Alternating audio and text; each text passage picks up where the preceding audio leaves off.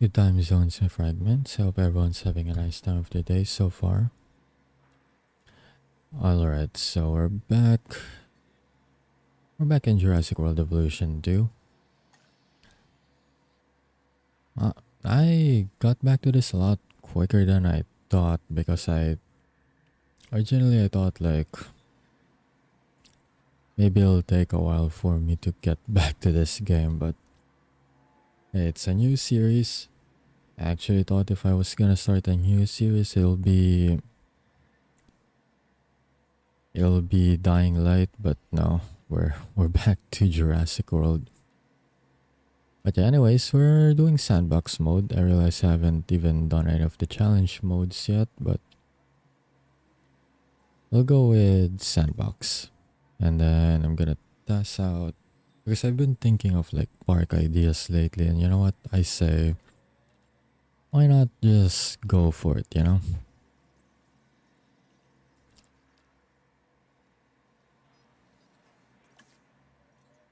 Okay, so first we need to select like a level. We got access to the ones in the campaign, the chaos tiers, and the challenges, but I'd like a square level so that I'm not restricted.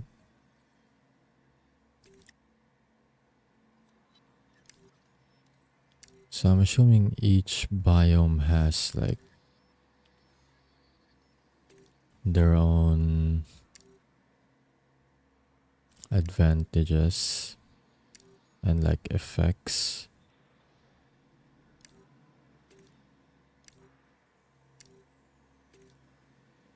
I don't think I've tried on a temperate yet, so we'll go temperate. Okay, we'll go custom. I want control on that first.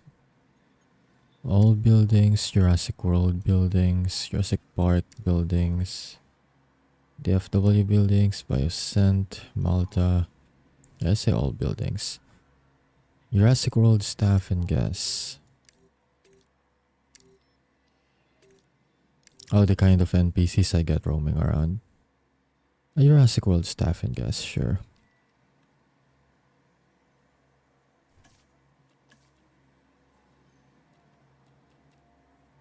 How do I...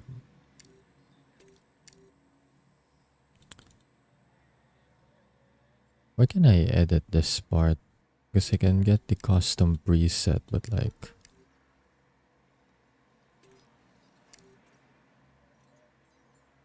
just as custom won't let me like edit it below. Anyways, alright. Dinosaurs, no egg failure, yes. Disease level, no. No disease. Injuries, do not injure them either. Do they not starve? No, because that means they're not gonna eat. It's not gonna be immersive otherwise. So, gonna have don't dehydrate, don't starve, both off. Dinosaur lifespan. Unlimited lifespan. Status checks.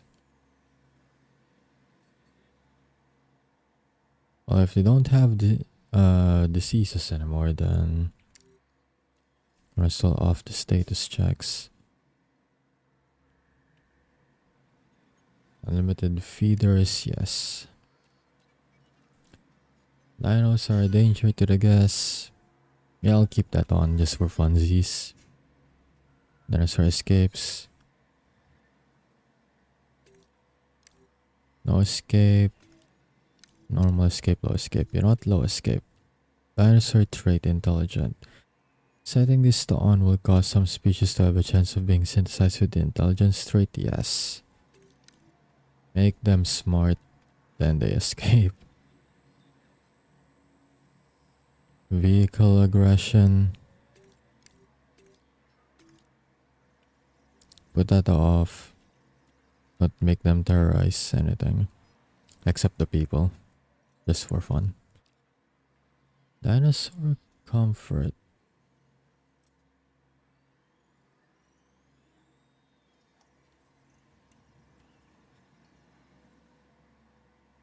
I'll give it on. Combat frequency. normal, yeah. Herbivores are able to initiate fights. I'll keep that on, sure. Send summon. Determines which type of dinosaurs are able to be commanded by ranger teams with send/summon.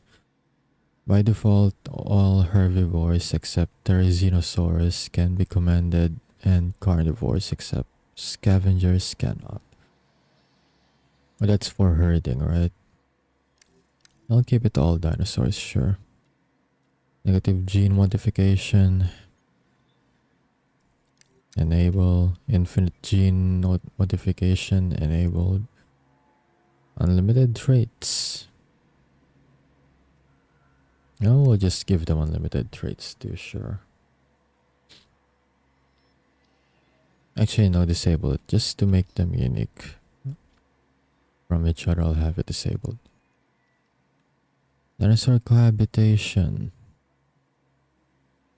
Normal, all like, no dislike.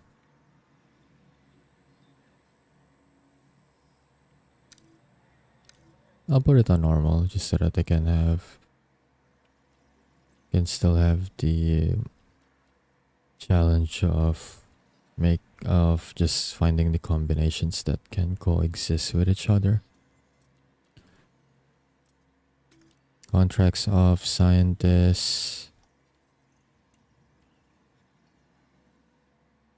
I don't want to stress with scientists. Expedition fossil.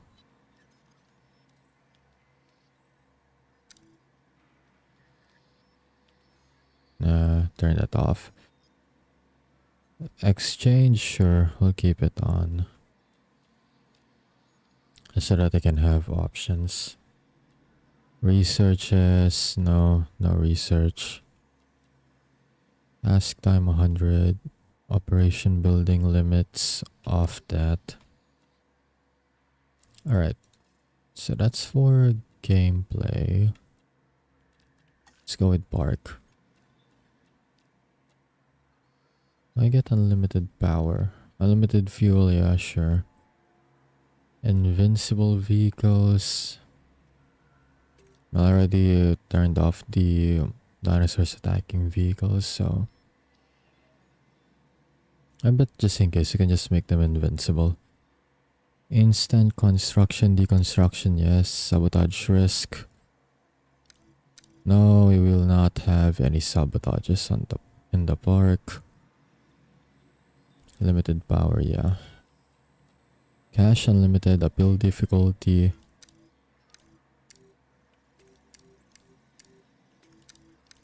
I can't even turn this off. Alright, we'll just put it on easy then. Guess count target. Sure, we'll put a high guess count target. Income target. Can't I even put this on? I can't even put it on off, I guess.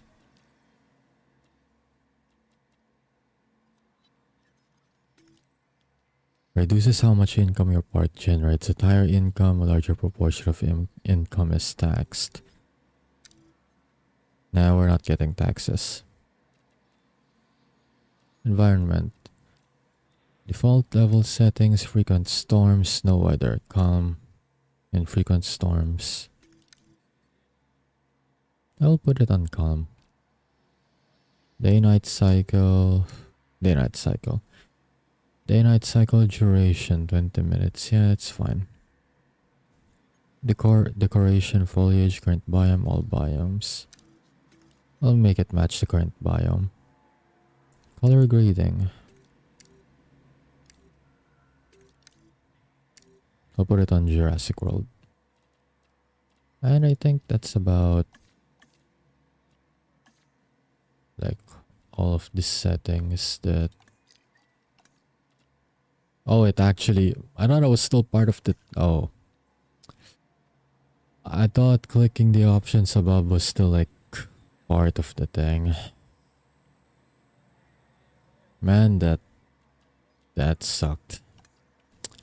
Well then, I guess I'll just have to... I can just redo the settings, I'll make it quick. Alright. I thought this was still like related to the settings here. I didn't realize this was the same settings in the main menu. Alright. I'll go temperate, custom, creative, standard, custom. All buildings, all buildings. Jurassic World staff and gas. Alright. Okay, dinosaurs. There's still danger to gas. Escape low. Great intelligent. Vehicle aggression off. Comfort on. Combat frequency normal. Initiate fight. Dinosaurs negative disabled. Infinite. Unlimited. Cohabitation normal. Normal. Contracts off. Scientists off. Expedition fossils off. Exchange on. Research off. Operation buildings limit off.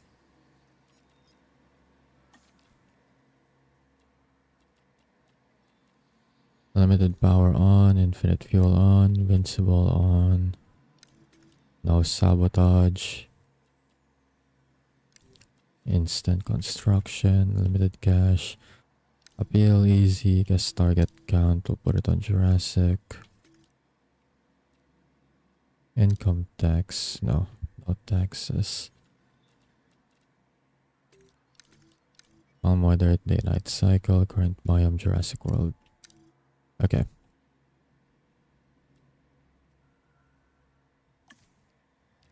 Existing autosave data will be overwritten. Alright, that's fine.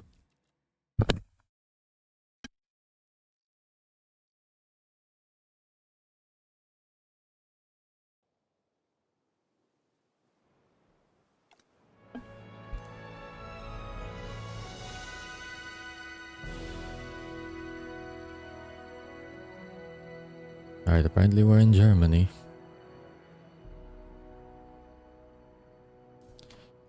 Okay, let's see how spacious this square thing is.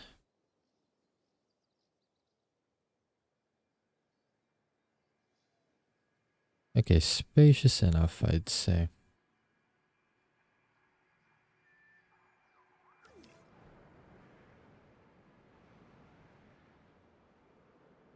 Okay, is this the max I can zoom out? Yep, it is. Alright.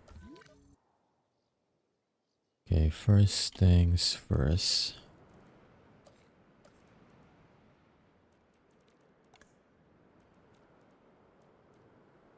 I'm gonna assemble the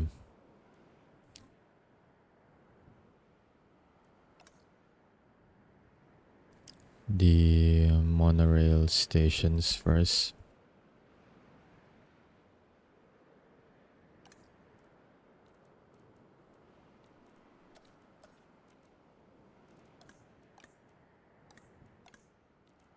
Okay, so monorail stations only available for world. Okay, got it. But before that, I'm gonna set the. I forgot I almost don't have the entry point yet.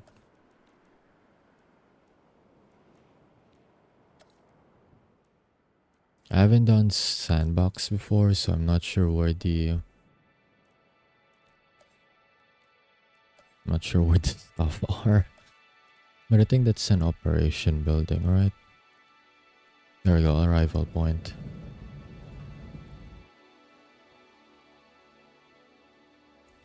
Is this like in the middle?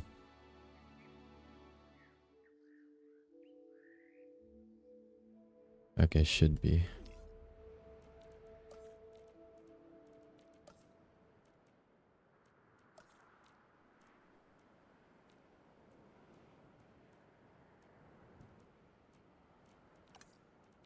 I found it and now I can't find it again.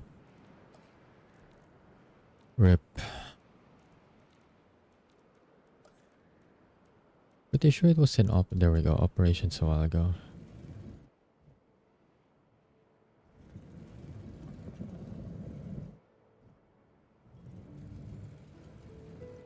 Okay, so this is the tail end part.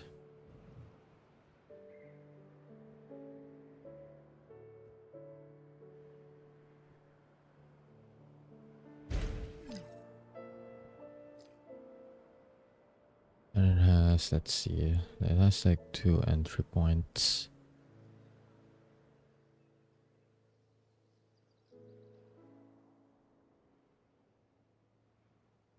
Do I need like a monorail to be attached to this, or is this gonna be fine?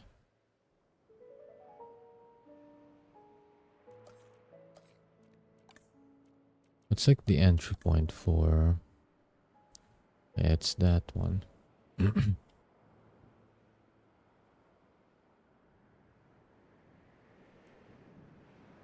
Alright, it says I guess it's purely just decorative.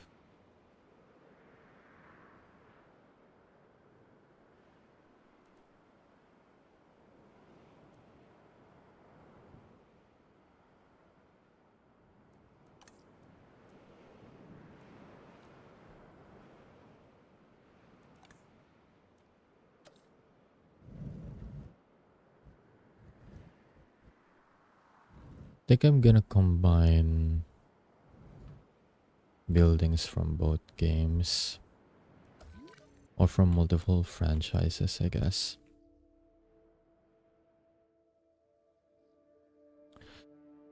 Okay, so with that established,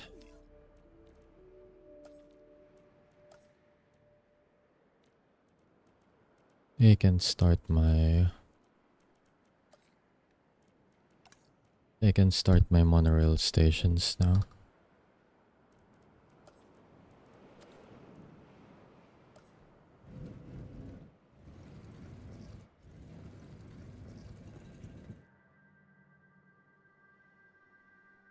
Alright, it's kinda like that.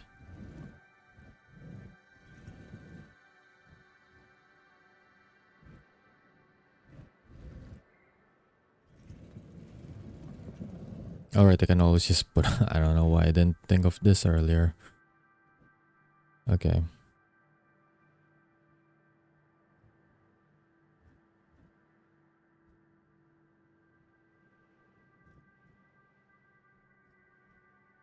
The layout I had in mind was a bit different, but I suppose that's on me for choosing the square biome.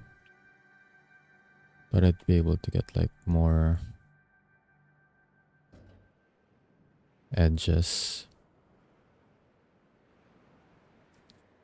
on the map, but that's fine.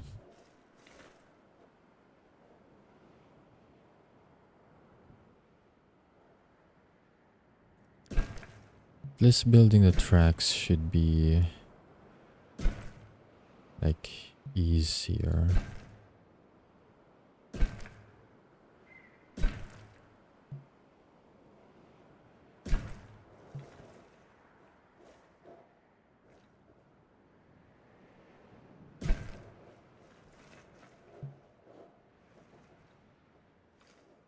Wait, curves a little. Okay. I can push it. Alright, that's good.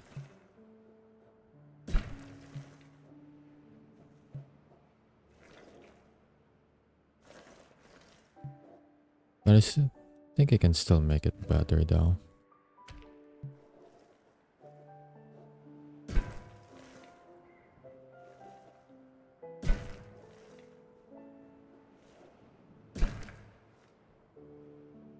Is it like halfway already? No, it's not.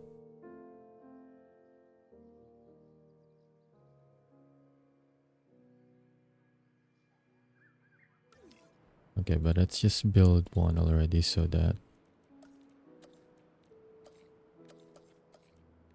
Build a monorail station, I mean. So that I have like a marker.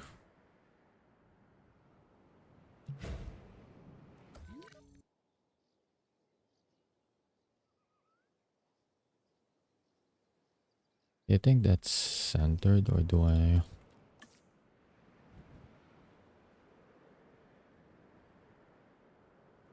There. I don't know if that's better, but should be centered, I think.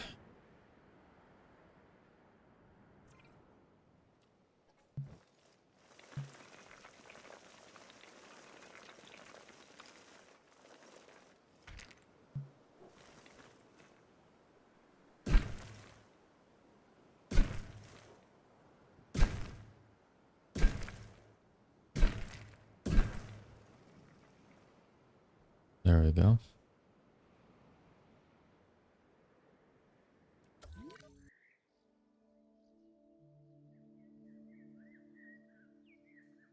All right, that works.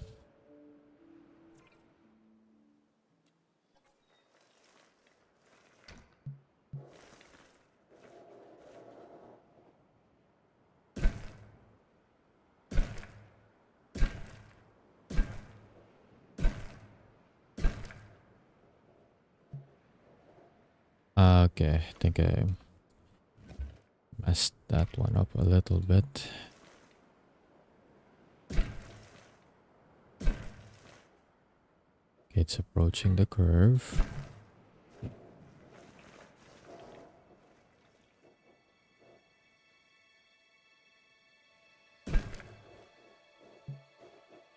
Yeah, now it's curved too sharp, yeah.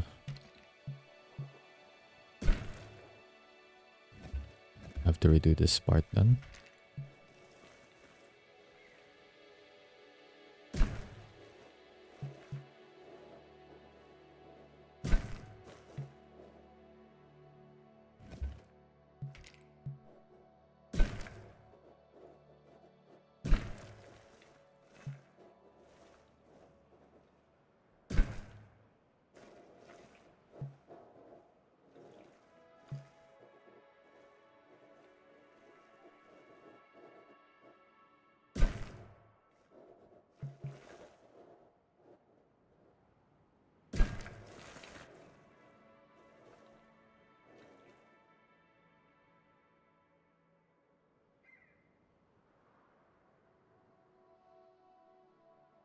Huh. I don't think I was able to do it as well as I did on this side.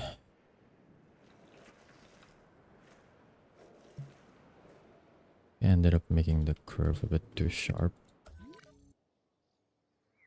That's fine though, I can correct it with the monorail station. Okay, should be on this side then.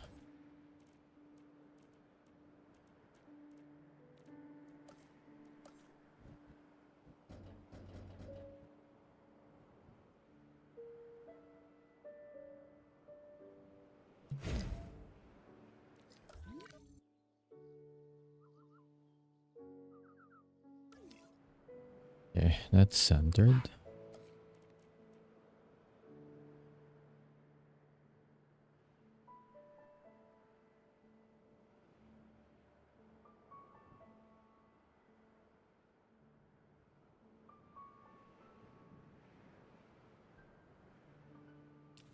I'm just checking something real quick.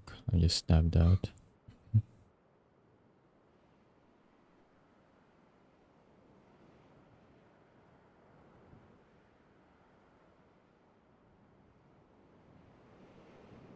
Okay. Right, let's get back to it then.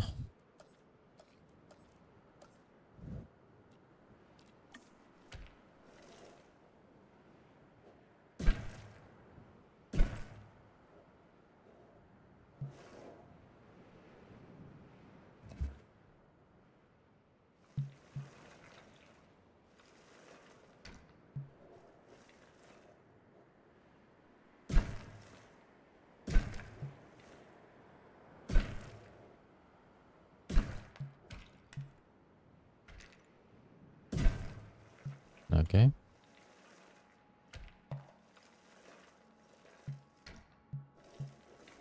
Oh wait, I just... Can I actually put it over it? I didn't immediately think of it, but... Oh, I could. That's good, that's good. It works, it works. Alright, fine then. It's not really a problem anymore. Guess I just had a sudden thought if I could actually put it on over the arrival point.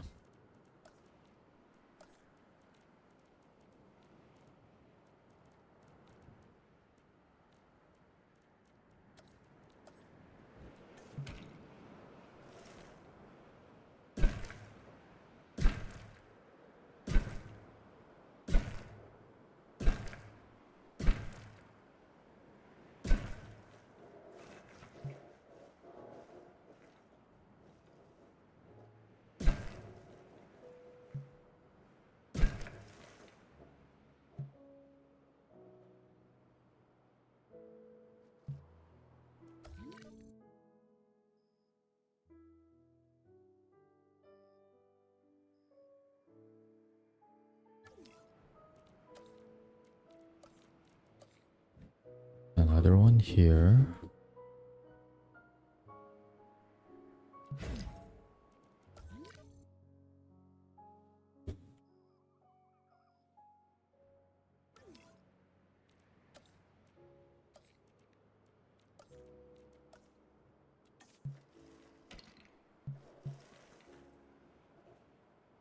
Hello, Dimmerts. How's it going? Hope you're having a good day so far. I'm building a custom park in creative mode for Jurassic World. Since I haven't done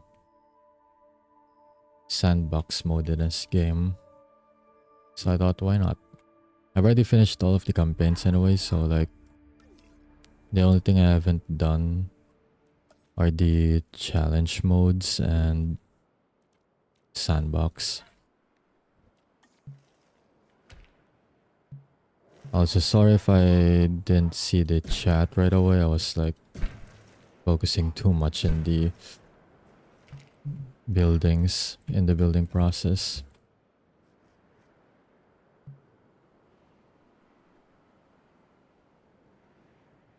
I should probably get this sticky up.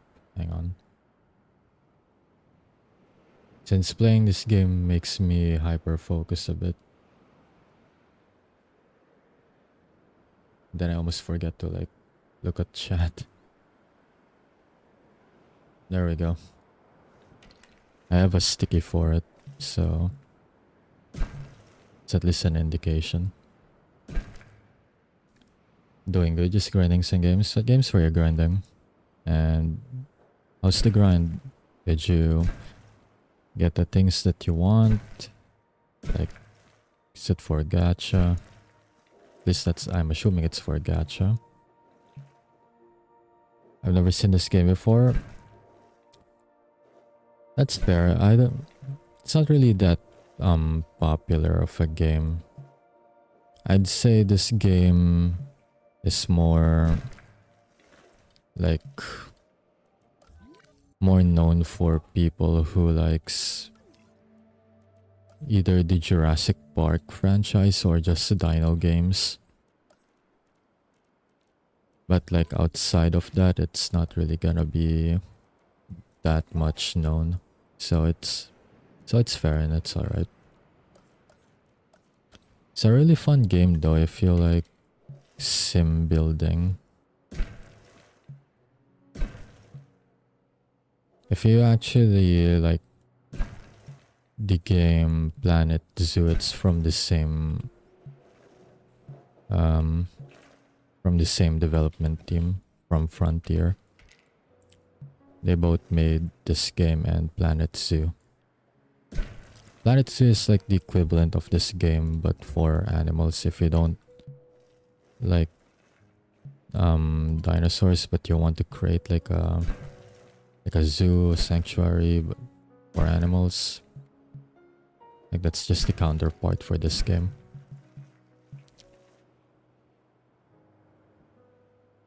Okay, I've built the rail stations, so I have monorails like circling the entire park. I'm not sure if they're lined up correctly. I just realized they are not lined up correctly. That's a problem. But that's fine. I hate that I cannot fully zoom out to see the entire square because yeah, I'm not really good at estimations.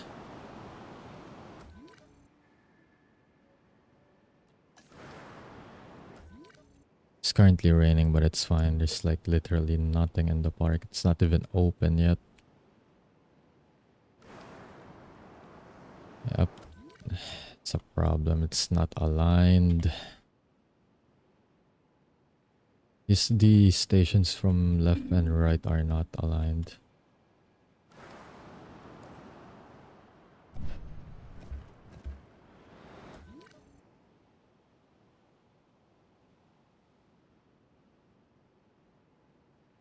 Currently, it's Yu-Gi-Oh! Master Duel. Oh, it takes me back. It's been a while since I played that game.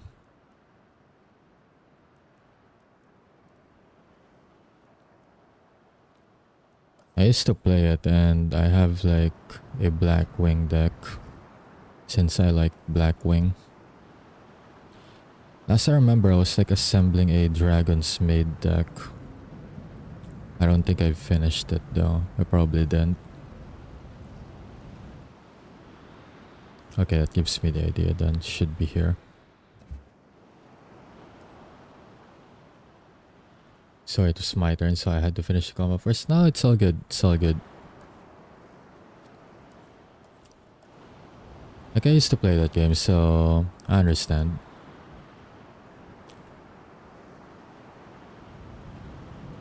You can just chat when, you know, your opponent takes like too long trying to think or overthink, because that also happens. Especially when they're not familiar with your deck and they're reading anything and everything. That's literally me every time I play against anyone because I don't know what their deck does. I'm only familiar up until fusion, synchro summon. Like, I'm not really too familiar or have like an in-depth knowledge of how the XYZ and the pendulum summons work.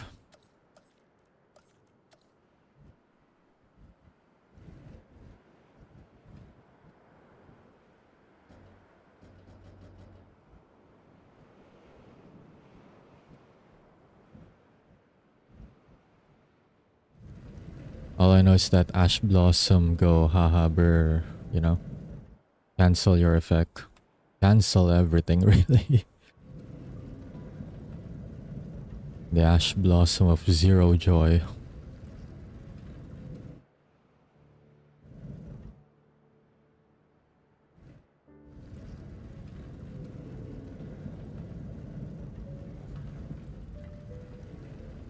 To be fair, I also utilize it in my Blackwing deck, so I'm also part of the problem.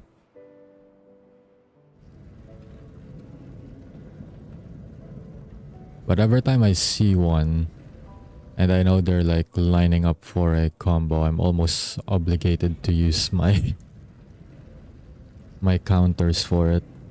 I know they have 4 copies still since it's like the standard. I'm not sure if it already changed, but usually you have like 4 of those, 3 to 4. Just in case someone decides to block one. Okay, that's lined up. Let's just checking. I had to do it that way since I'm bad with like making approximate guesses. Okay, now we go for the patting. I can go for Thoroughfare, which is the thick pat. Will probably look better that way. Classic Thoroughfare. Oh, they have like some tile thingies. That's interesting. Compared to the usual, I don't know how to describe this color, like red orange thingy. Yeah, this looks better. I sure we'll go with this.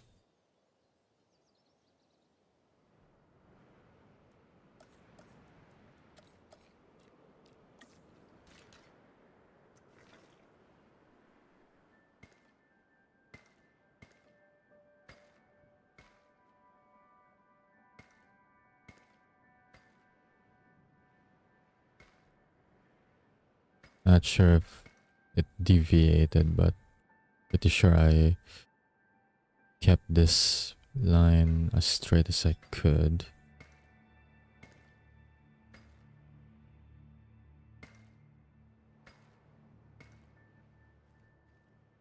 Oh, tried deviating there for a bit.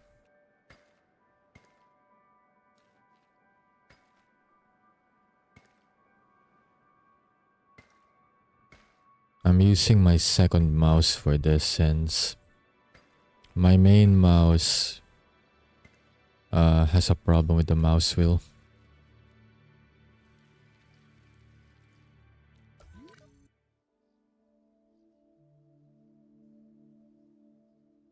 Okay, I need to move the rail station a little bit then. My scroll wheel with my main mouse is a problem. It kind of just scrolls back when I scroll forward. So I do have my second mouse plugged in for situations like these. That's why I can't really play most FPS games anymore, because scroll wheel's gonna act up.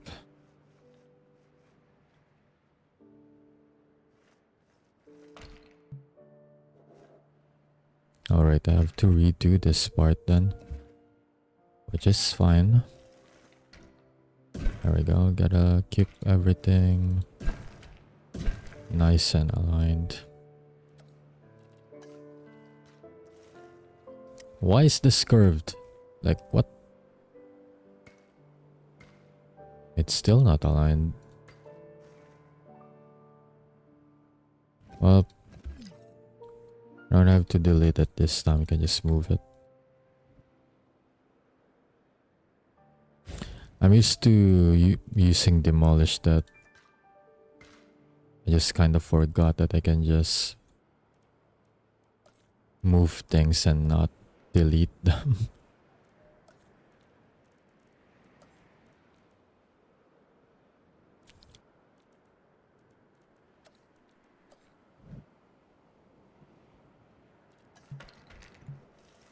There we go. There. So I created the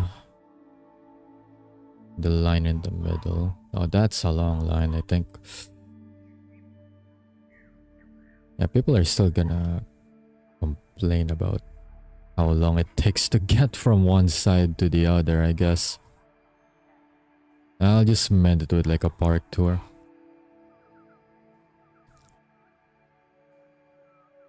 I'm only familiar to Synchro 2 back when I first started this game, so I can relate to that. Yes, same.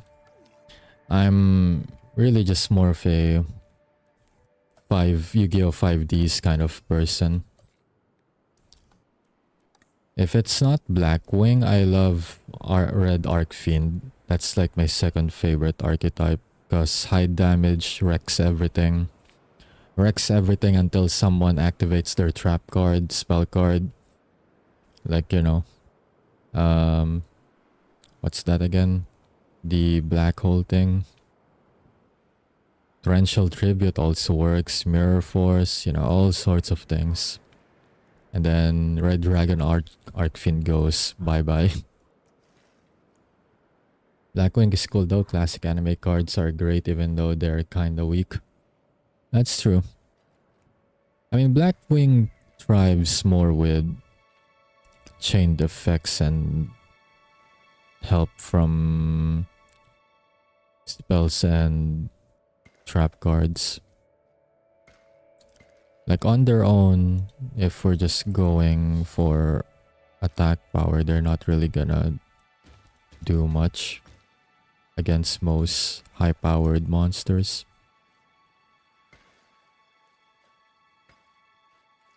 I'll figure out the adding for this later. I don't really play this kind of game, not a creative builder. It's Jurassic World, so I'm expecting there's gonna be dinosaurs at some point. Yeah, I will be putting dinos here. I'm just kind of getting the layout done first. Also, I'm not really a creative kind of person, so I thought this would be like a fun challenge to do. Normally when I play this game, I just kind of play according to the objective. Like, if I need 5 stars, I need this amount of money, then I'll just go do that. I'm not really focused on like the aesthetics. My parks usually in the campaigns and chaos theories kind of don't make like sense layout wise, but you know what, it gets the objective done. The game says it's like, you know, okay, it fulfills the objectives. I'm good with it. You won't hear any complaints from me. I'm just here to complete the objective. You know what, I thought it'd be nice to like see if I can create something that looks good for once.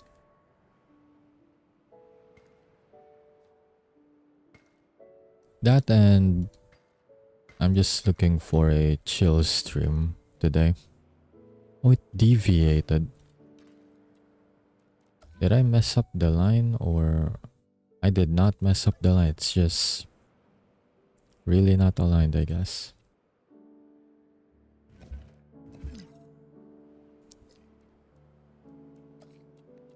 That is my bad.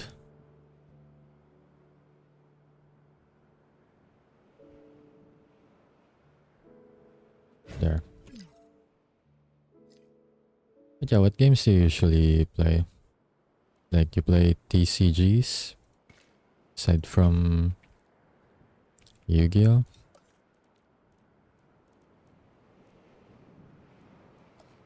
By week, I mean like how well the deck plays under disruption. There's way too many interruption in Yu-Gi-Oh nowadays. So bad at they're buffing a lot of old anime decks.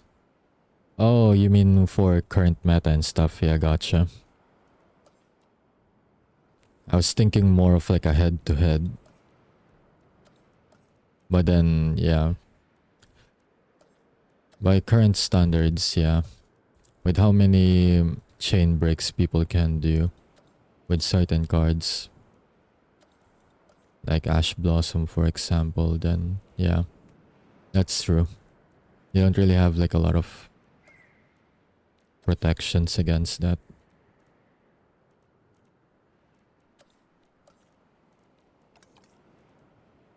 This is why I have like a tendency to get out through Armor Master first, even though the, what was it again? Was it True Blackwing Dragon? That's the thing that you're supposed to work towards, but just because of that, I just get True Armor Master out first so that it can't be affected by anything. I mean, it works both ways, but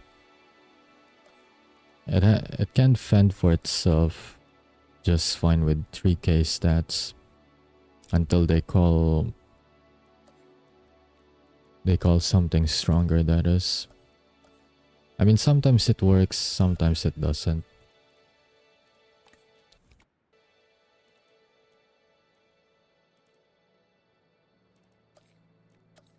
Took me a while to find where the freaking rail tracks are. Alright, I think I got the square divide there nicely.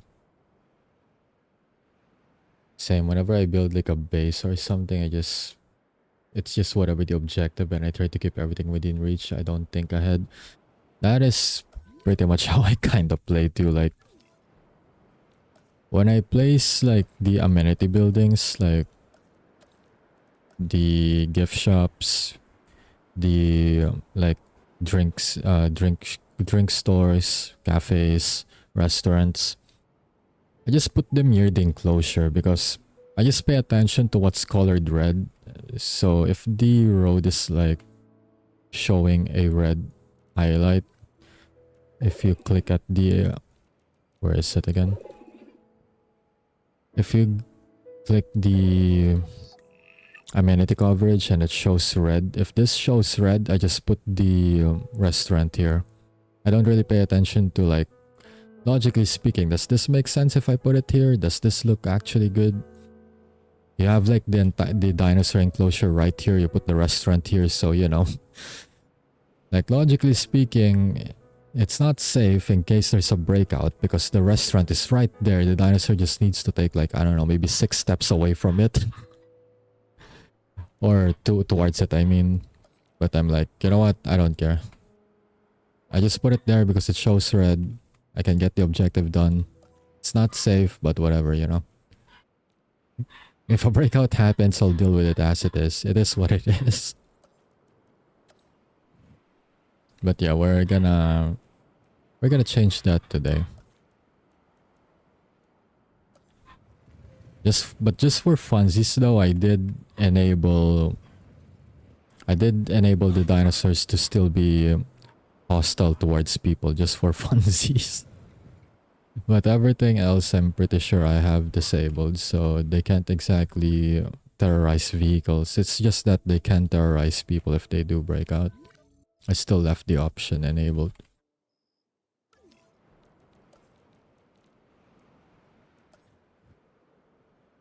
Recently, I've been playing a lot of gacha games, but I do want to go back to JRPGs, finally clearing backlogs. I freed myself from gacha, and I'm so happy that I did. Like, I'm so done. I just can't. I just can't anymore with gacha games.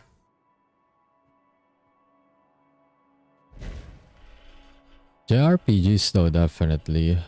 I am really addicted to The Legend of Heroes. I can't wait for Trails Beyond the Horizon to come out.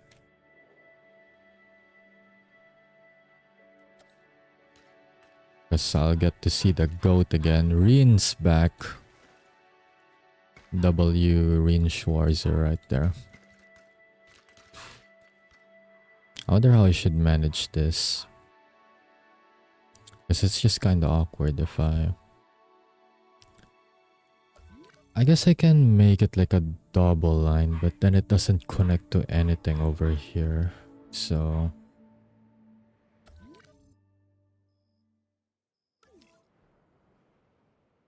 I mean, technically you don't need an arrival point, but at the same time, I'll just keep it like this for now. Aside from Legend of Heroes, I do love Ease as well. Ease is another franchise that's fun.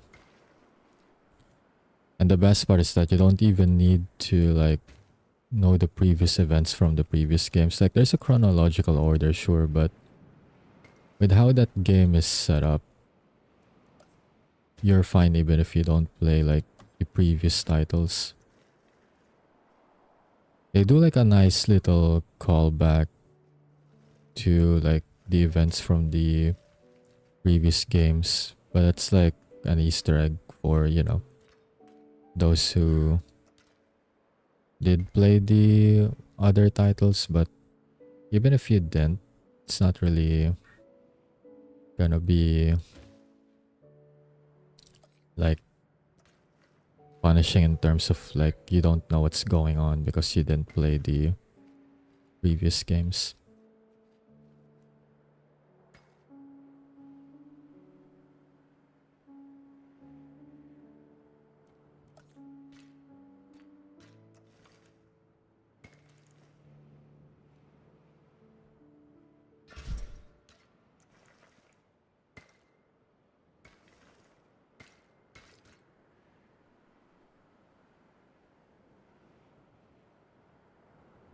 Alright, with how I configure this, I'm gonna need repeater substations.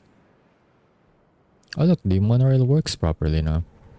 Now I get the trains arriving. Although there's not really much point. It's just like a round trip in an endless loop because there's nothing going on in this park.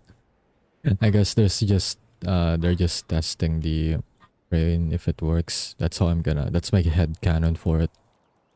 Otherwise it's not gonna make sense. Okay, we'll put the large substation here. Connect it to that. And then since it covers like a wide area, I can just put the repeater substations in like a line.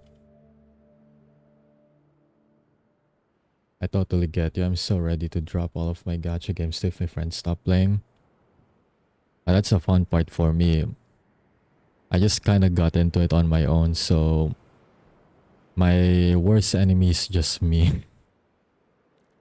Like, I'm too deep into the game to get out, but it's a good thing that the game started to give me the middle finger instead because I used to play FGO back then, and there was at least 2 years that I wasted literally grinding almost every days because I'm F2P. I don't really use money on gacha games just for grinding that Ereshkigal banner because I want my fully upgraded level 100 a grailed NP5 Eresh, but no, they didn't give me 5 copies. I had like 1000 plus Saint Quartz that I've wasted on that, and all of that I got from grinding, so that's like worth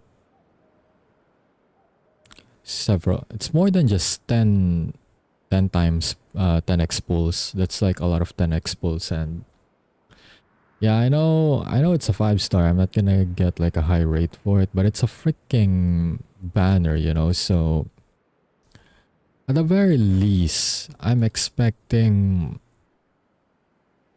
better chances at it. Like, I'm pretty sure that should be enough to like get all 5 copies too, but no. We're just gonna leave you with 4 copies and you can't get your max ulted Ereshkigal because, we're not gonna reward you for playing this game for like... I played it for more than 2 years, but when I grinded for that banner, it's like 2 years straight because in the first banner, I got like only three copies, which is pretty good for the first attempt. So I was like, well, I only need like 2 copies. For sure, I'm gonna get this done by next December because I'm gonna get 1k Saint Quartz again from farming everything, and I'm not gonna miss every event as much as possible. But you know what? That's my mistake right there, being hopeful.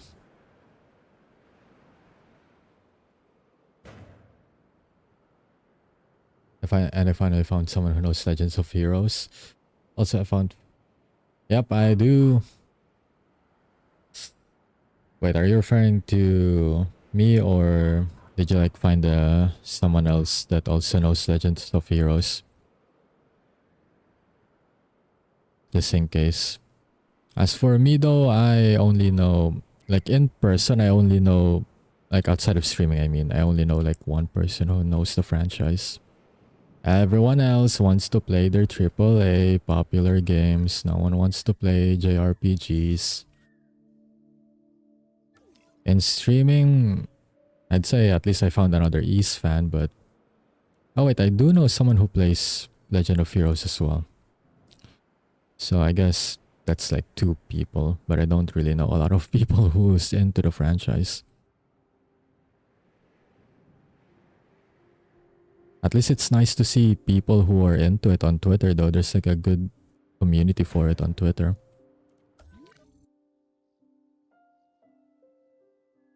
I want I want to do, but time. Yeah, understandable. I started on my own too. I think most of my gacha friends are people from Twitch now. That's fair. That's fair. Because that's like one of the popular genres to play on Twitch too. I'm not on board with the gacha system. It's just I'm just a small spender. I don't even spend like. But then again, even if I didn't spend money on gachas, I did waste it on MOBA games. All the flashy skins, but like I have nothing to show for. Because you know how it is with MOBA games. People are just very fun to play with. Oh, you meant me? Oh, that's nice. I'm honored that I'm the, I don't know, like that I'm a person who also knows trails for you. Granted, I started playing with Cold Steel, but I do have some background on Azure because I paid attention, a lot of attention to the like dialogues, and trails always have like a habit of recounting events in every title for their games. So people are like still, you know, being debriefed or given like a short summary of what like happened in the previous games. It's literally Sky that I don't have much information on. And that's like the franchise my friend outside of streaming played. So they're like my only source of info for that. The remake for Sky First is gonna come out soon though, so I look forward to playing that. Hopefully they remake up until like the third game for it, like the entire trilogy. Although I do know that I think Kondo said on a press conference or something that whether they make the remake for the second and third game kind of depends on how the sales go, like if it like sells well. But then again, like you should expect it to sell well. I mean, diehards, especially those who have been playing since the very first Sky Sky game, will definitely buy that. Since now they can see the characters and, you know, next gen graphics.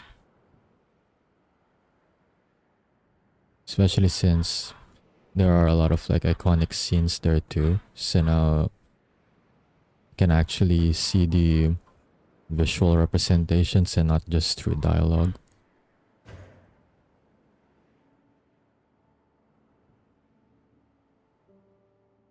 I've only tried Sky, but I am aware of the rest, but I wanted to get the full experience.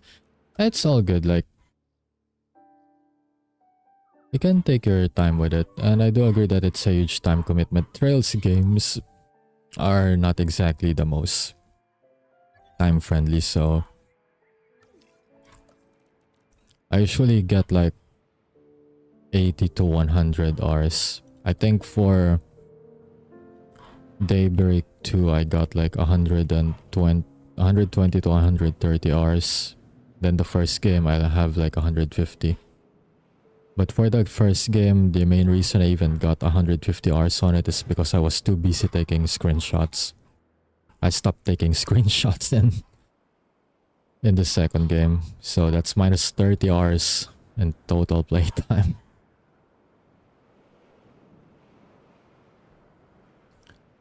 Donkey Xanadu is, I haven't tried that game though. I think I was about to get into it when, but I lost the file on the emulator I was playing on. So I wasn't able to like start it. But if I'm not mistaken, isn't like a news a new installment for that game out already? Because I think there's like a new installment for it.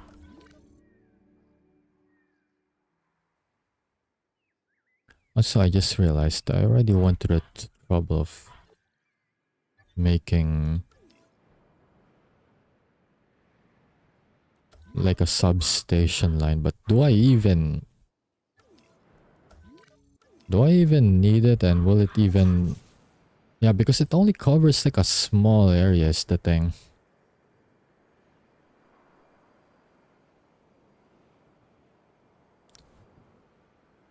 This might have been a mistake.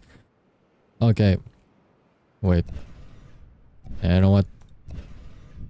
I just realized I may not even benefit from this at all.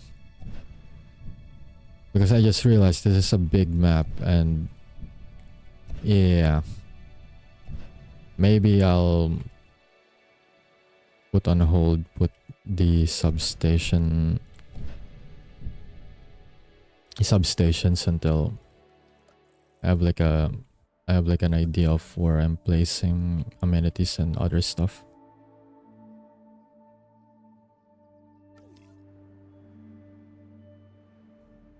Tokizara, do you have Tokizara do EX Plus?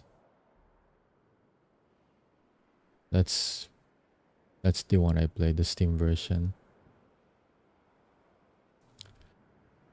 Oh yeah, that one. Was it a remake or like the part 2? Because I did see it on Twitter, but I didn't really read much on it. What happened? Let's just say I just kind of committed into doing something without seeing where things stand first on the in the park. And yeah, that's not good at all. Okay, but first things first though, let's just create an enclosure first. And we'll go with... Is heavy fence the concrete? Yeah, heavy fence is the concrete, alright.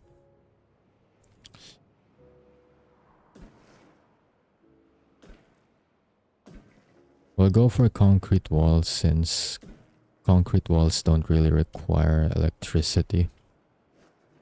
Because, you know, it's just concrete.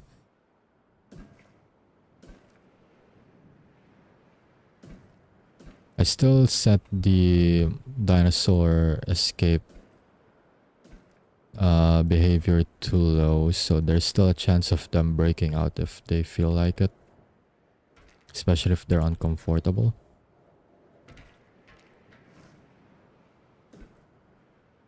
Wait, I just realized.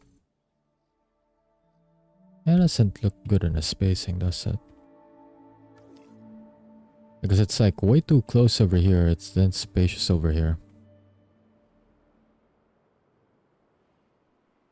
I think I may need to put more space.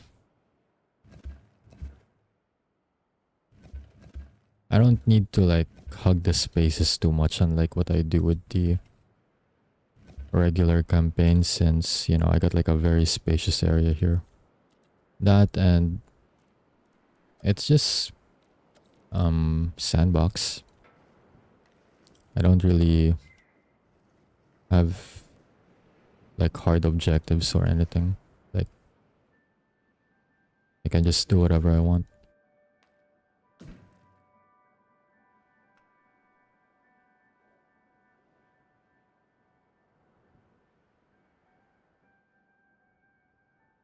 I think Xanadu EX Plus is the same game, just a bit of extra stuff.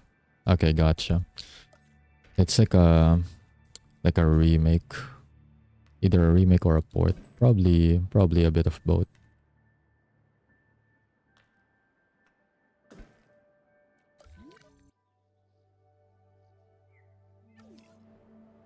I guess the gap's just gonna be a bit janky because of how I did my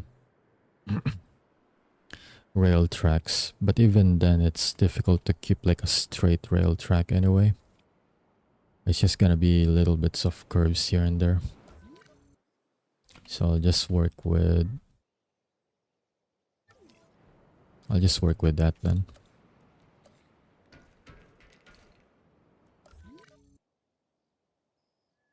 But where do I want this to?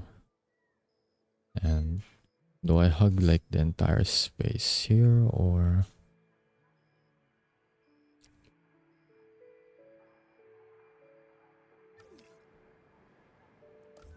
Because if so, that gives me an idea.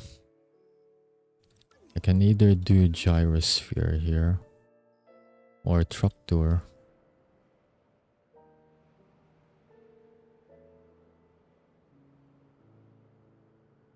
I guess if I do that, this is where like the extra road here will play into effect.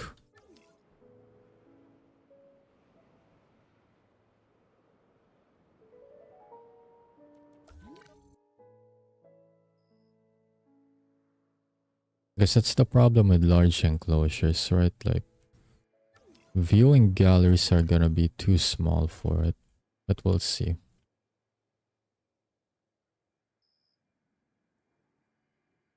Gotta love the curves, sorry. It's all good. I mean, you're not wrong.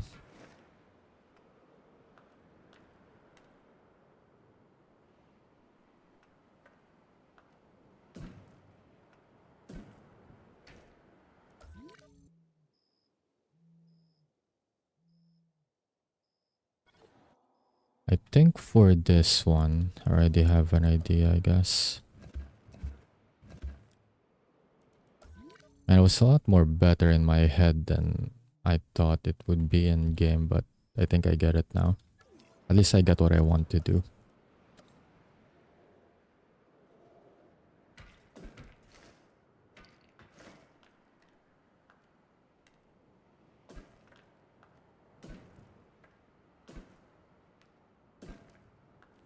Speaking of trails as well,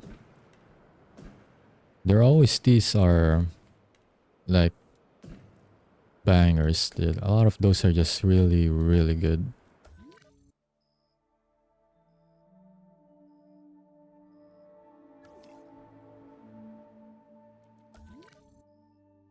Especially some during the boss fights, like they really get you into the boss fight feel of it. Why why are some of those slanted? What? I don't get why. I mean, it's a straight line, but why is like part of the segment slanted there? What happened? Oh well, that's fine. As long as it looks visually aligned, the segments are just gonna be whack, and I'll take it. Yeah, I used to play the fight OST when I had to work on something, right? Like it helps you lock in as well. It's really good.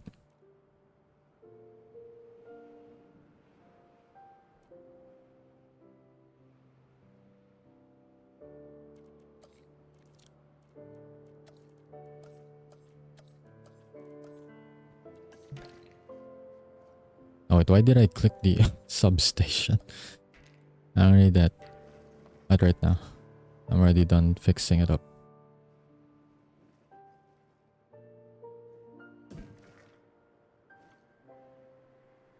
Is that good enough of a distance? No. What if? Because I think a curve would be nicer than just going for a box. Like a box type.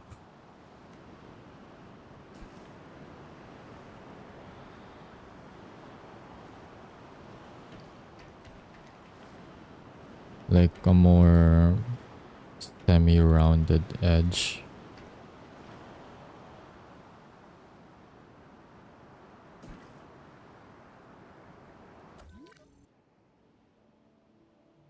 Because what I was thinking is that I'm trying to like create a rectangular enclosure. I'll create like multiple enclosures in this area.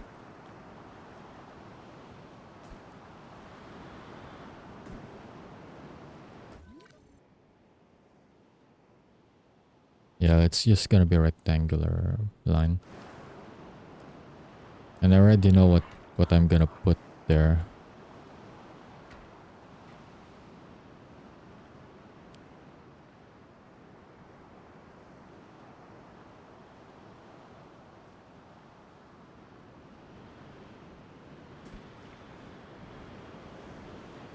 Curve kinda looks awkward. Also, excuse the barking noises. Those aren't my dogs. I don't really have dogs here. Those are my neighbors' dogs that are unhappy right now. I always do that routine in the mornings. They just get angry at something.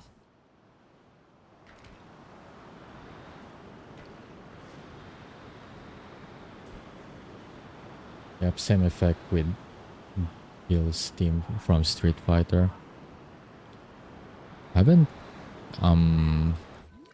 played any Street Fighter games in a long time. I think the only ones that I've played are from the arcade. Is this aligned? I don't know.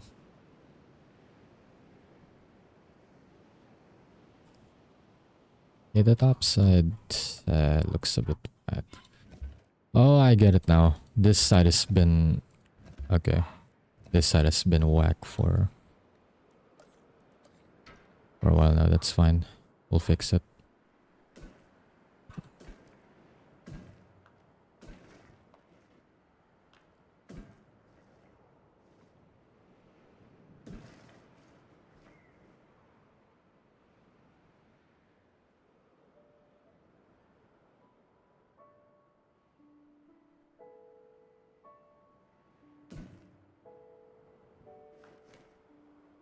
I don't really mind. It's not that loud.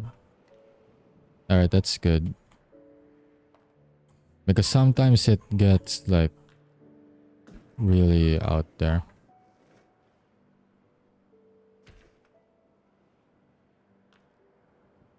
So at the very least, I wanted to give like a heads up.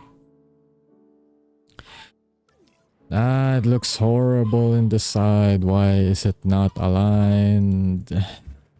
Fuck. I see this is why I can't.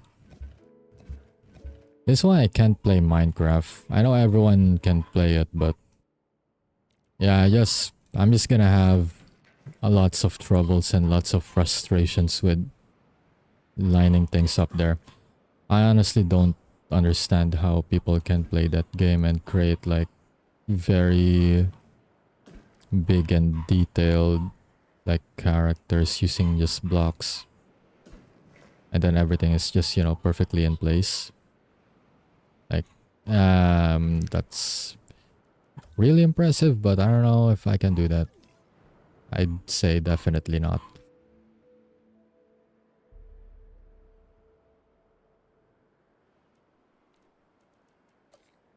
Like I just like watching people play Minecraft, but like I don't get how people can build all those amazing things. Doesn't make any sense in my brain.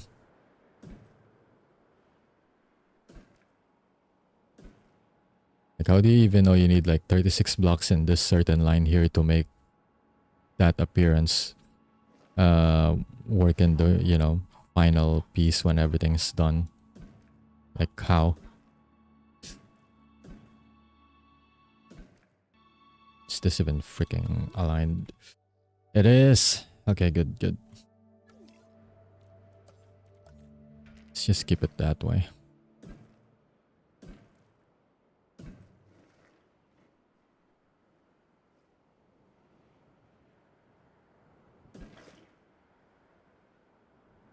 Too short.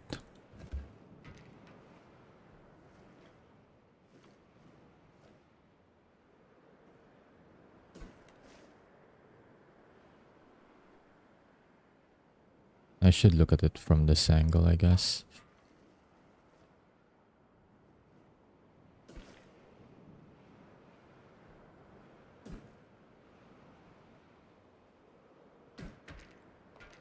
There we go. I could have centered it, but I do have a plan as to why I put like a gap here. For now it works though. Might as well be magic, that's true. I need references, like precise references. Same. That is very much me too. Like, even outside of like doing creative stuff, like when I'm doing outputs, like I don't like just being given like a general direction or general idea, because like I could be missing a step or two, and I can't exactly, you know, fill in between the gaps for that. Like I need everything to be precise so that I can do it properly. I mean, if they don't mind me not doing it properly, then that's fine. But if they're gonna require precise output from me, then give me precise directions too, because I can't do it that way otherwise. I can't just fill in the gaps when I don't even know what I'm supposed to be like filling in the gaps for. Or what am I even gonna fill those gaps with?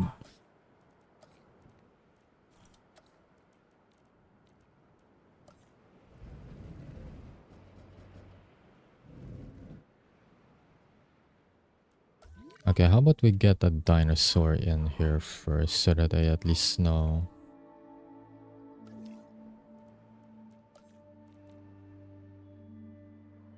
I know what I'm gonna... how I'm gonna landscape it, I mean. That's what I'm trying to say. My brain's just like trying to figure it out, but yeah, at least I got to where I want to where I want to with that thought process. Okay, I want to see something first. If the acquisition center will actually give me access to all sorts of dinos, or because I enabled the dinosaur exchange. So I wonder if it'll give me access to everything.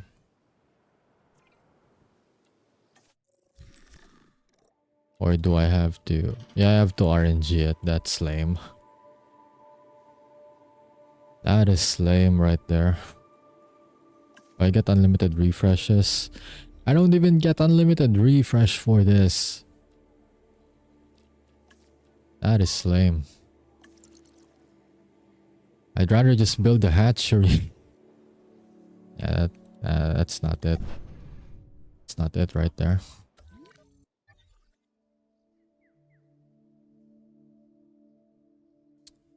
That's the thing though. I'd rather not build a hatchery, just to keep things more natural.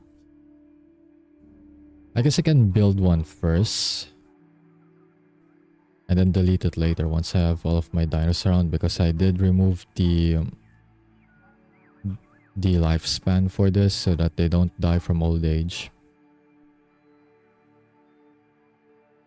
I think that'll be a better idea.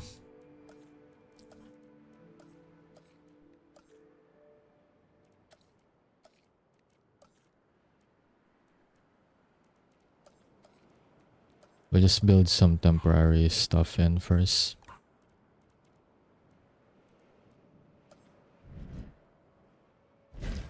Oh wait, that's in reverse. It's actually in reverse. Okay, there we go. We'll build a backup generator, temporary, all temporary stuff.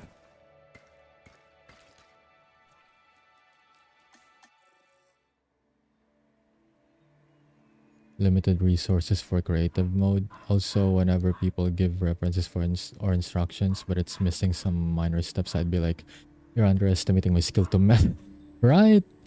Like, that's how I feel about it too. Like, I think you're overestimating how well I can do this. If you're like skipping steps because you're like, you should know how to do this and that already. Like, bro, I can't even begin to tell you how quick I'll be able to mess this up right away. You are severely overestimating my abilities here.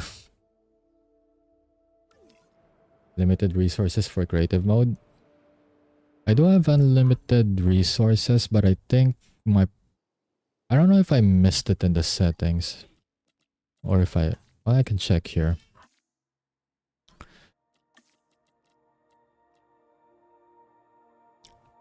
I on Dinosaur Exchange. That's like the only option for it.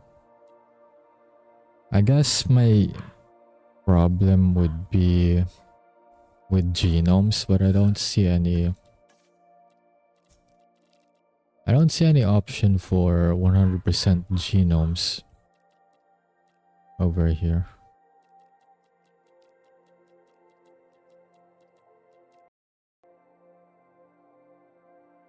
Forgot to turn on no egg failures. So it's a good thing I checked, but there's nothing for genomes.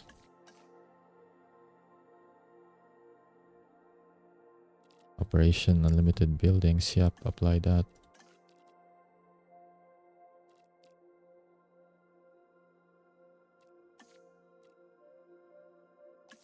I guess what I can do is open up expeditions.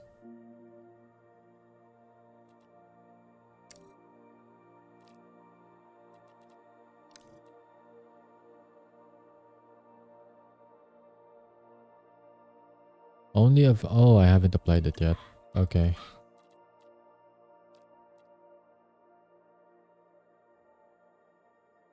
But I have it. Huh?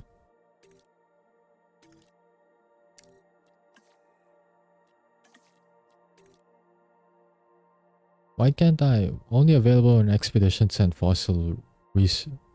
Oh. No, I get it. Man, do I even want that to be... You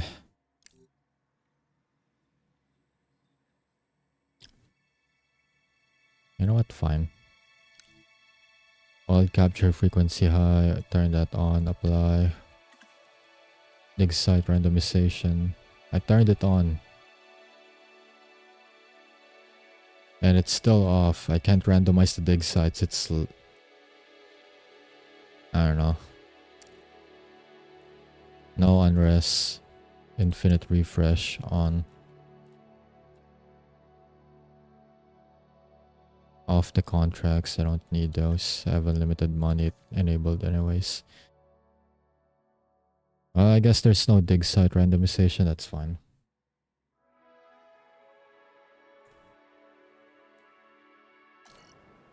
Ah, well. It is what it is, but... Yeah, I don't have access to... Great. Well then, I guess now I have to like... make the operation buildings.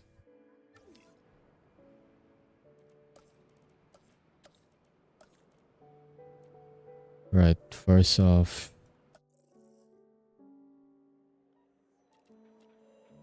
Oh, hell no. I have to do all of this now. Why? I don't want to. I don't want to grind for that anymore.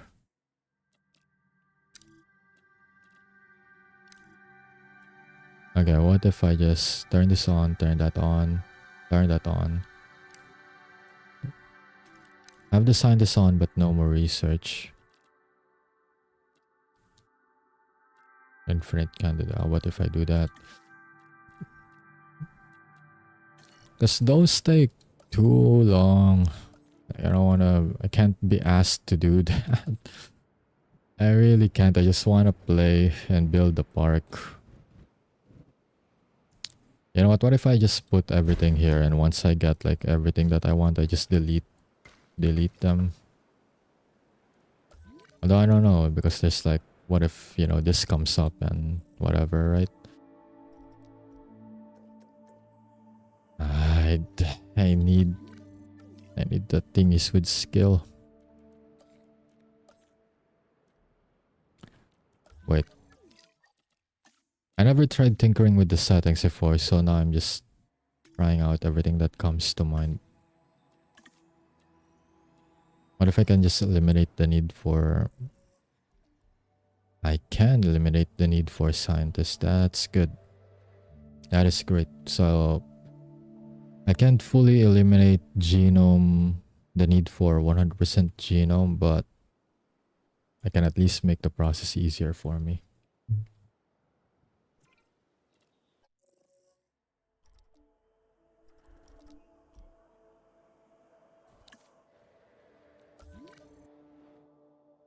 Actually, you know what?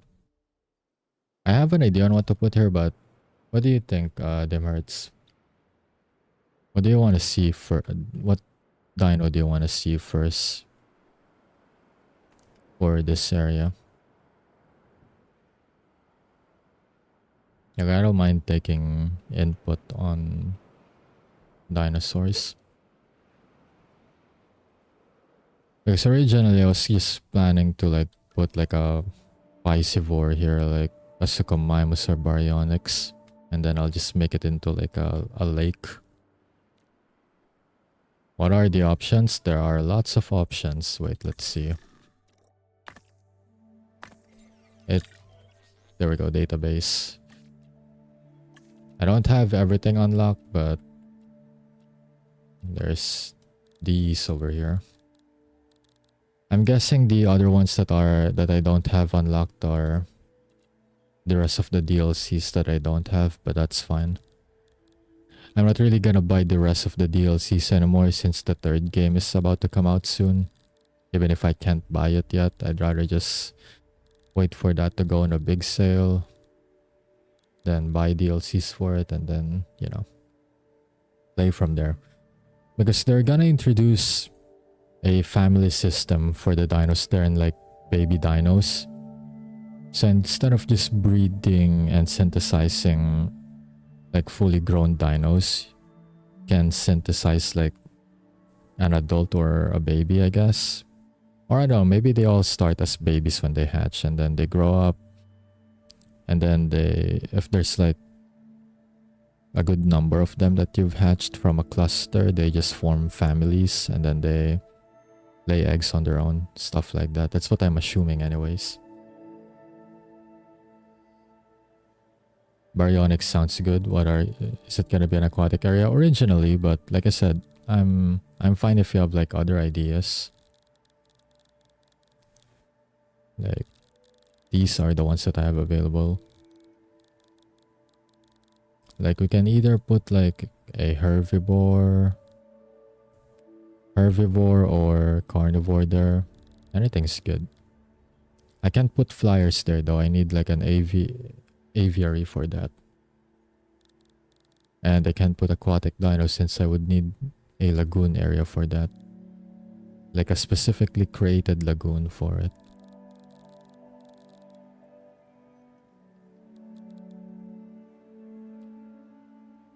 Let's go with the original plan. Alright, sure.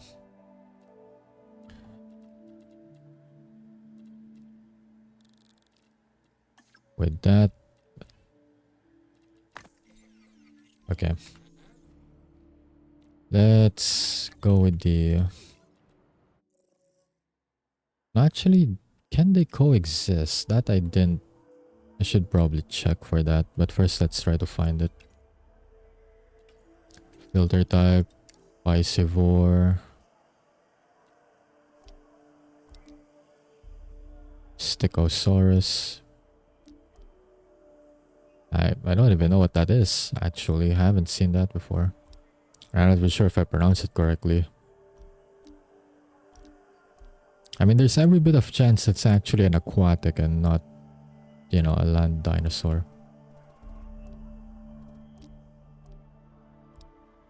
Baryonyx is there.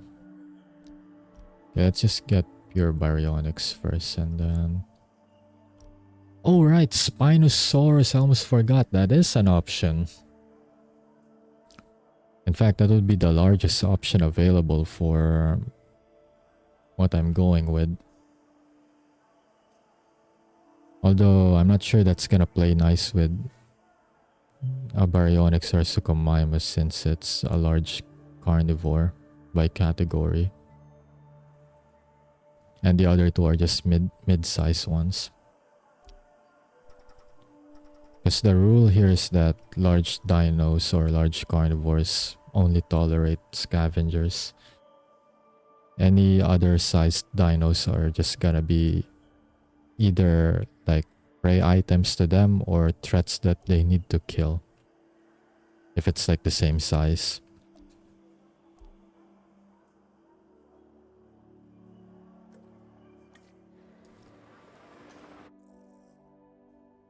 I can't even skip the timer for that, so I'll just fast forward time.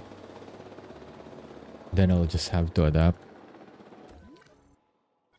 I didn't really turn off dinosaur Actually, I could do that if I turn off dinosaur hostility.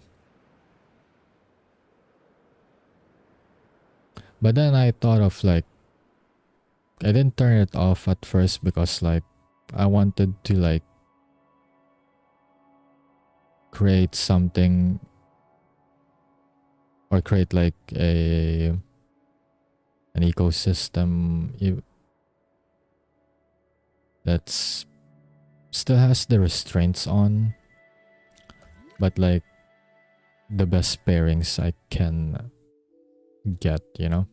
I don't know if I explained it correctly. I probably did not, but that's what I was going for. Like all the dinosaurs that can coexist with each other as much as possible. Like I want that kind of mix and match constraint. Although turning off the restriction for that works too, I guess. Just so that I can actually have all of them there.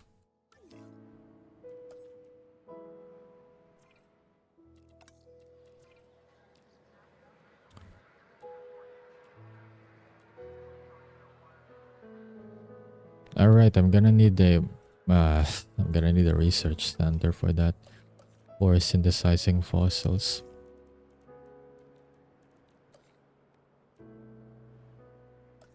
Because I really thought I could like make a park and just remove the need for these things, but apparently not.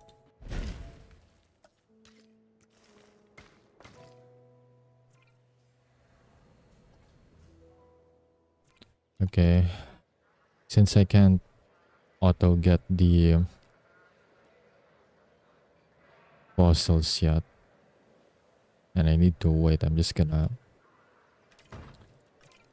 have the faster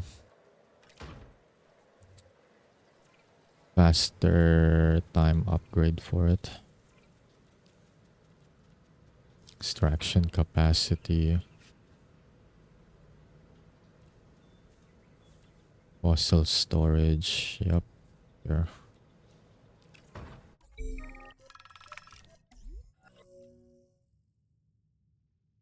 Alright, I did enable this, so that's what this means. No, decline. Actually, I'm just gonna turn that off. I don't want that popping up every once in a while. Wild capture. None. Let me choose what kind of dinos I'll get. Survival of the fittest will be interesting to see what will happen naturally. Honestly, I could do that too. That is like another idea that I kinda want. Like I'm just gonna create like a single environment where I'm just gonna put like every dinosaur available and then see what happens. See who kills what and what survives in the end. But I just want to create like a creative little park. You know those kids dinosaur arcade games? I actually only remember Baryonyx and Spino as water element dinos there. Oh, do you mean Dinosaur King? Because if you meant Dinosaur King, I do love that game. Although I never got to play it in the arcade. Same with Mushy King, but I did play the emulator version of the game. and I like it a lot.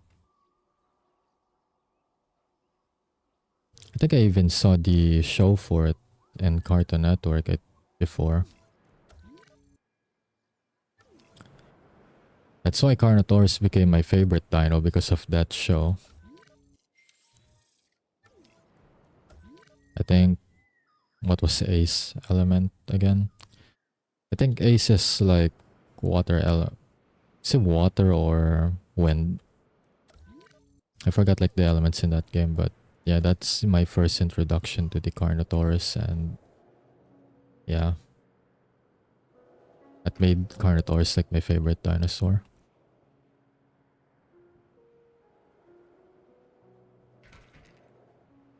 Because I only remember seeing it on Cartoon Network once or twice.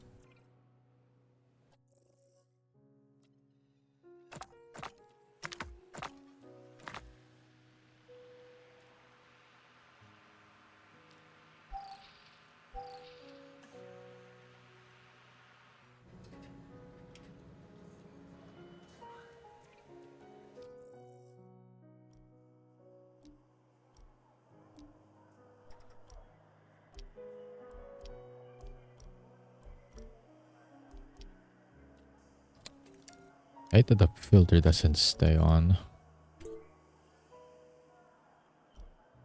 Or can we cancel? I guess we can't cancel it. Well, that's fine.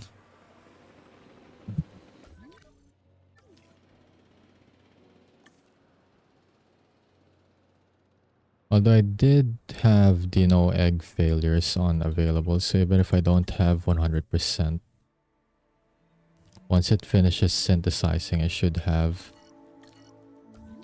access to baryonyx already. Moshi King is another classic, yep. It's really interesting, at least for me, to just see beetles fight. I know it's like over exaggerated there, but I don't know, I do find it interesting, even though they're just tossing each other around. Tossing each other like off the branch or stuff, like that's what happens in real life, but I don't know, I still find it interesting.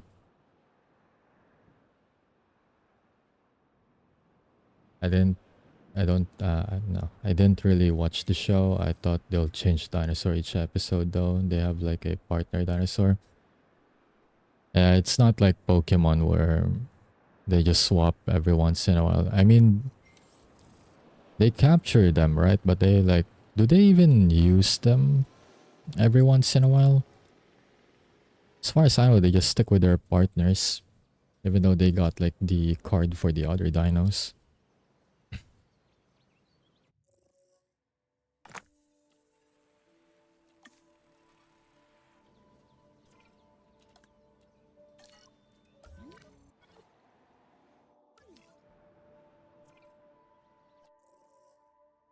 Already finished that expedition spot. Right. Is there any isolated baryonic spots here, or it's just mix? I think they're mixed. Alright, that's fine. We can just go for the one with the polycanthus as well, sure. If I'm not mistaken, the polycanthus is like one of those ankylosaurus types, an armored herbivore.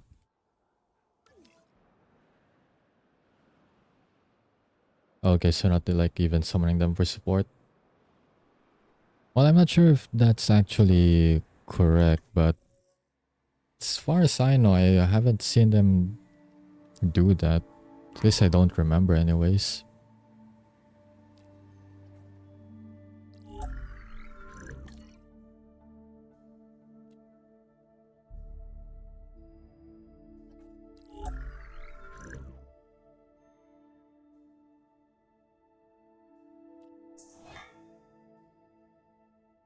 I know in the game you can. Although granted, in the DS game, you're your own custom character. So you just kinda bring whatever you want to bring. Damn, I don't even remember what I have on my lineup there anymore. It's been a while since I last played that game.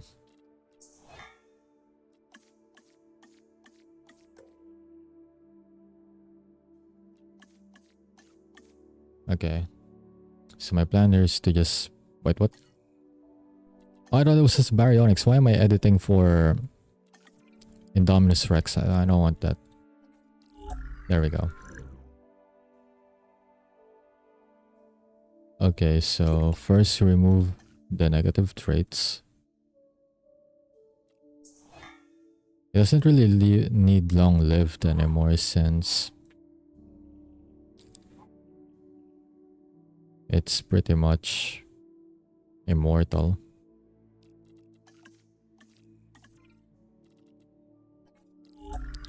Alright, do I have all patterns unlocked? Yeah, I do. Okay, let's make it like blend with the water. How about I...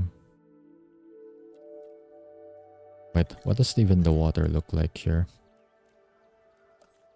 Since it kinda just changes a little bit with every biome.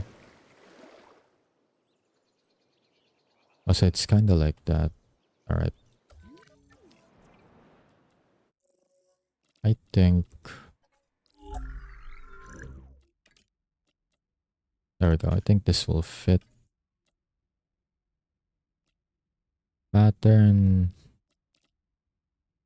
I think gray is okay for it. It'll look nice.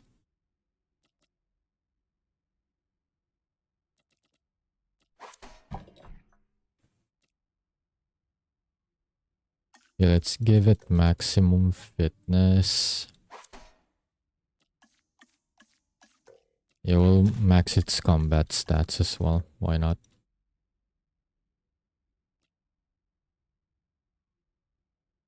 Higher tolerance for poor territorial environmental needs. Yep, accommodating 100%.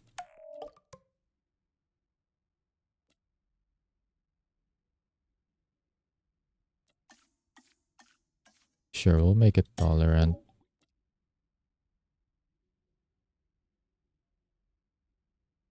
Baryonyx are kinda solitary, so I won't put any points in social.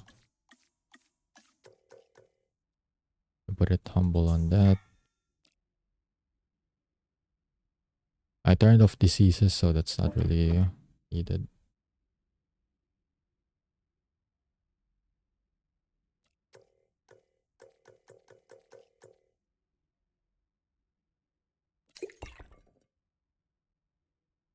I just turned off thirsty for this one since it kinda don't really make sense for it to be thirsty when it's in a water territory constantly.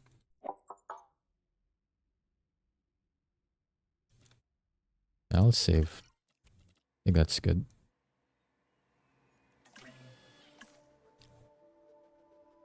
Alright, it's already there, right? So I can actually see the sets. So I was correct. It does like the Suchomimus.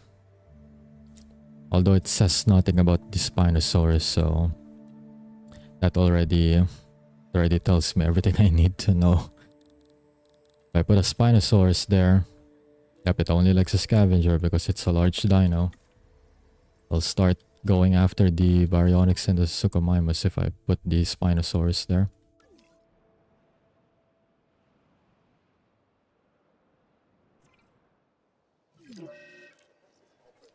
Park closed, yep, that's fine. We're not opening it yet, there's nothing here.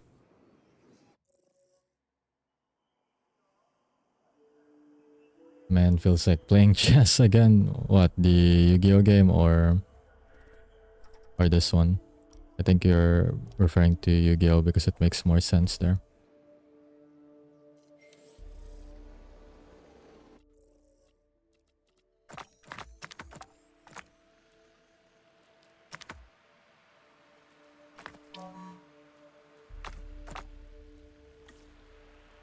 Is dinosaur planning? Ah yeah, gotcha. Honestly though, I just like having that kind of constraint and just makes it more fun for me to like work my brain a bit. I just removed the more uninteresting and stressful elements because I don't want to deal with that at all.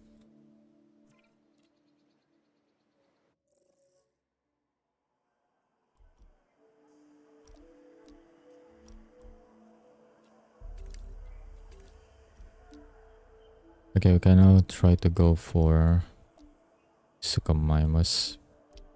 Trying to like find an area that has only specifically its fossils so that I don't get too many other fossils mixed in just to rush the process of getting 100% genome.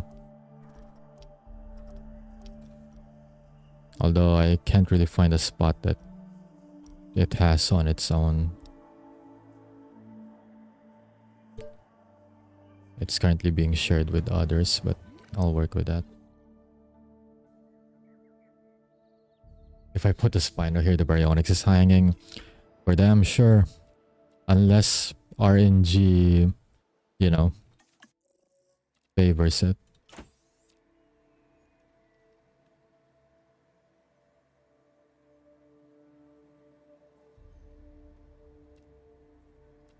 Oh, this one's intelligent. That's fun. Okay, how many do you want for this area? Do you want like at least a pair or just 3? So as far as I know, Baryonyx is like solitary, so one of them will be fine. But if you want some extras, I'm good with it. Because we got like 5 available.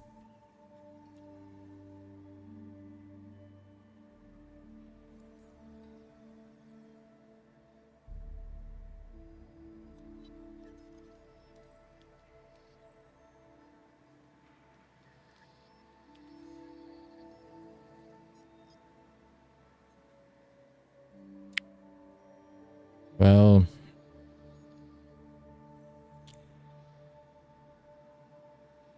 as far as I know, there shouldn't be any limit. The only thing that happens if you put like too many of them is that their needs for their territorial stuff, like more forests, more food, more water, they increase the higher their population is. But other than that, I don't think there's like a hard limit. But I only have like 5 eggs available, so the max I can hatch right now is 5. But once they're there, like I'm pretty sure there's not really much limit to how many I can put there. Maybe 2 for now, sure. I can work with a pair.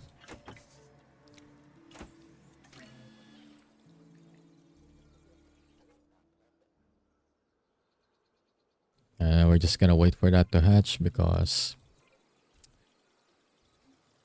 they did not put the option for instant hatching.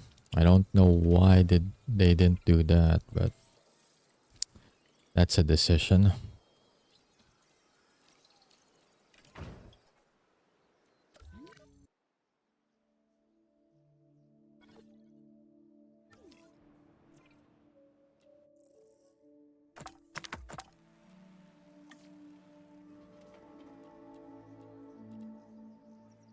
Okay, while waiting for that, I guess I can build the second one now.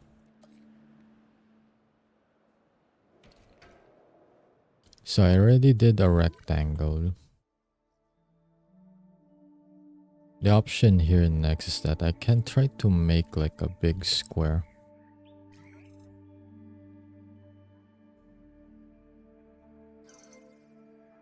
Or I can put like multiple enclosures that look like this.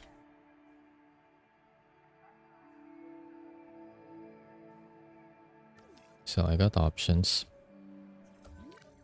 Yeah, but they're ready for release now, so let's see. There they are. That is not the color I set them to. That is absolutely not the color I set them to. This is amazing. amazing. A baryonyx. These animals have very large claws on their first digit.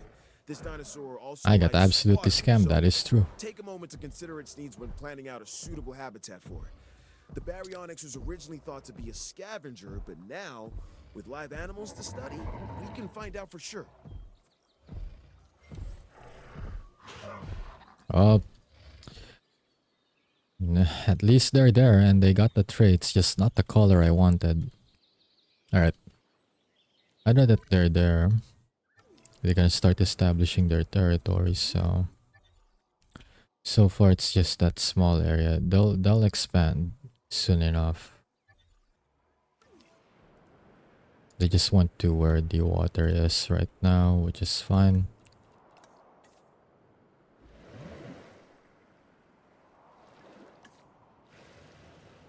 It's a good thing I actually placed that there already. That was just a testing area since I wanted to see what the color will look like.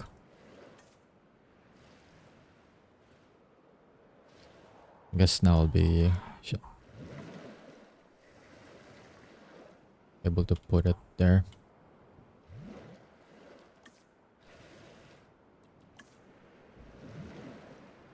Well, trying to get this to line up correctly is gonna be a pain in the ass, but I just need that. I just need it to be remotely aligned. I don't need it to be fully aligned. There.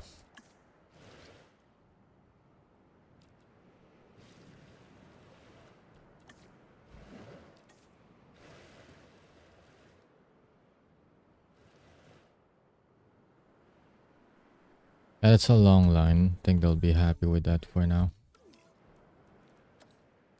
Do they even need forests? They do need forests. Well done.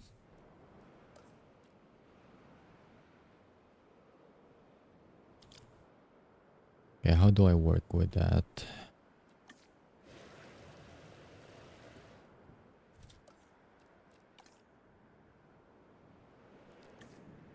Right, the viewing area. It's a lot of things to think about, I guess, but yeah.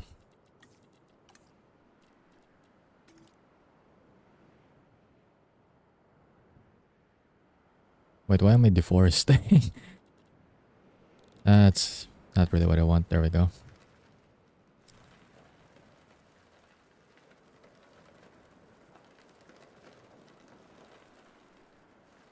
Okay, so my plan is that the viewing area will be like over on this side, I guess. And then I might put like a gyrosphere area in the middle somewhere.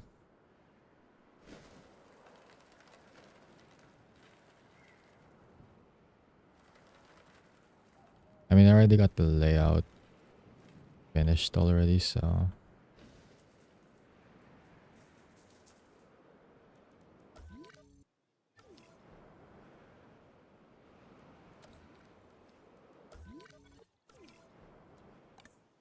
They're still expanding, so that's fine. I managed to create like at least a nice little... Well, it's not really a mangrove area, but it kind of looks like that. Which still counts. They also need rocks. And they're gonna need food. Alright. Isobor feeder is only available on water, so... There. I'm gonna expand the water first. I feel like I should do that.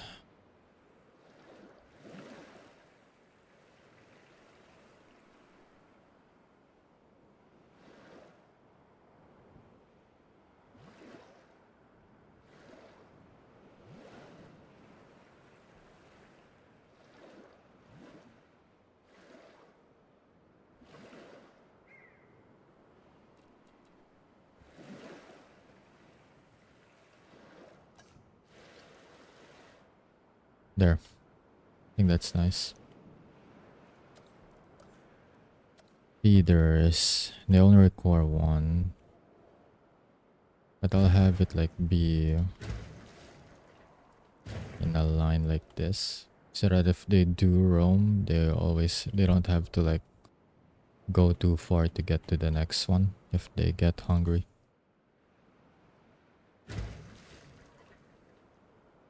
Problem is if they go over here. But I think at that point they have their bearings and their territory established that they actually remember where to go back to if they do like stray far away from this area.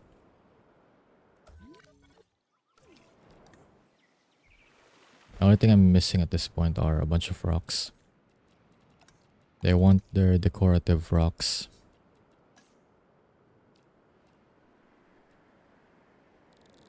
I actually forgot what territory I'm in. Did I set this on Alpine or Temperate? I think I set it on Temperate. We'll go with random rocks.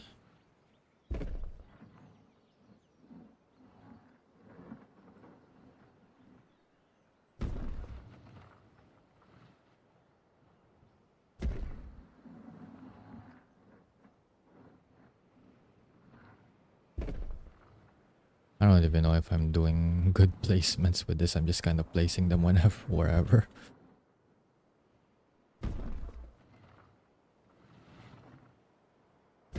Like something like that should be at the center.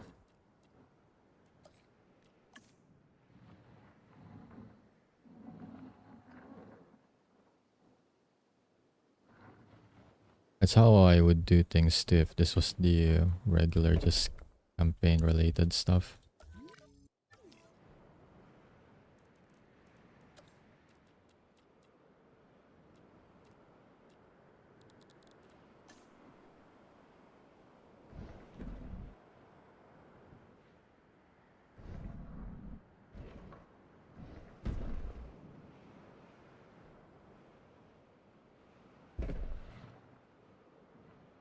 Okay, just put them like anywhere and everywhere so that when they roam they can still have their rocks.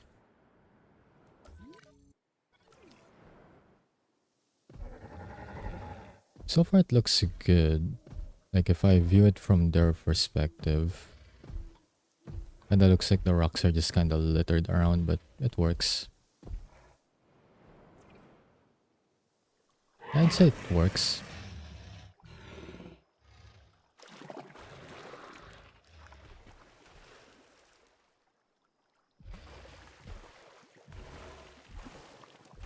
Looks like a good idea. 5 minutes later, though, it's not a good idea. I mean, for rocks, I don't really have like much particulars on to be like being nitpicky. Like I'm looking at it from their kind of perspective, and so far I'm fine with it. It is spacious though, so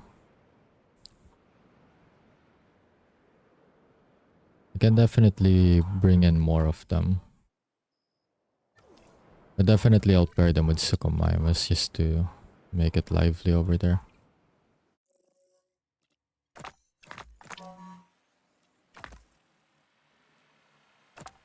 I may have to turn off restrictions if I can't populate the area enough. If it still feels like small, even with the dinos that I can have there,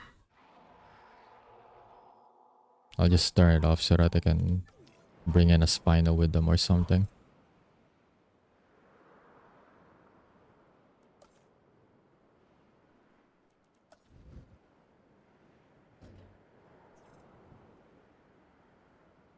Yep, this was what I was already thinking a while ago. The viewing galleries are not gonna be enough.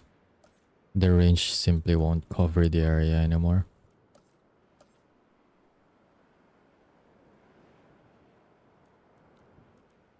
But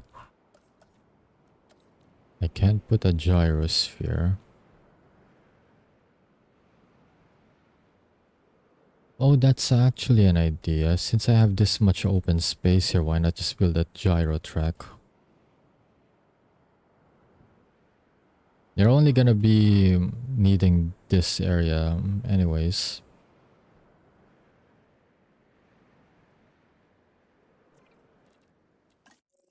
I'll bring in the Suchomimus first and see what it thinks before I proceed with that.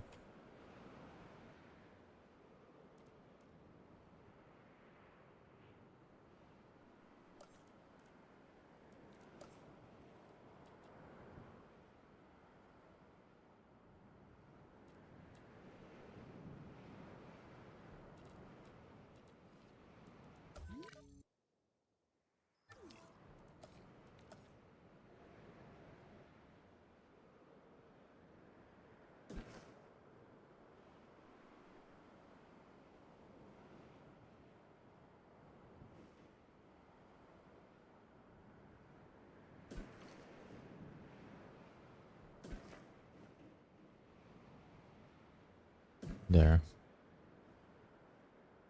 I'm just placing that so that I have an idea on the gap. I think this is a wide enough of a gap anyways. It's just a placeholder for now.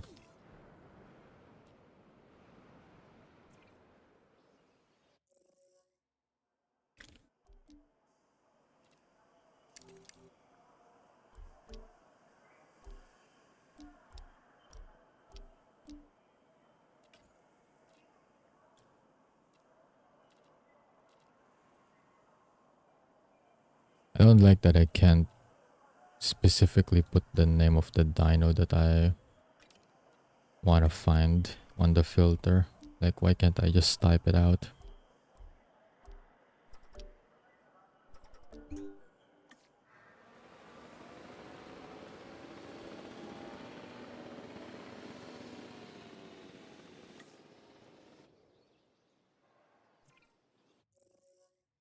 And it keeps defaulting out of fast forward as well. Like, why does it keep going back to normal speed?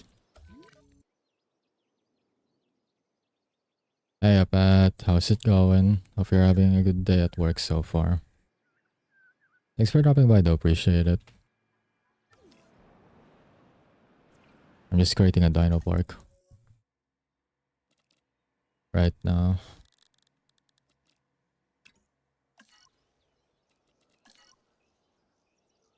And so far so good, you know?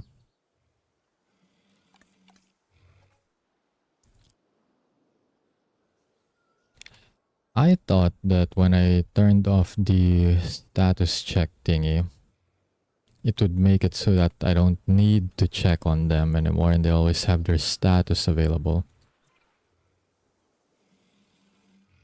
Apparently, it only removes the, I don't know, the need for it, but it'll still like show blank statuses for it. If I don't regularly check in, that is lame.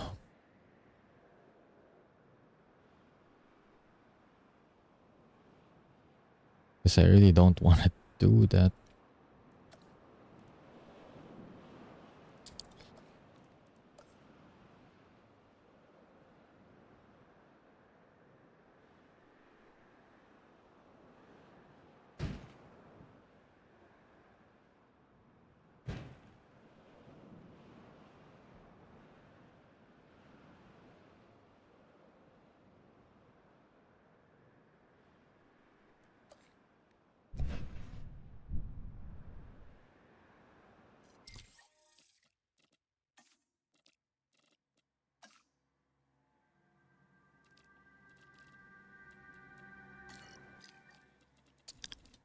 I'm gonna check the options again just in case.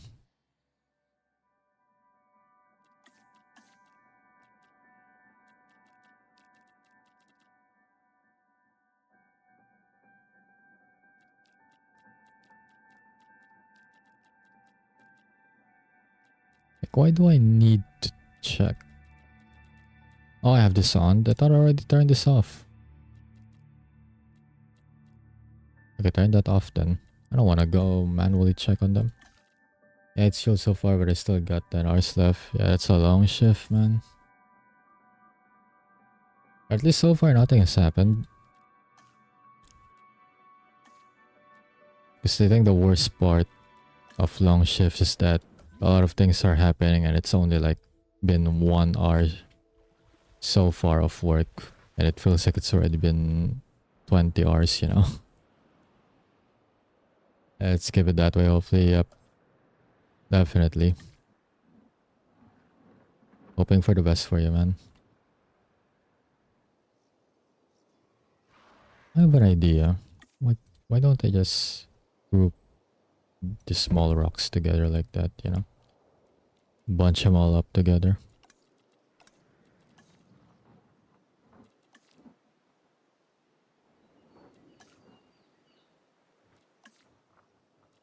That's a desert rock. I only need temperate.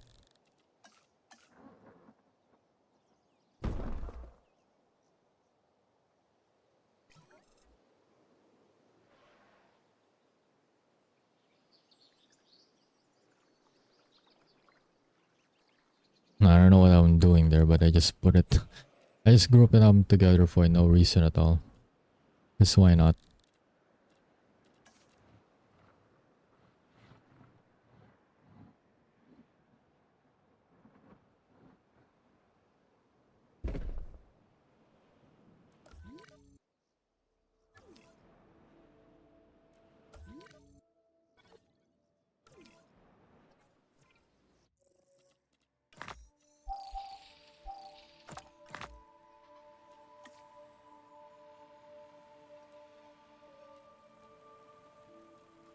I don't even have 50% of Suchomimus yet, man. Alright, that's fine. Okay, now I have 100% scan on them.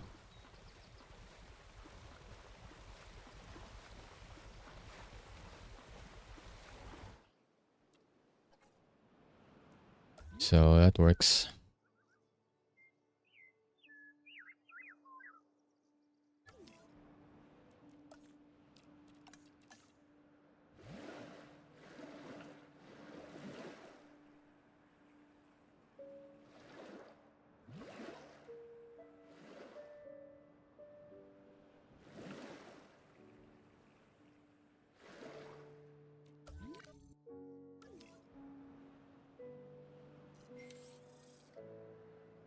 Okay, Suchomimus is now viable.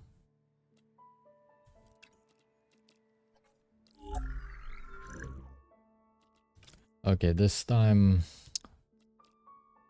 if it doesn't follow the color I want, I swear. Okay, remove thirsty because it does not make any sense for it to have that for this one.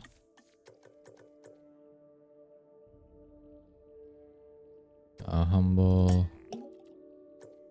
Wait, what? I don't have like infinite modifications for this. What?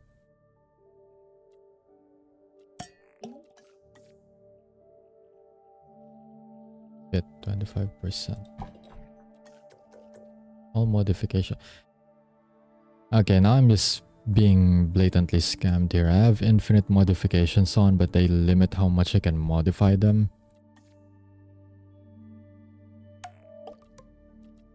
This game is whack right now. The settings don't work as intended. Ain't that fun?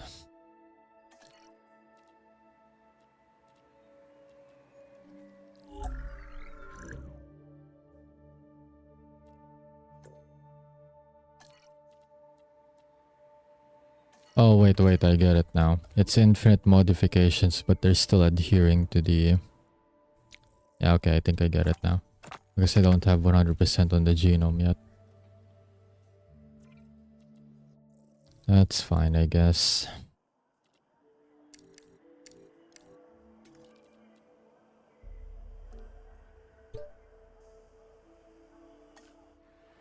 I still hate that they won't let me have 100% genomes on everything.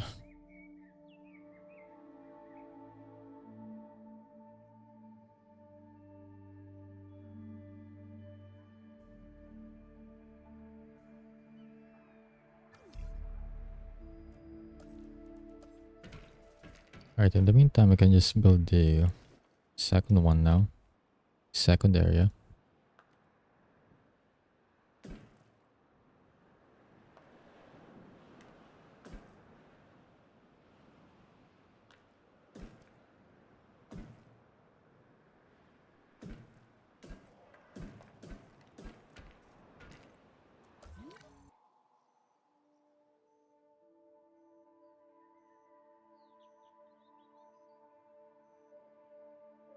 That's not aligned.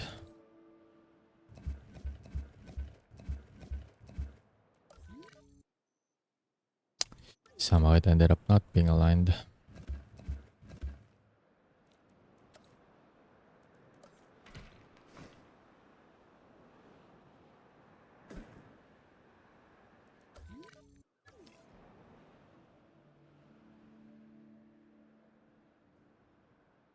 Did you get the color that you want? I don't have my genome for the Suchomimus at 100% yet, so I'm not hatching it. I want to fully modify it without restrictions, so I'm gonna 100% it first.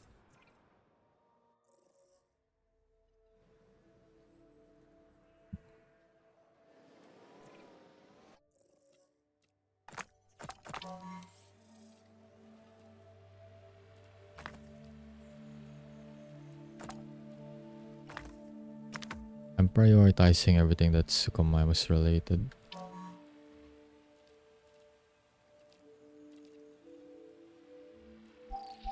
So that they can finish it already. Really sucks that they put the restrictions on for that. Unless I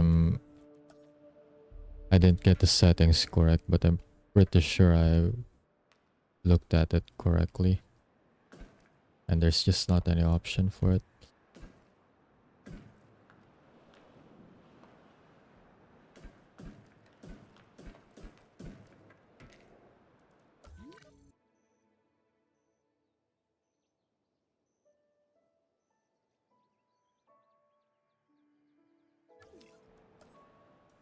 Why does it keep not being aligned?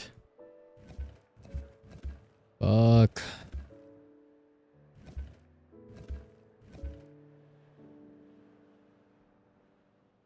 Maybe it's because of how I set up the curve here already. Maybe that's the main problem. Should I just have stuck with squares? Is what I get for getting the rounded edges.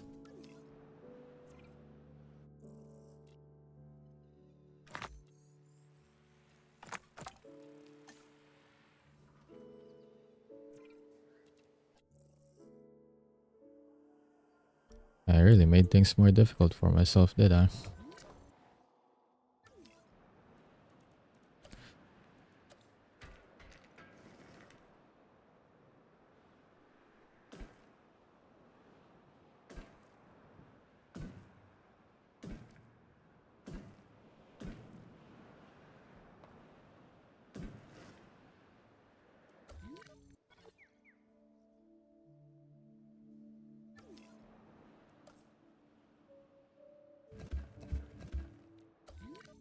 At least it's not everything that's incorrect anymore.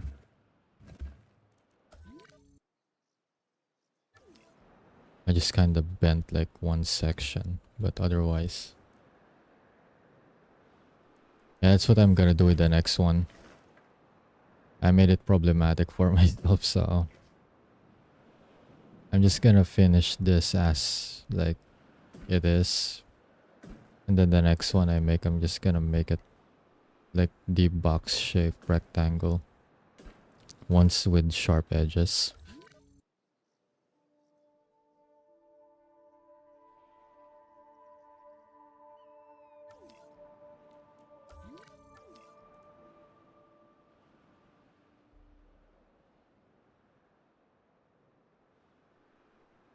I'm only missing like a 4% on the Suchomimus genome, so won't be long until I have it.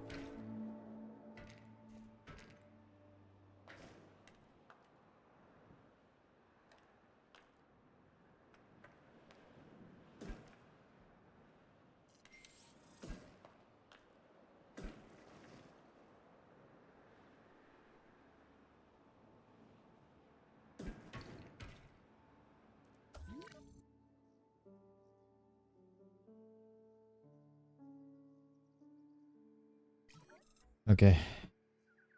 That is good. I got the line correctly at least.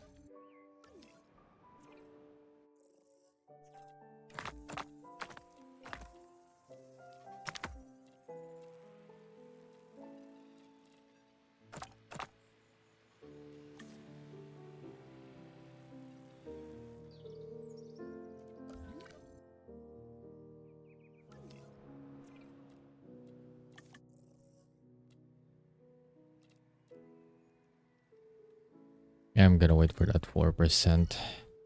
Gonna take 2 minutes, but I still have my fast forward active. So what are they doing?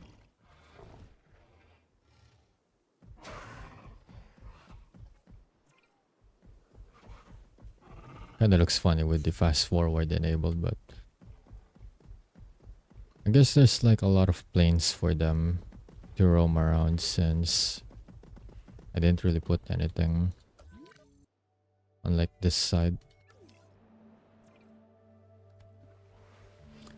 It's interesting though, so far their territory... I see. Now I see why. They established their territory to be only on this side. I guess they haven't really thought about going over on the other sides yet.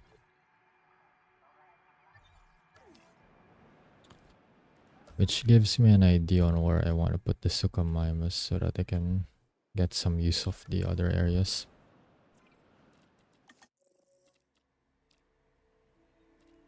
Okay, let's see if I get scammed with the colors for this one. For now, I'm gonna just edit the genomes first.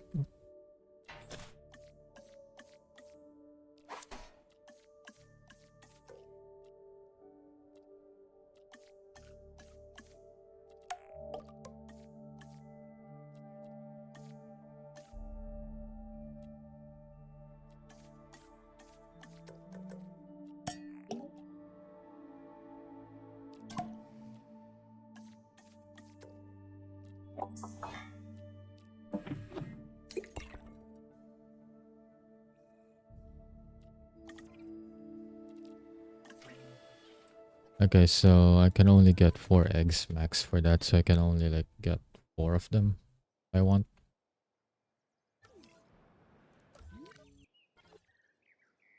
Oh no, they're kinda expanding.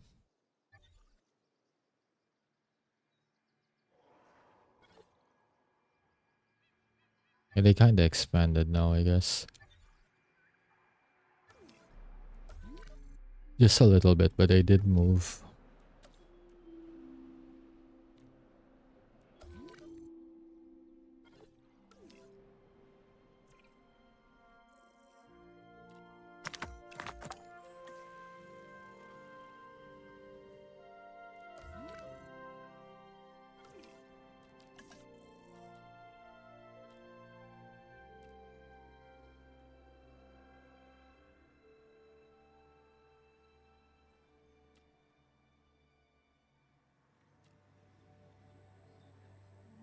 Okay, do we only like want a pair of these or do we go for more than a pair?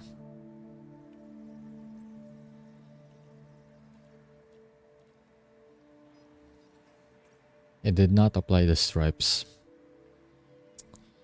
Why?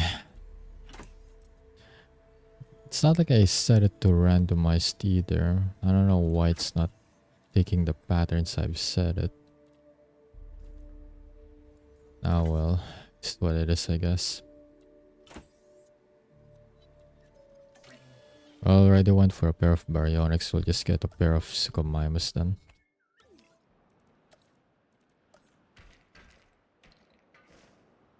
Is what it is.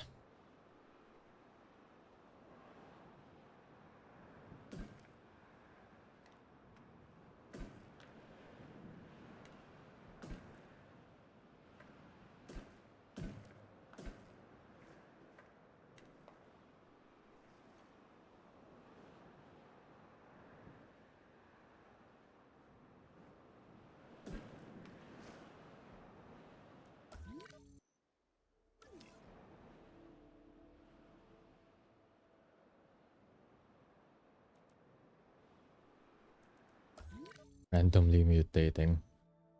That is true. They could be randomly mutating.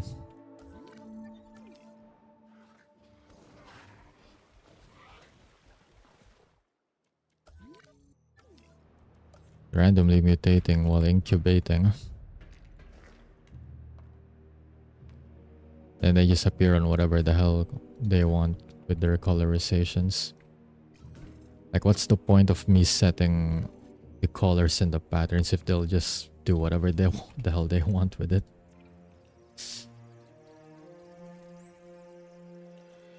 I can wait. It's like almost done. Okay, we'll airlift them on this side instead so that they don't, you know, immediately try to occupy that spot. Acknowledging asset collection request. It's only a pair of them too. I'll probably add more though.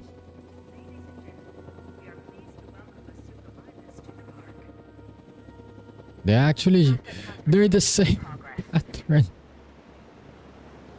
They're the same pattern as the baryonyx. Like, if you can't tell the difference, you'll probably think they're the same species at this point. That's the exact same pattern and coloration. This dinosaur has a skull similar to a crocodile's, and a disposition that isn't that far off. They're like, you ain't my dad when you kinda are, technically. Fed on fish and small prey. Let's make sure it doesn't expand its diet into two-legged animals wearing collector t-shirts. But yeah, they're currently hiding in the trees, but if I...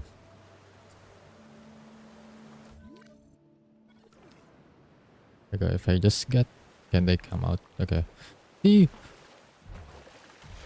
It's the same color and pattern. Like, if you can't tell the difference, you'll think they're just the same. They're just the same dinos if you can't tell the difference.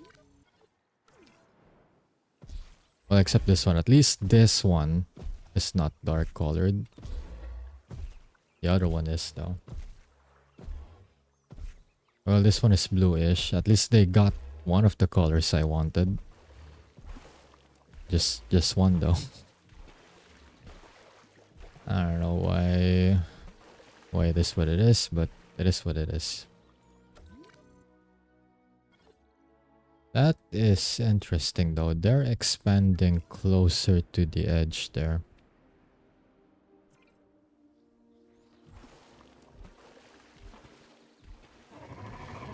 That means they'll have like a chance to...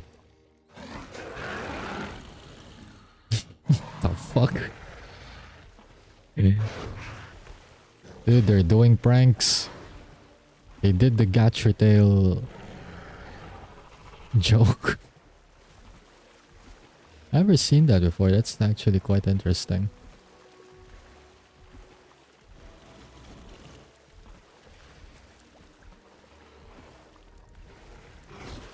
I didn't know they actually do that.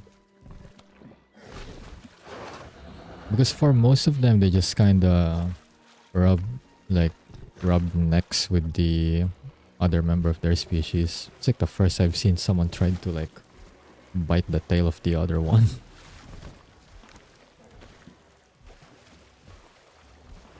I wonder, do they have the intelligence trait? Does one of them have it? I wonder if it's like part of the intelligence trait. Oh, one of them has the intelligence trait. So I do wonder if like the prank thing is part of them having higher intelligence. Oh, never mind. They're the same color. It's just that it was raining a while ago, so I thought it was darker. Well, they got one of the colors that I wanted, just one, and that's it. I'm not sure if this is the stripes that I've set it to, but if it is, then I'm not sure where the orange is coming from. Okay, see, that's what I expected a while ago. That face rubbing thing. The tail snap is new.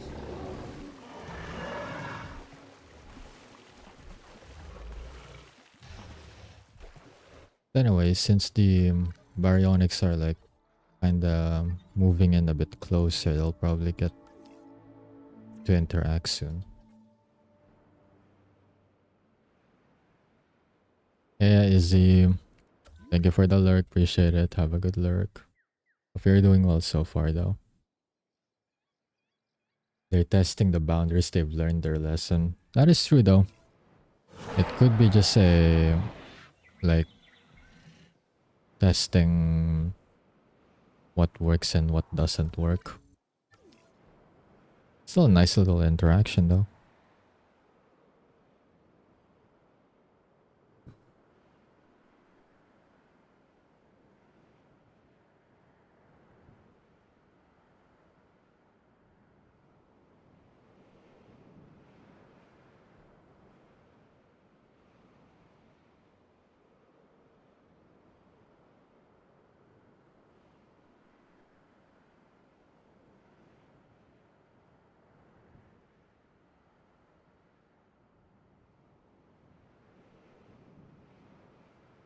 Okay, I just checked something on my phone real quick. Anyways, I'm back. Right. So it's like not really that much populated so far. Now that I got the boundary of the second enclosure done, I'm thinking of like putting a gyrosphere. But like kinda over here.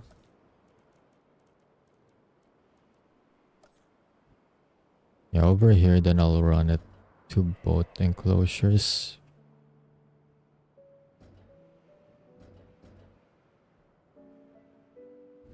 Put it like maybe here, then I'll run the tracks on both sides. I'll probably move it closer to the main road now.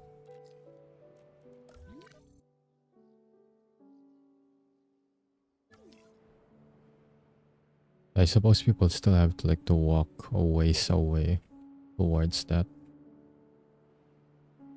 Ah, that's fine. I already have the layout like that anyways. That's how I wanted it.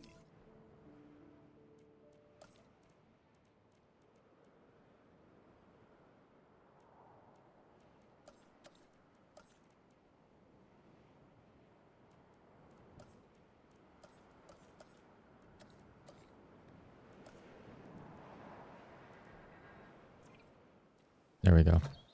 It's actually what I'm looking for. I don't. Still a little confused there for a sec.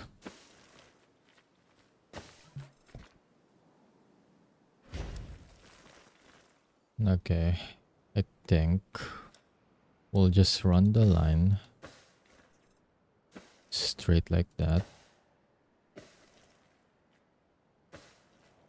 I think the only issue here is that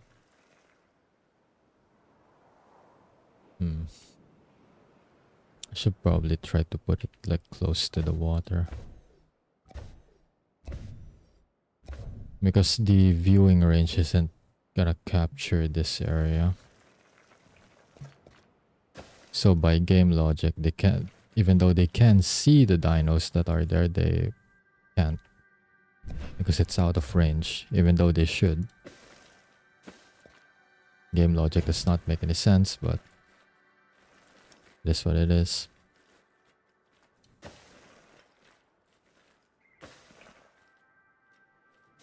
I'll just run it close to the lake.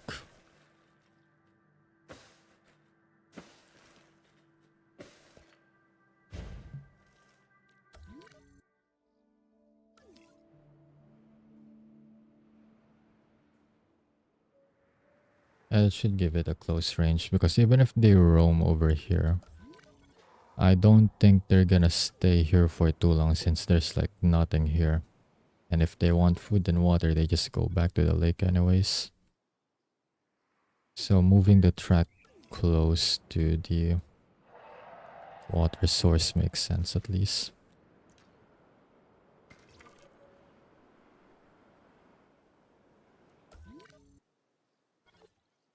Alright, let me just finish this other side here. Right, I should probably start getting Spinosaurus genome. I think that's the next thing I'm gonna put. But I'm just gonna place them over here. I'm gonna put like Spino here.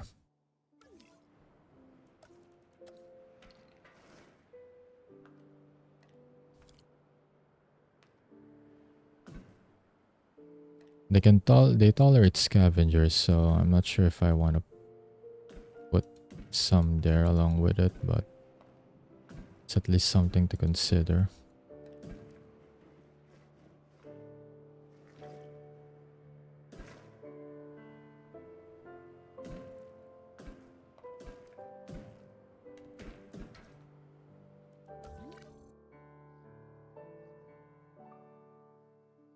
Oh, that's a bit slanted, isn't it? Yep, it is.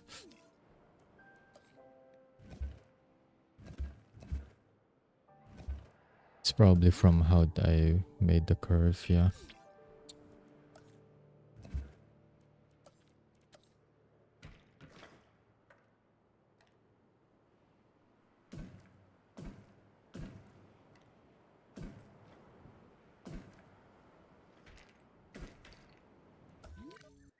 There we go, that looks kinda odd.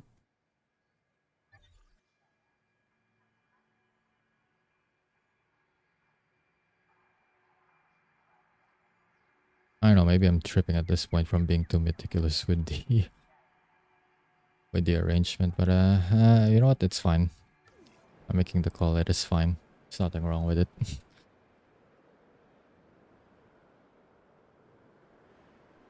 Okay, while we wait for this Spino, I can go create more baryonyx. Okay, this time I'll pay attention to the coloring.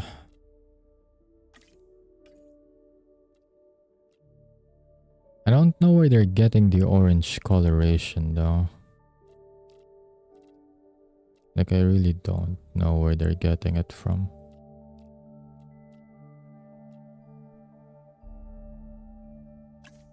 Okay, so if I make it like that,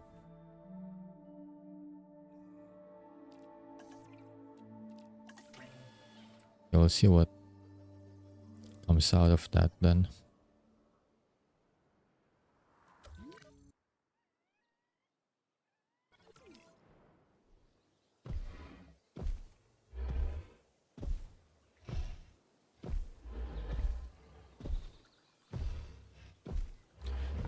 Alright, since I'm not gonna put much here, you know what, I can just put, just so that it's not completely wide open.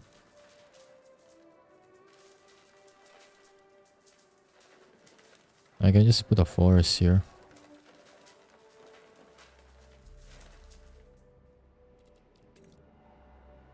Can make it thicker.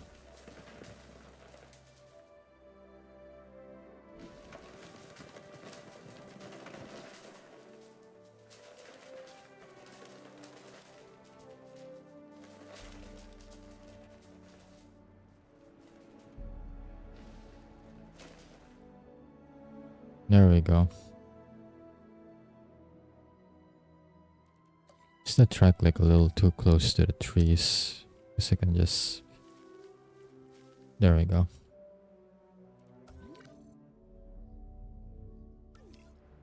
But yeah, I'd say that works.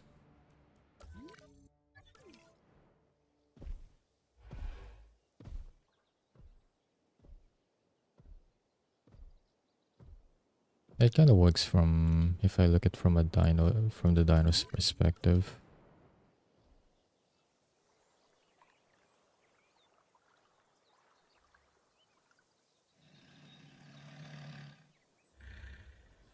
I guess it gives them a nice shade too.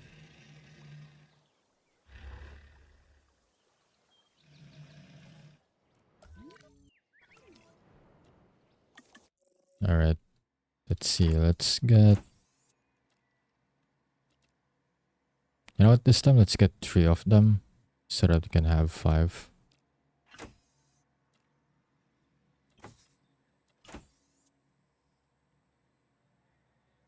Yeah, let's get 3 this time, we'll see what happens.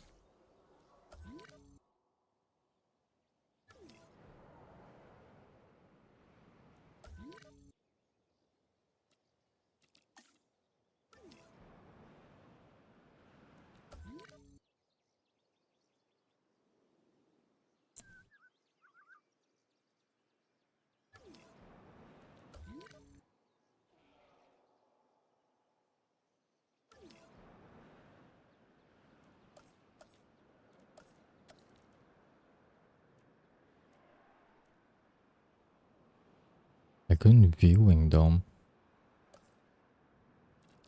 Alright, I forgot it's the underwater dome, never mind. Alright, I remember what that is.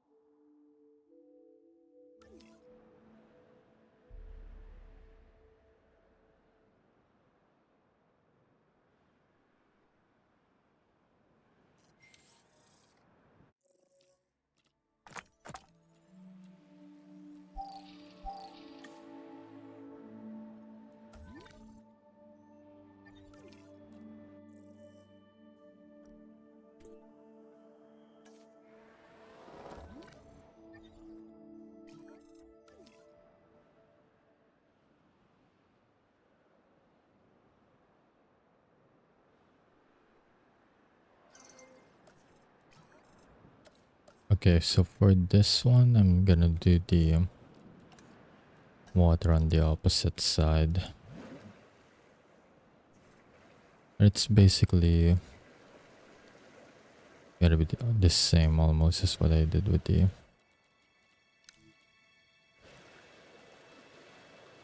the other enclosure.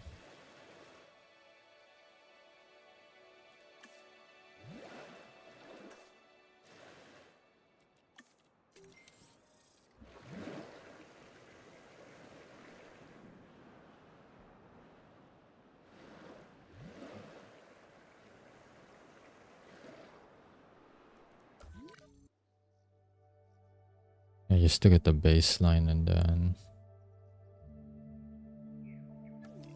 I'll run the gyro track through there. Right, first let's see if I got scammed again with the eggs first.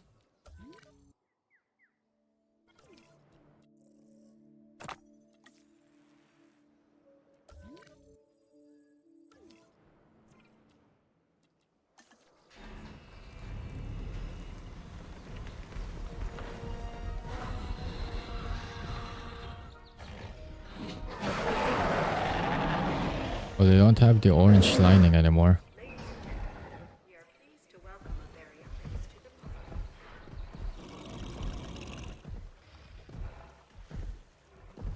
Well, how come they came out the way I wanted them to be? With the colors and everything. Colors, patterns, and everything.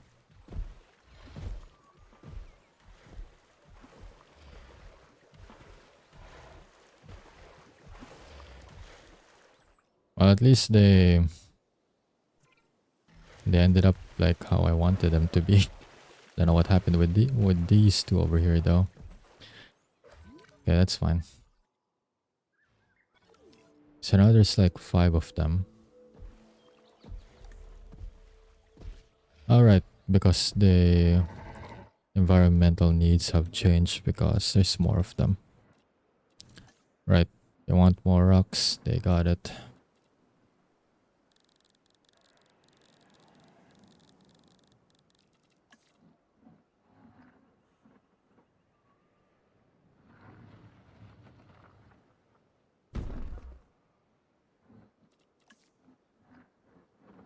They've learned how to behave so far.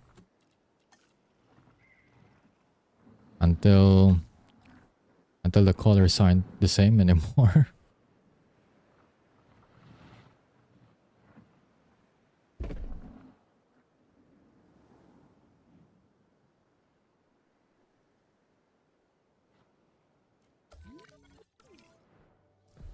Although they are socializing, they're kinda grouping up where the others are.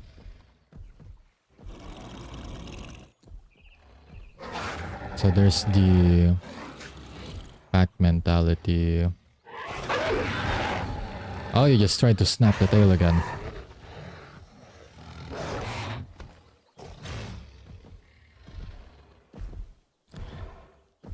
I wonder if is this the same one?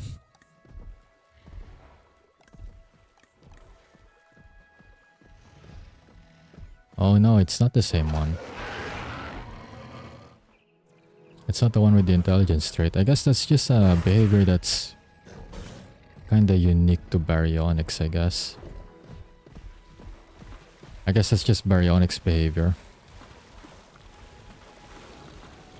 Then it'll be another rebellious phase where they're kinda terrorizing their siblings already.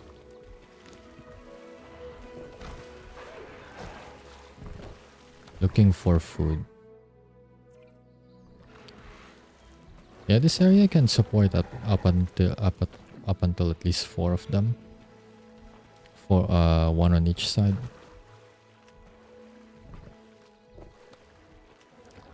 They're asserting dominance. Let's see who's infected food. Okay. I'm pretty sure I have this on the settings already. I don't know why it like doesn't apply the settings I put. I know I have, which one is it? The unlimited food. The feed reserves are unlimited. I have that on. No disease level, please. Dinosaur injuries on. I turned that off. I don't know why. It doesn't. It's not just the dinos that are rebelling. Even my settings are rebelling against me. It's not saving the settings that I actually want.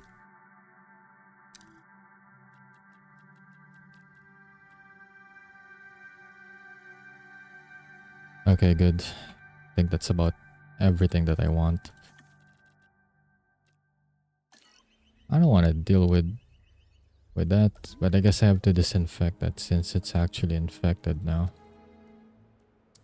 I don't want to deal with that.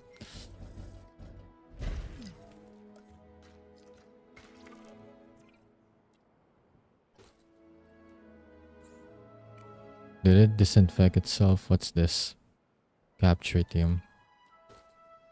Right, I don't have a gate here because why would I put a gate when I don't have ranger teams? Disinfect that then. Go. And then I'll delete you. Against all odds, indeed.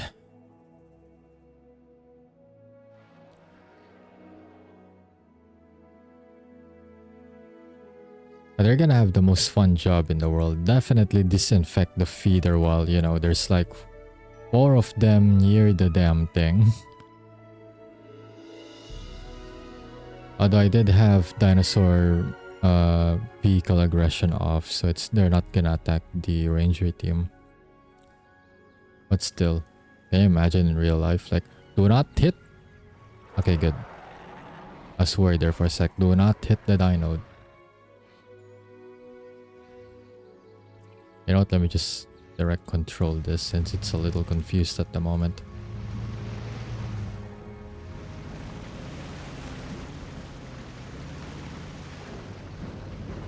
There. Did you disinfect it? Okay, you did. Good. I'll get back. Go back and then I'll delete the building because I don't need it. They're challenging that. They really are. Can you imagine doing that to a T-Rex? You're just gonna dare it to attack you.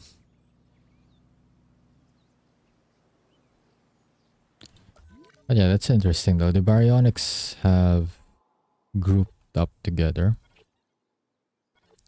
Meanwhile, the Suchomimus have maintained their territory over on this side of the map. Speed running the tour. That's the fun part. They're not even the tour. They're there because the settings rebelled against me and now they're gone. Okay, let's even things up a bit. Let's make more Suchomimus. Change the color as well. Mangrove forest, kind of fitting. If I give them the light green color. Begin. How am I feeding them? I did...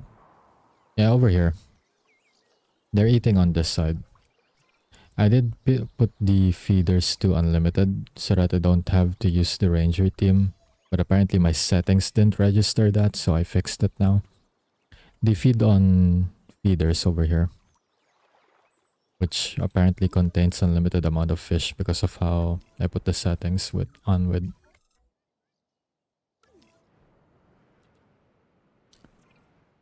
forgot to check on my Spinosaurus expeditions.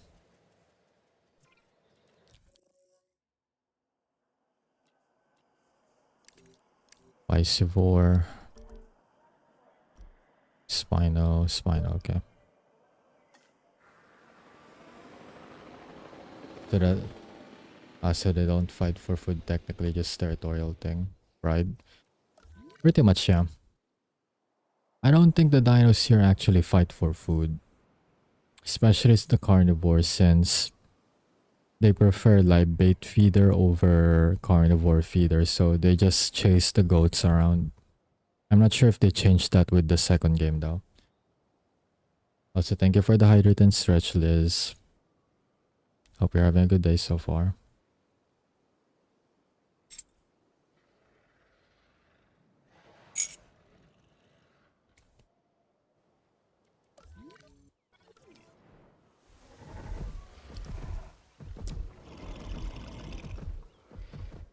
Okay, so both dinosaur species have been hugging the opposite corners of the map. They're way too close to the hatchery, so I'll need to...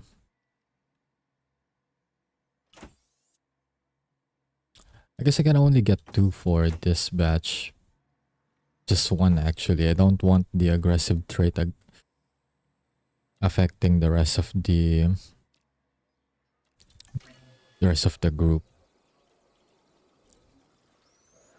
Because I still have turned on the chances of them attacking each other. So if the Suchomimus pack gets an alpha that has the aggressive trait, I know they're kind of far away from the baryonyx right now, but if they get close to them, they'll start fighting them. Even though they're supposed to like them because of their aggressive trait.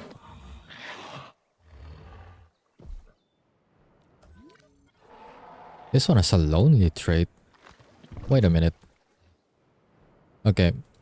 The other one needs to... Okay, they're both lonely. They need to get close to each other. Why did you go away from your friend? Dude, your friend is over there. Just go near him. They're getting sad. Just woke up. Alright, good morning, Liz. Hopefully your morning's going well so far. Maybe it's the loner instead of lonely. Well, it says lonely. And I don't have their traits for antisocial. Granted, they don't have social traits either. They're just kinda neutral. Dude ignored his friend for food. That's quite realistic actually. But that's also a problem at the same time, like... At least the baryonyx over here are adopting a... like pack mentality. So they're like within range of the other members. These two, I don't know what happened, but they're not socializing anymore.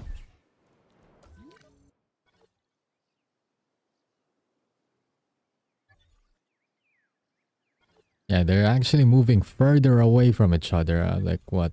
Are they not friends anymore? Did something happen?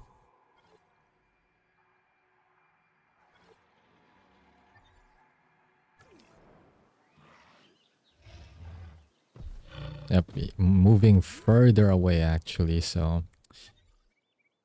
Yeah, that's interesting.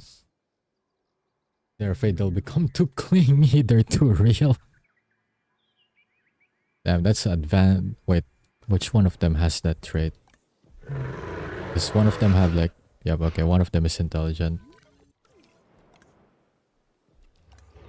Both of them are intelligent. Okay. They've gained human levels of intelligence when it comes to social relationships, I guess. I think it's a mistake that they got the intelligence straight at this point. Now they're being driven apart from by their own intelligence.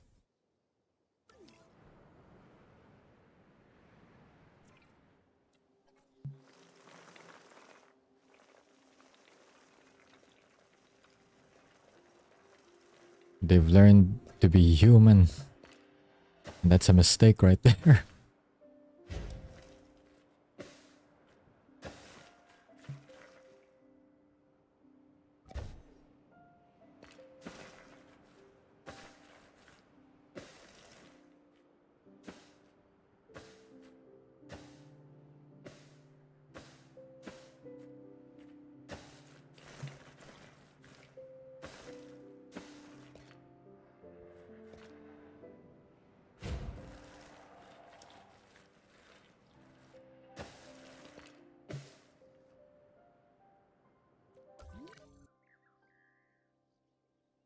Okay, maybe I could just... Since it looks a little bit awkward, right?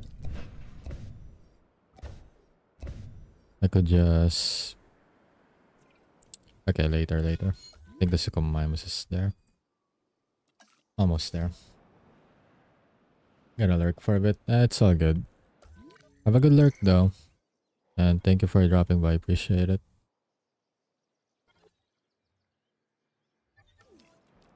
Okay, the Suchomimus is ready. I'll release it later. Since they're kinda moving around now.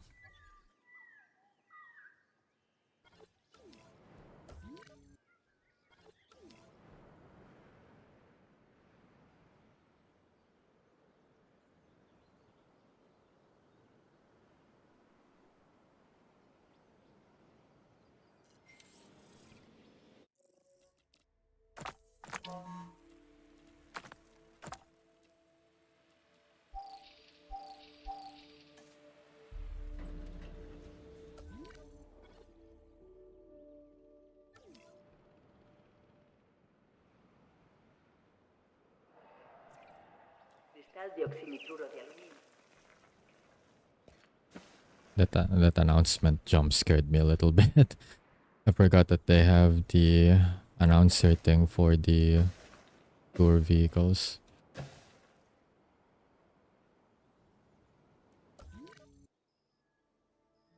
It looks more natural on this side than it does over here, but that's fine.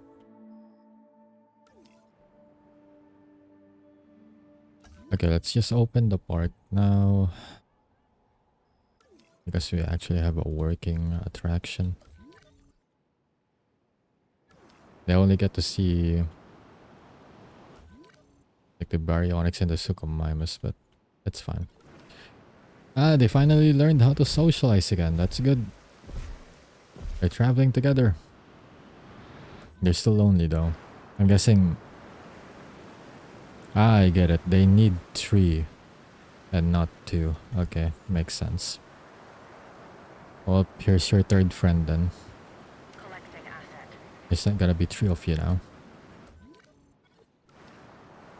And now they've moved in with the... they've moved closer to the Baryonyx now.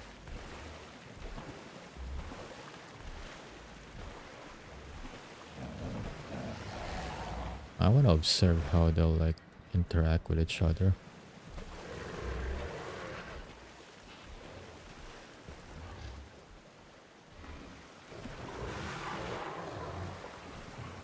One of them is closing in.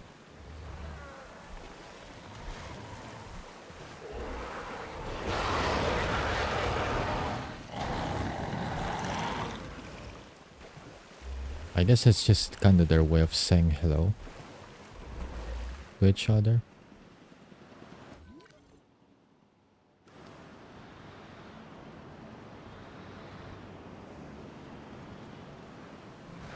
It's a good thing I didn't take the one with the aggressive trait. Otherwise they would have started fighting each other.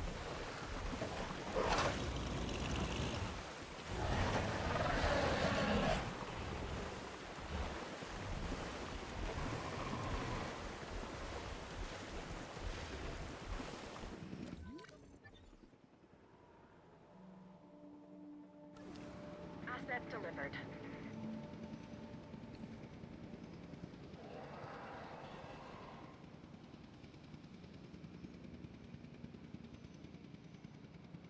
I'm just gonna play some music in the background.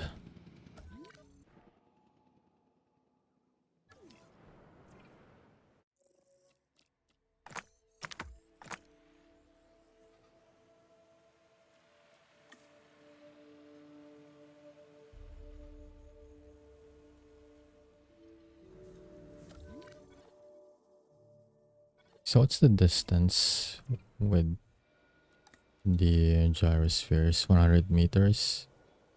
每一辆观赏 Yeah, 车 that's 外， fine.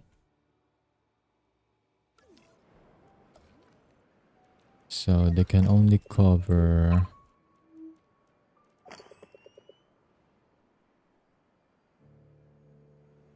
So they can't exactly see too far either. But that's fine.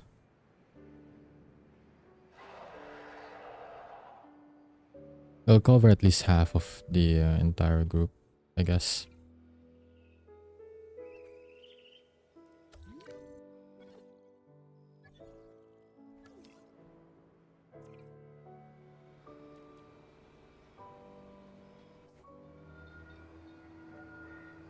So if I ride one, this is how it looks like.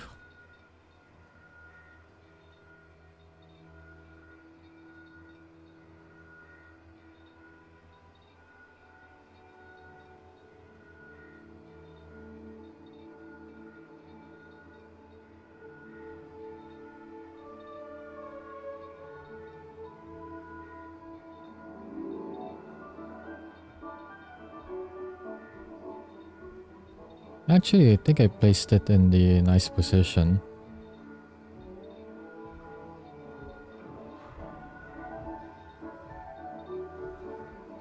There's a nice view of everything actually. It's in the right place.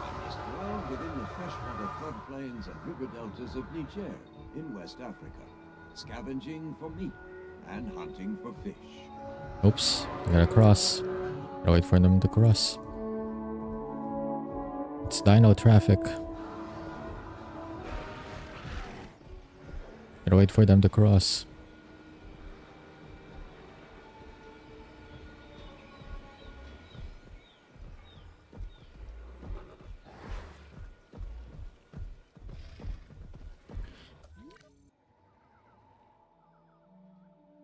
Yeah, this worked out actually pretty nicely. I'm happy with how that's set up.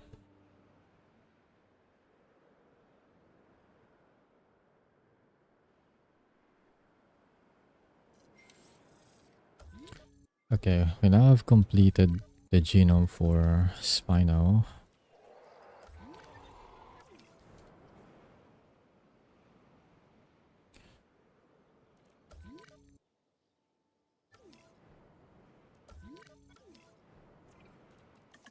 Okay, let's go synthesize one. Okay, what coloration do I want for this?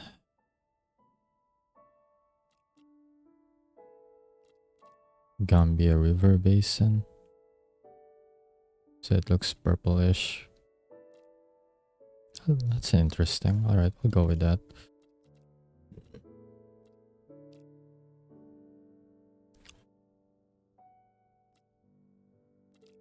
This should be an interesting combination right here. Alright, we'll go with that.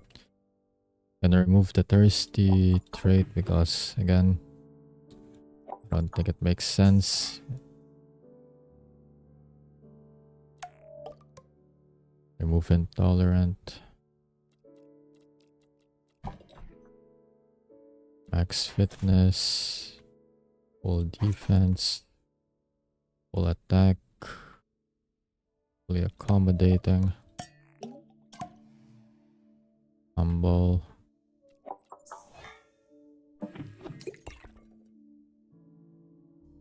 Alright.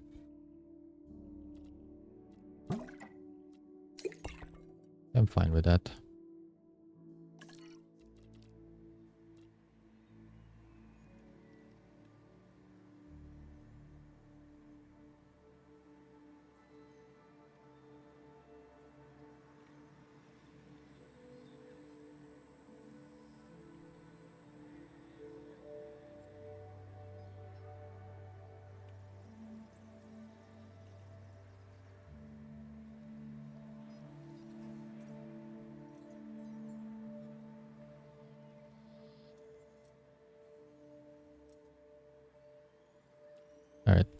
Again, I just checked something real quick, but yeah. Gonna have to increase the water volume in this area.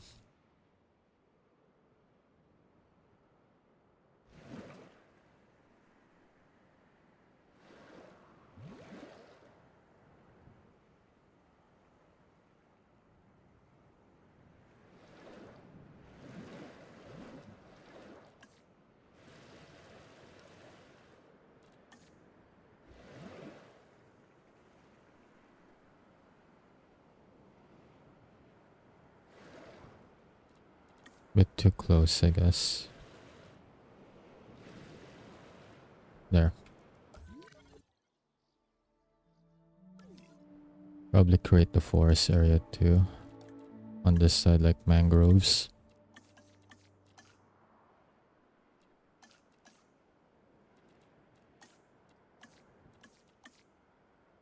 Yeah, I should probably add some shrubbery in the areas later. That'll be nice decor.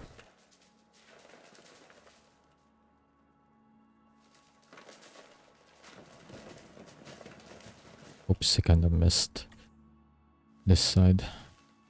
Overshot it.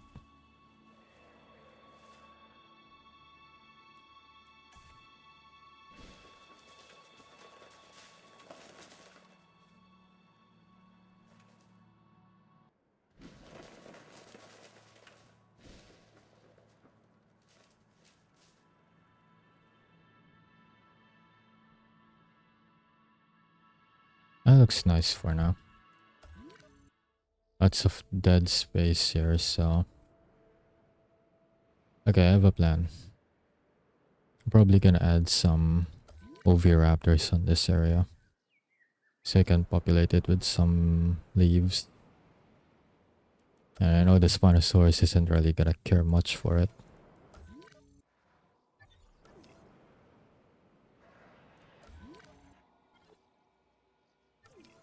That is very interesting. They have now shifted in the middle and both groups have decided to like roam together. The Suchomimus are now roaming together with the Baryonyx. They've like turned into one big pack now. A combined pack.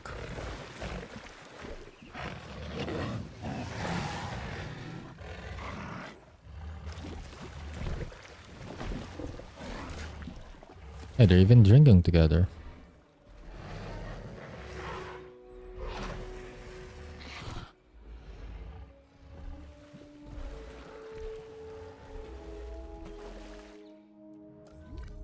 Alright, so I guess they're now in the middle. Which actually, for viewing purposes of the tourists, it's actually pretty good. 欢迎搭乘陀螺球观赏。 Since you can actually see all of them almost.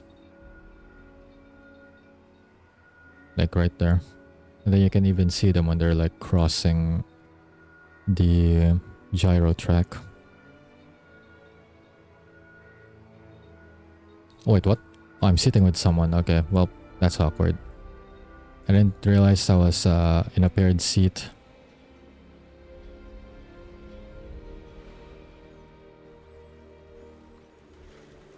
How are the dinos doing? Oh, well, they're socializing, that's for sure. They're getting along. Although they do occasionally prank each other, apparently. Oh man, this one is aggressive though. Oof. I'm not gonna take that. Otherwise, if I take that, how am I supposed to put a scavenger there? If it's already aggressive. Make another one. I'll put two Spinos together. Make a pair of them. Eventually, I'll probably get one that's not aggressive, hopefully.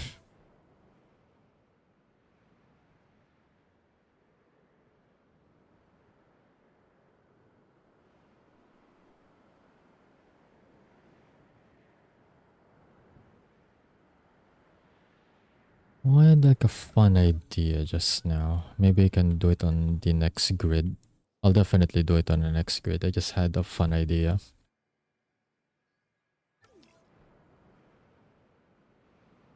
But then, what do I do with the middle though?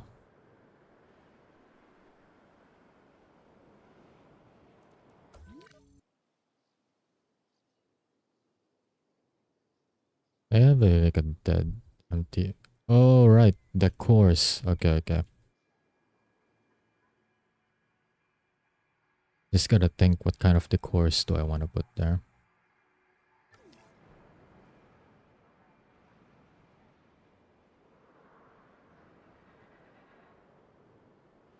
This area is kinda too sharp, isn't it?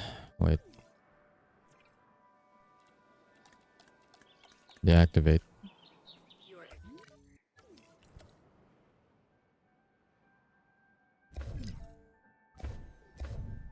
Area is a little bit too sharp for my liking.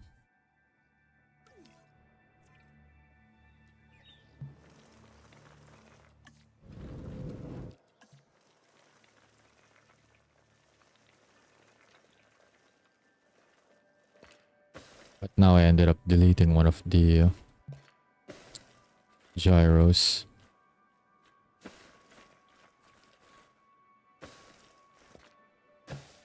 There we go.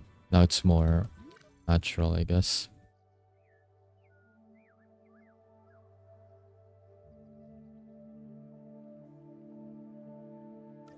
Maybe not. Uh,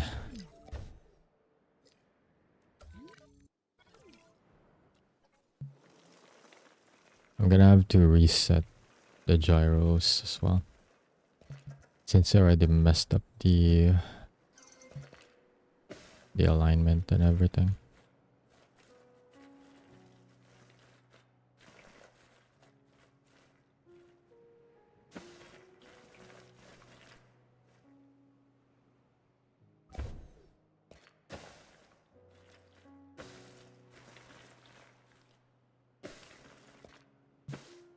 There we go. Looks better. But I did mess up the alignment, so Mantenga activate. los brazos y las piernas. Damn it. Wait, I need to... Ah, okay, I get it now. That should reset it. Now they go over that side. We'll go anti-clockwise again. Alright, that should fix it.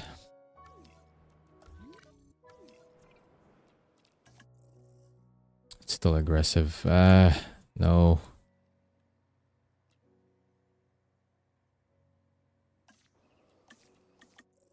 You're intelligent. You're not aggressive. Okay. We'll get this one.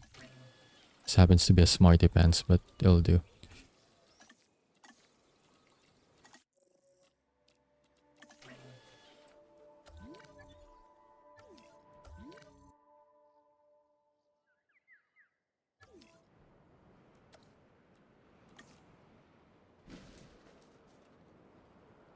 Oh wait, that reduces the amount of water, huh? Wait.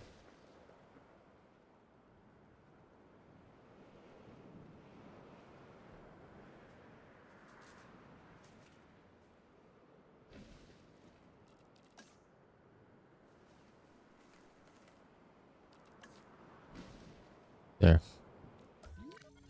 A little better, I'd say. Same with what I did on the other area. I'll just put like Isivore feeder on like every part, so that there's like one that's close, one in the middle, one in the like very far away spot. And now they went from... They kind of split off again, didn't they? Now they formed their own groups again. Now the gyrosphere isn't gonna see that anymore.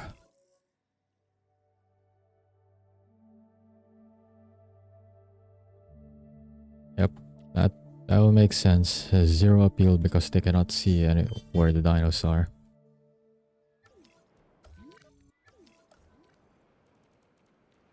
They're not even gonna reach with the gyrosphere either.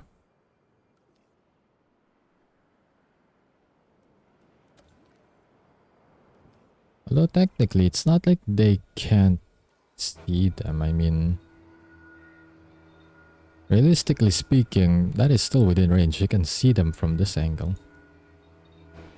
But by in-game logic, apparently they can't see them anymore, even though they're like still within viewing distance. Well, they can only see one of them. It's not make any sense at all, but it is what it is.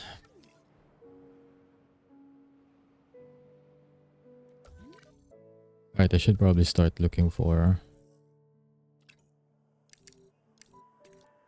Oviraptors.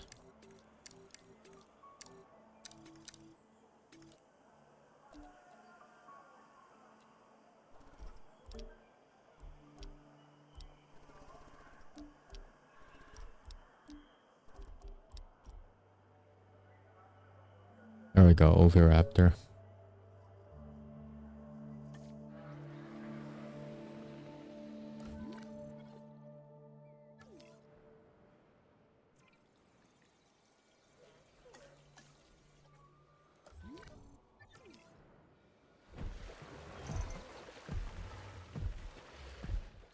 Okay, let's see what we got.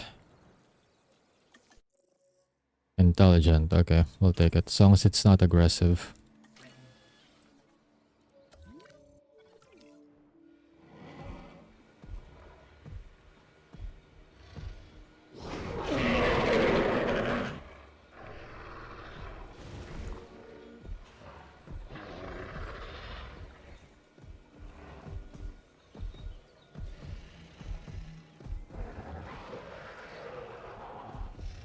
I just went to take some eeps. Very sleepy this one.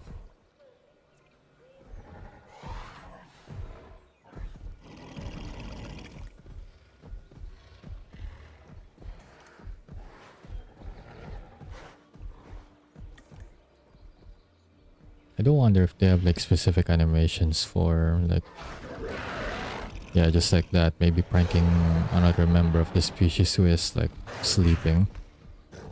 Because they already do it for those who are awake. They're trying to snap the tail. Or snap at the tail.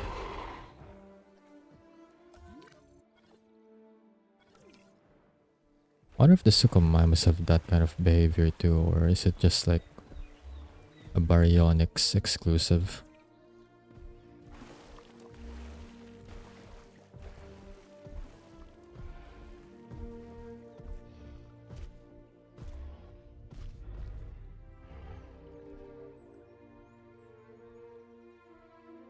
I like how they specifically have to like sit to drink water. Like they don't drink water standing up and just like bending their neck.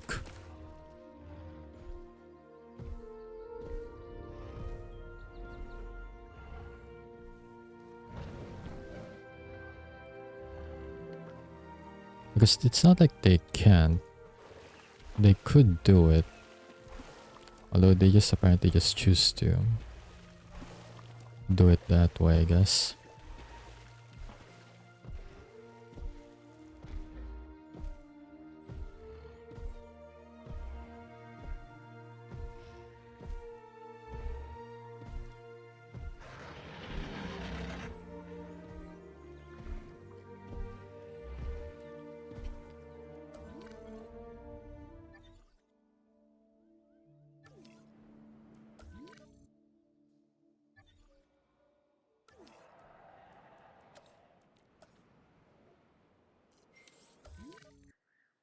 Okay, for this side right here,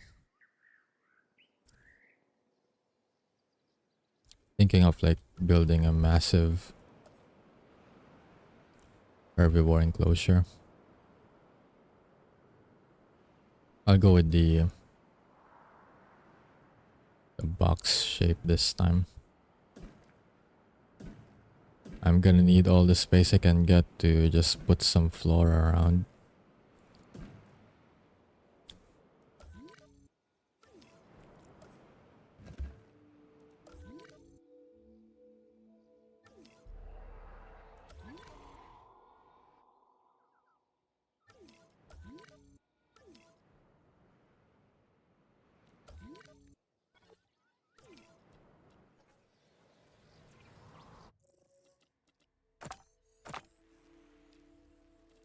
Prioritizing ones that are oviraptor first.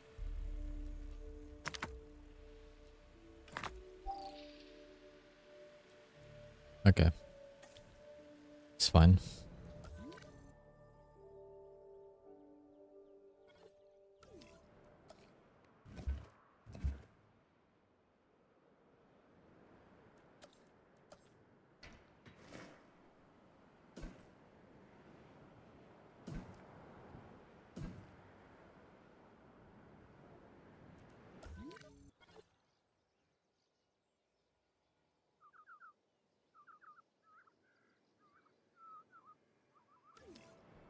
Let's just put like a square first. See what I can do with it.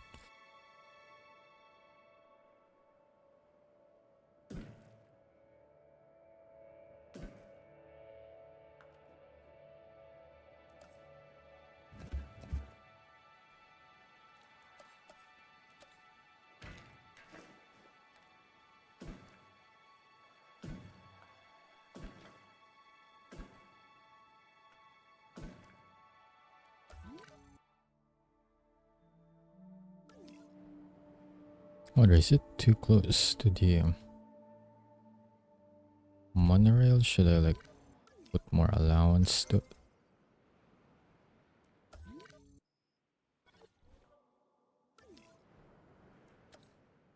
Probably should try to put a little bit more allowance to it, I guess.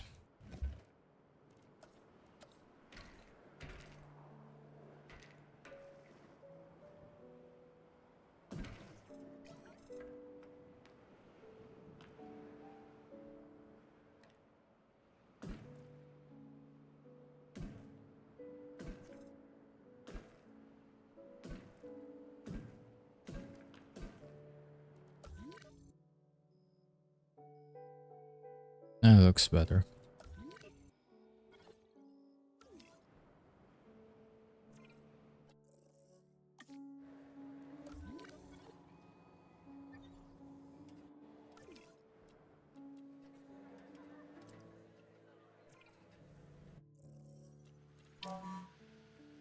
It's not yet done, never mind. Was actually the hatchery that's done, I suppose. Damn. Burger I'm eating is making me choke a bit.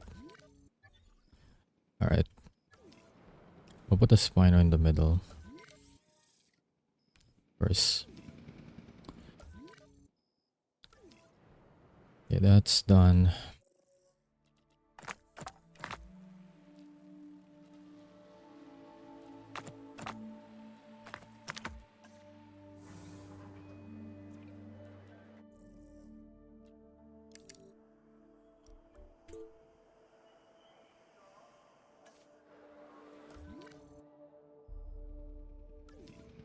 And it's on its way.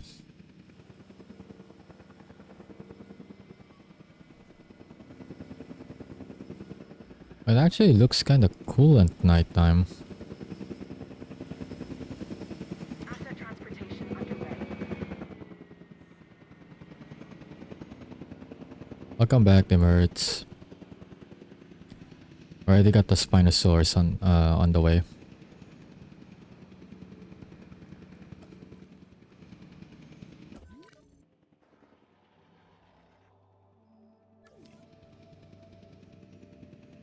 Did the human dino learn to interact? Oh, they did actually. A while ago, they were grouping up in the middle, like the Baryonyx and the Suchomimus. They're like a mega pack. Now they just kind of went on their own specific packs, but they kind of grouped up here together a while ago.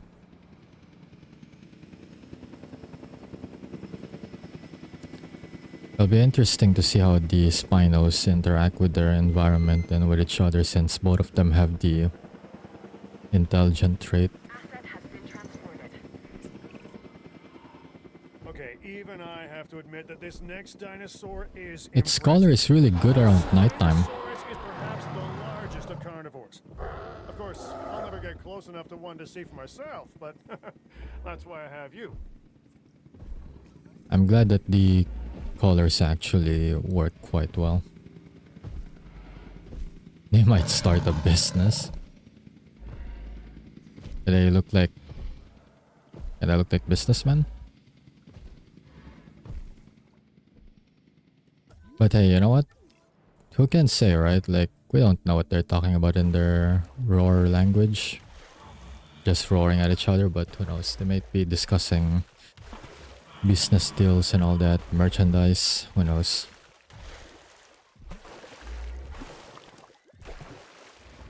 They have the entrepreneur's souls. No, man.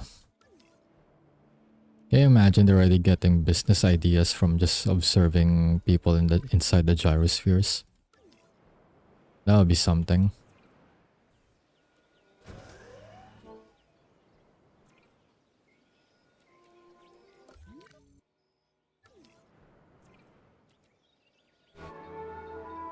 Like you see them in the... Oh wait, no. This one's already further ahead. Already heading... No, it's heading in. But yeah, imagine they just see like the passing gyrospheres around. You see the people inside and then they get ideas. Just fan servicing. Pretty much, yeah.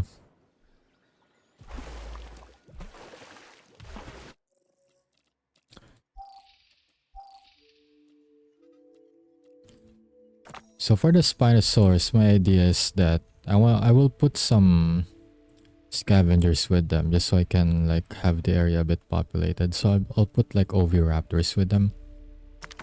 Since oviraptors are like omnivore type of scavengers. They eat some meat, but they also eat some flora, so that I can have something to put here in the wide open area. Can put all sorts of like... Actually, I'm not sure what they eat. If they eat like leaves or fiber, but I can at least put something around here since there's like a wide open space. Maybe I'll put like 3 Spinos here. But it's hard to like get them with a trait that's not aggressive. Asset to be collected.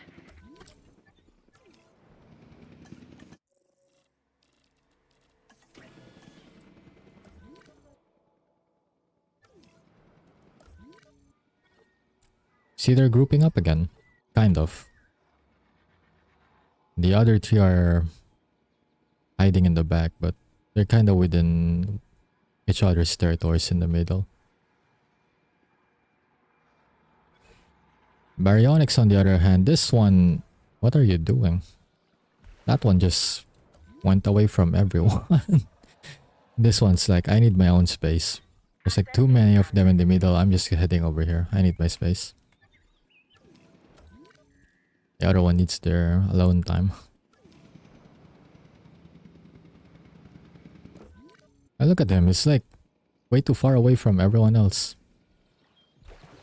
Nowhere near his like siblings.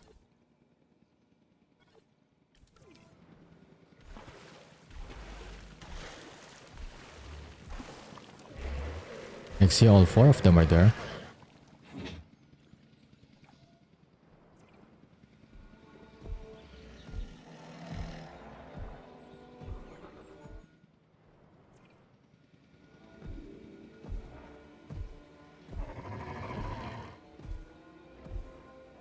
I can't even see the other one from... I know that's... The other one's like way over there, but they're too far away. I can't even see them.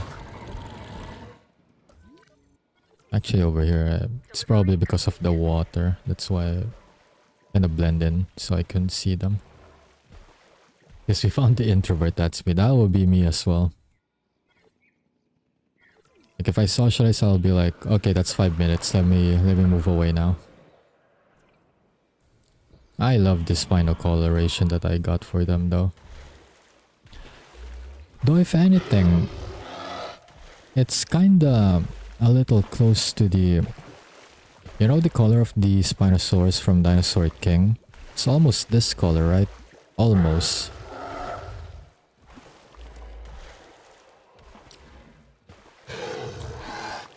It's kinda almost that color. It wasn't even intentional, it just kinda happened accidentally. I just realized that it looked a little similar.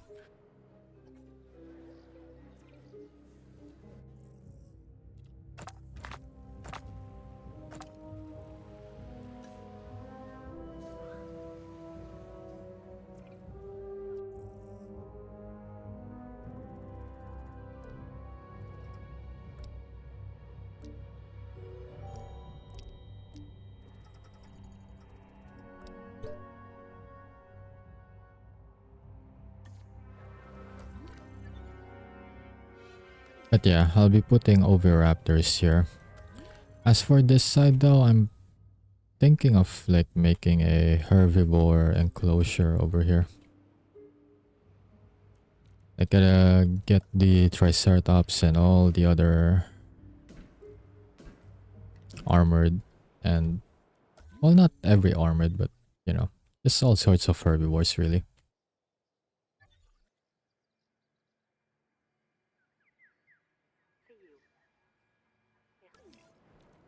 I'm gonna need a big square, that's for damn sure. If I'm gonna have multiple species along with each other.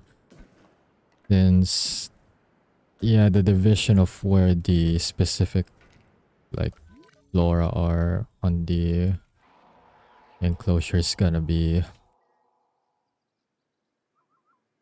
a bit much to manage, but you know what? I've made things work in the first game when they probably shouldn't have worked. So I'm ready. Like limited space and everything. Why does it feel slanted? For some reason when I'm looking at the top side. I don't know, maybe I'm tripping. The Dinosaur King one has this light red maroon magenta-ish on the top. Oh yeah, now that you've mentioned it, yeah. Although I can't exactly recreate that unless I go with like a red stripe pattern instead. Because I can only edit like the pattern color and the color.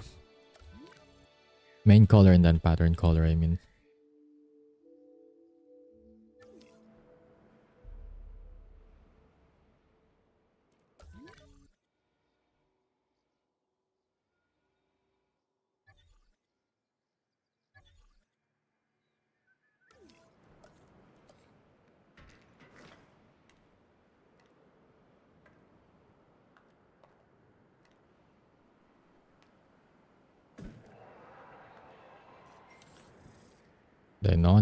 Dinocaris. Oh, it's that one hybrid. Well, not a dino hybrid, but it feeds on flora and fish. It's like a hybrid diet dinosaur.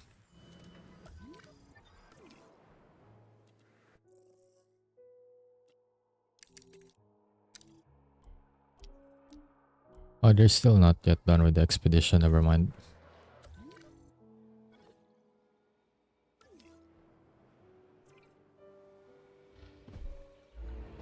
Yeah, they're getting along well, I'd say.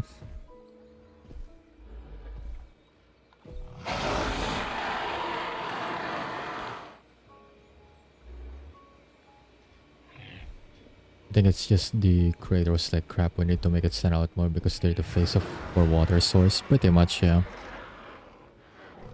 Like, Spinosaurus is also iconic for Jurassic World, Jurassic Park franchise fans because of Jurassic World 3. The Spinosaurus was the face of that movie in particular. I mean, the T-Rex is there, but they still, most people find the Spinosaurus to be more iconic.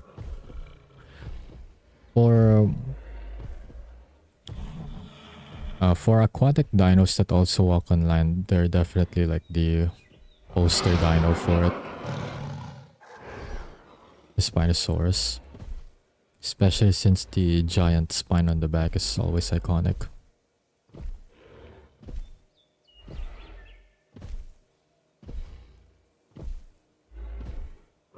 Yeah, they're that heavy that the ground shakes a bit when... Or at least the camera that's, you know, following their perspective shakes when they take a step.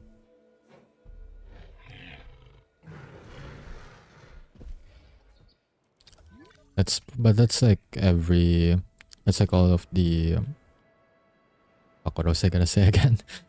It's kind of like the camera effect for every large dino is what I'm meant to say. It also works for like T-Rex, Giganotosaurus, Tarbo, stuff like that.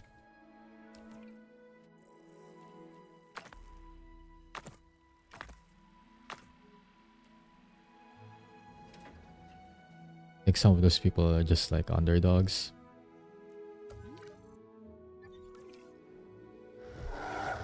I mean, I get it though, because I saw this like the feeling of satisfaction too when, you know,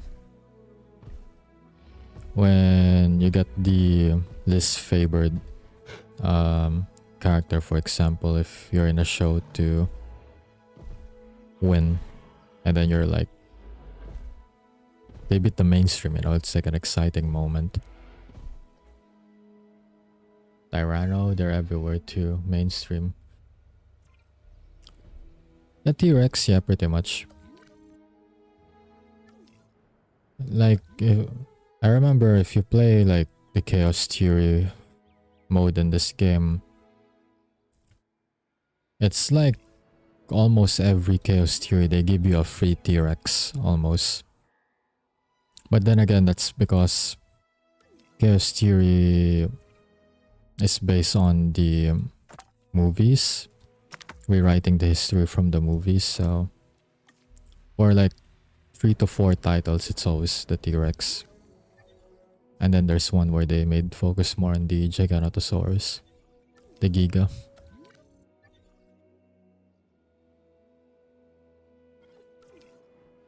I haven't seen much interaction so far between these two. Kinda wanna see if they're like, if they have like any socializing interactions.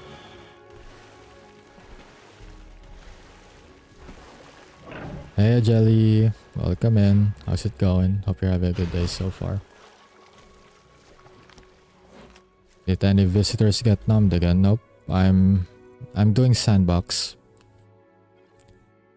I mean, I still have dinosaur aggression towards visitors enabled, but the chances of that happening are low unless I get a funny idea of doing it, I guess. But yeah, the people are gonna be fine. Thanks for the hydrated posture check. Appreciate it.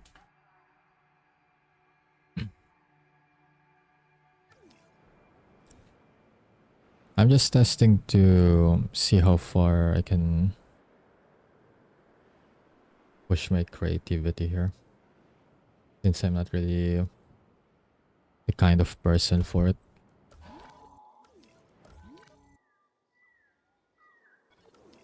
Wait, do I have the Oviraptor finished already? Alright, I forgot I have a... Right, I forgot I have the Spinosaurus. Kinda sitting there for a while now, but no. It has the aggressive trait, I'm not taking it.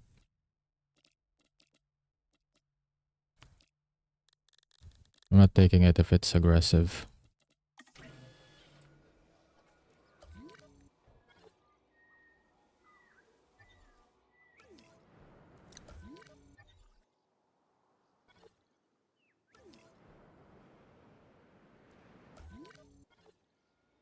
Oh, now they've moved all the way over here. That's interesting.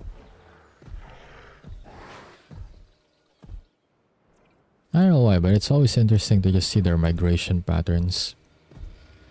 Because this is the first I've seen the baryonyx actually go all the way to the furthest edge of the enclosure. This is more of the Suchomimus territory, but now they're just kinda just together right now.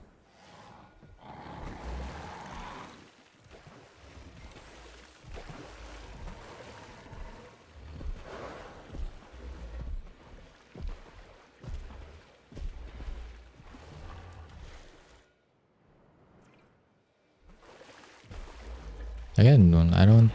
Still kinda curious about why do they always need to sit. I mean, their necks can reach it if they just like lower it a bit more. But they just specifically sit when they're drinking water.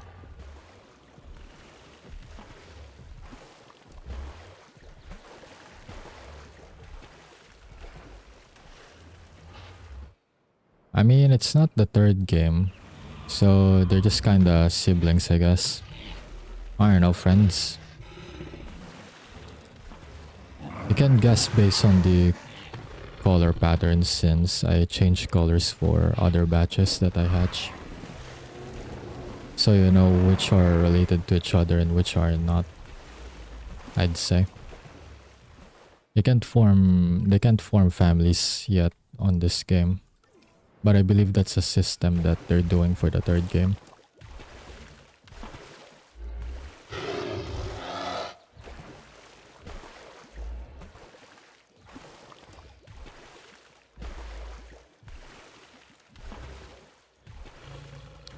I just want to see the Spinos interact. They ain't interacting.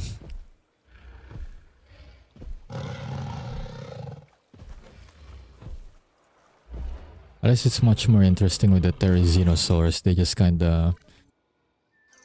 They do the hair grooming thing with other members of their species where they just kinda fix each other's furs. It's quite interesting.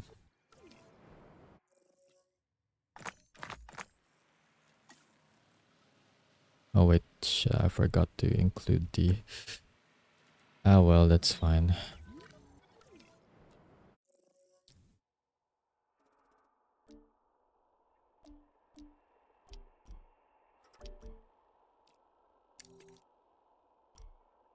Specifically Oviraptor.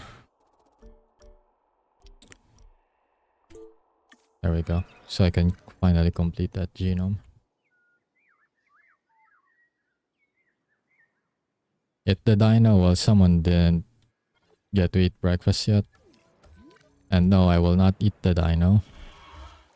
Don't you think the opposite will happen if I try to eat the dino?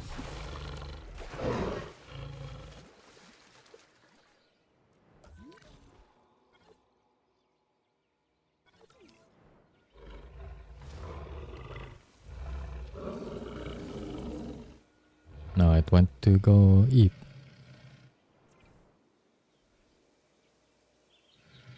What's he doing his afternoon nap? Wait, is it afternoon in game? Could be sunrise, I don't know. Anyways, it went to sleep. Eat them all. Yeah, no, I don't know about that.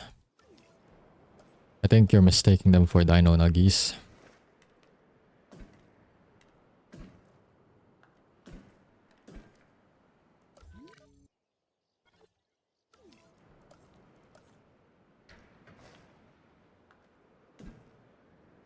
Speaking of which, you gonna eat lunch soon? I mean, it's already like 2 in the afternoon.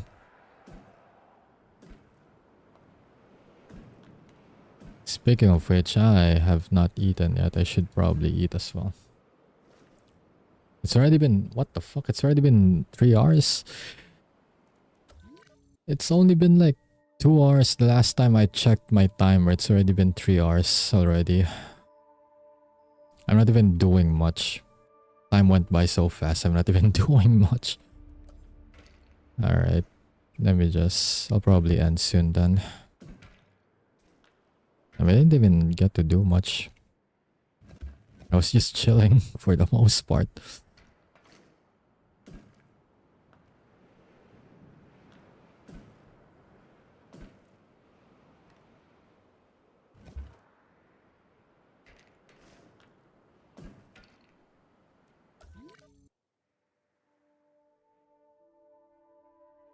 Yeah, for some reason those two lines won't line up properly.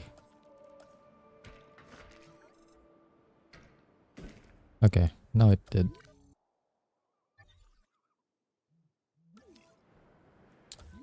Okay, now what kind of herbivores do I want here is the question. As per usual, I'll build the gyro here too.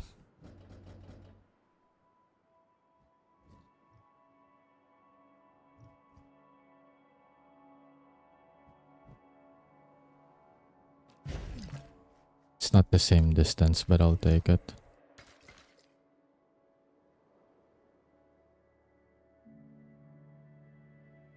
Yeah, it's fine, I'll take it. Finished lunch, get food. Will do later, in a bit.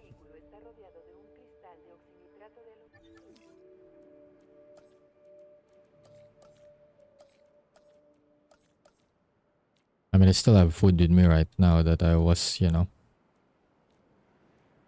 taking bites on while I'm not doing much.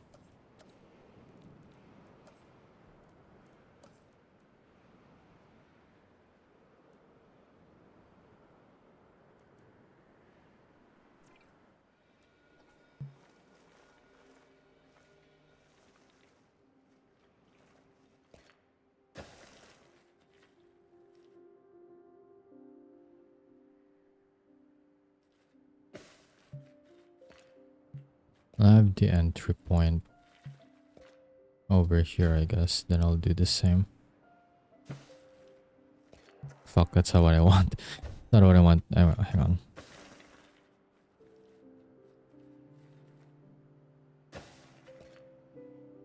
Okay, I just need to make sure that the exit point also kinda loops back here properly. I'll probably need to expand that at some point. I'm guessing it's not gonna be enough, but just to have like a baseline.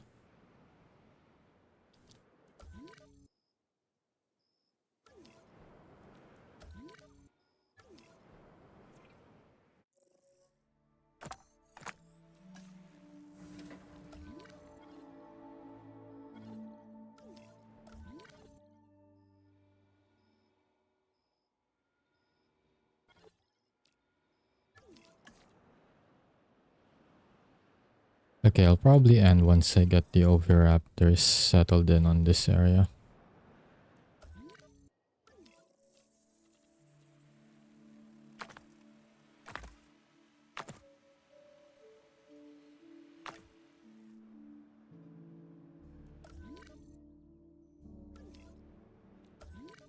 Actually, can I sort them by category as well? This one's aggressive. Nah. Don't need that.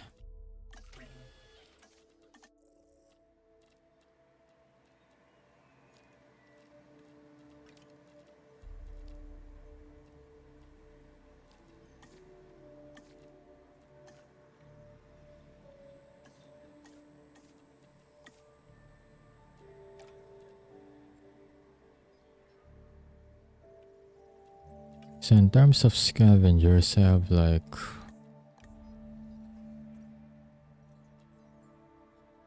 there's 3 options and that's it. Wish they added like more scavengers in the game.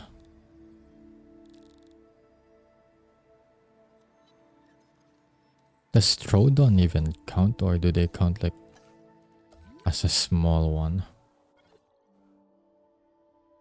Not sure which category Trodon gets classified in.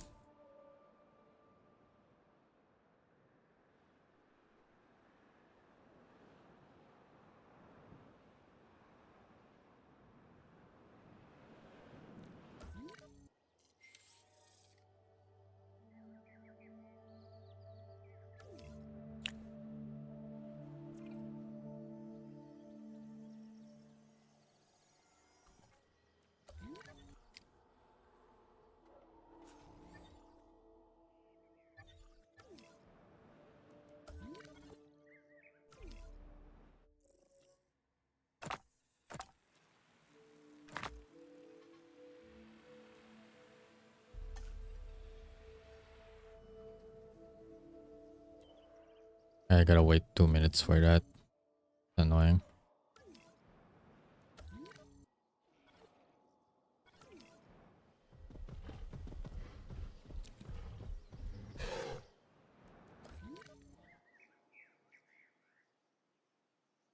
Okay, so I have like the big box here already.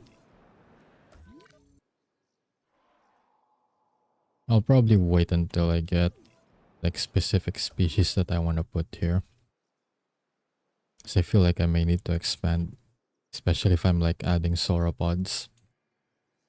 So they have like a big space requirements.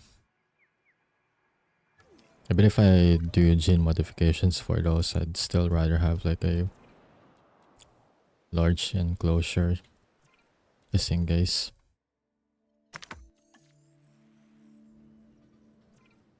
Speaking of which, I should probably look for sauropod options. I mean, Brachiosaurus is always a popular one. That and Mamenchisaurus.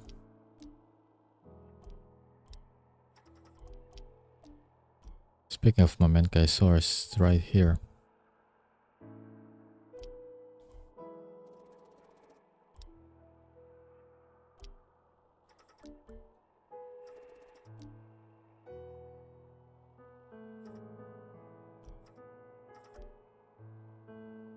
Hello Tata, how's it going? Hope you're having a good day so far. Thank you for the hydrate and stretch. But yeah, welcome in. What's your day so far? I'm just building a park. I'm just chill stream, you know?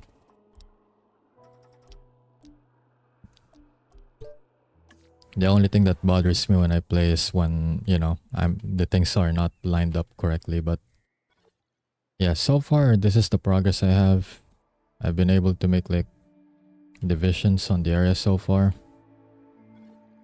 I have like a semi-aquatic area here, and then now I'm building like a herbivore area. Day good. How's your day? That's going well.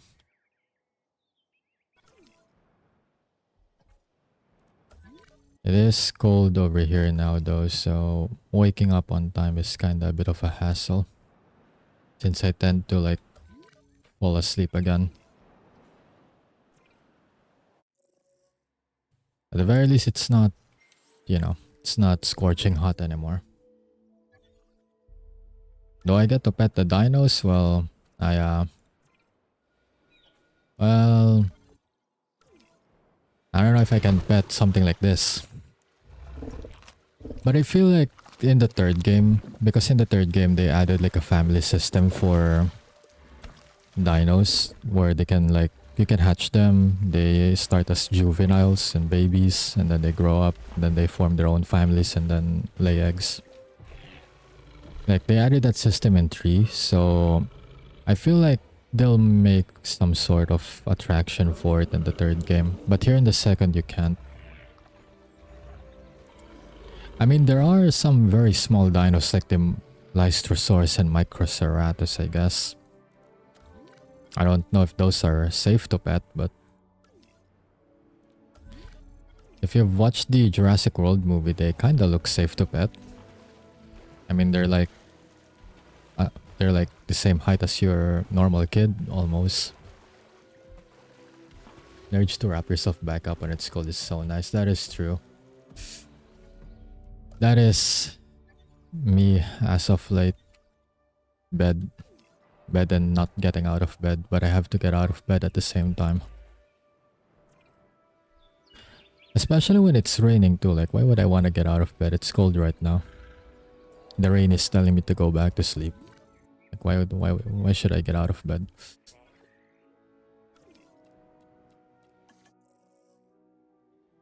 At least this one doesn't have an aggressive trait. I'll take it.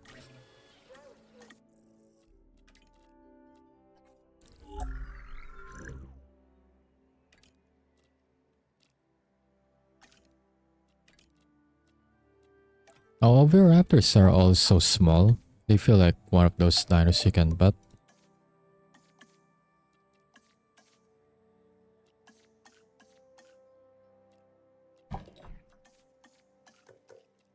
I still don't know if you can actually pet one though.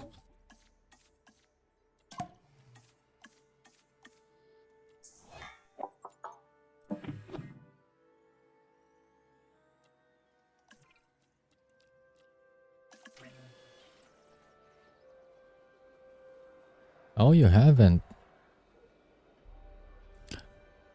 If you get interested in like watching some of the movies there, like I suggest you just watch the old ones and then kind of stop after World, I guess, or maybe before World. Because the rest after, at least for me, the rest after World is just kinda like there's too many non-dino stuff going on. Where's the dino stuff, you know? Like I'm not here to watch Chris Pratt, I'm here to watch the dinos.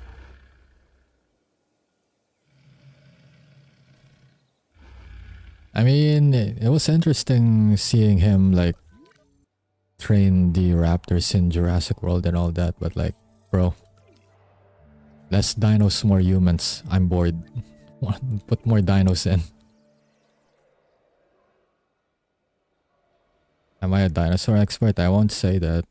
I know a fair bit, but I won't say like I know every species.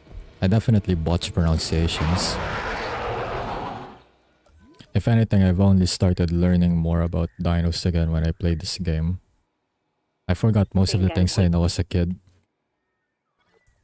Although I do know a few things. I think I definitely know more when I was a kid because I had like picture books and everything. I even have like a book, like a sticker book that like puts that you can put the pictures in on certain spots to like match the dinosaur that's missing on the book. And then near their spot there's like a name and then their description, where the first fossil was found, all of that. Like it's a complete information book, but it's also like a kid's book kind of thing. I forgot most of the things that are there though. I only remember the mainstream dinos. But now I'm like aware of the non-mainstream ones again because of the game.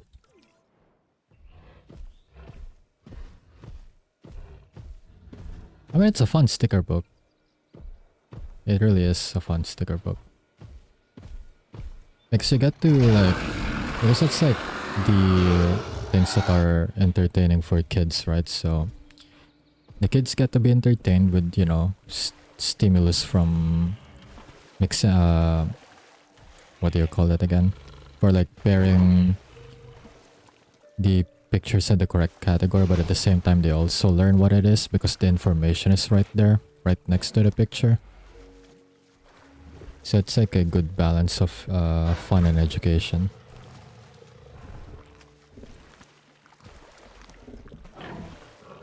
How did the T-Rex become the face of the dinos? It's not the first dino discovered, right? Good question, actually. I don't know how did the T-Rex even became like the poster dino for like anything dino related. I'm not sure if it's the first dino discovered as a fossil though, but I suppose if you're basing on like estimated stats, like it is kind of like the strongest dino there. It's not the largest since Giganotosaurus like is bigger than it, but in terms of like bite force and like sheer mass, I think it's like the strongest one there is out of all carnivores anyway. So that's kind of what made it. I'm at least assuming that's what made it into the poster dino that it is today. I was about to say that aside from the statistics, it's because of the movies as well. Because it is the face of the first 3 Jurassic Park movies. Well, maybe not 3 because Spinosaurus did. The fans chose Spinosaurus over the T-Rex with that one, but still, it's part of the movie as well. along with the Spino.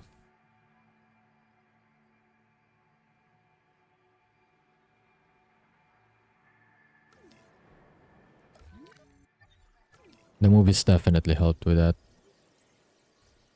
I mean, if you think about it, what first comes to mind when you think of Jurassic Park? It's like the T-Rex, right? Aside from dinos. Like, specifically, what kind of dino? It's like the T-Rex. I think this one Suchomimus over here decided that... Okay, never mind. It's actually with its other friend.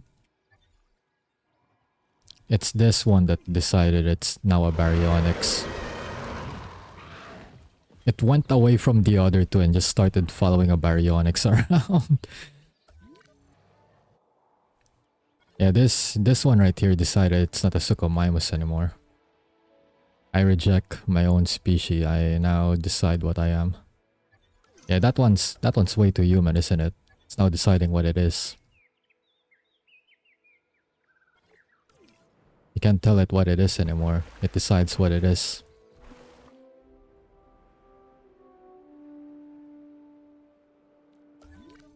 I mean, look at it. It's surrounded by baryonyx. 3 of them, really. And then there's only one of... Like, the only Suchomimus there on that corner spot.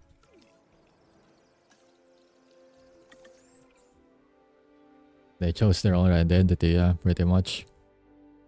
Asset requiring collection. Asset collection request. Despite the Suchomimus informant, they just try to get information about the baryonyx.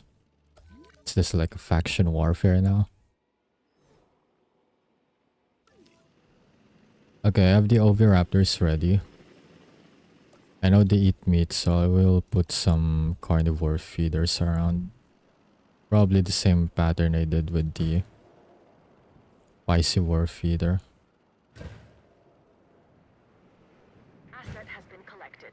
And then I'll put some flora around since they also eat.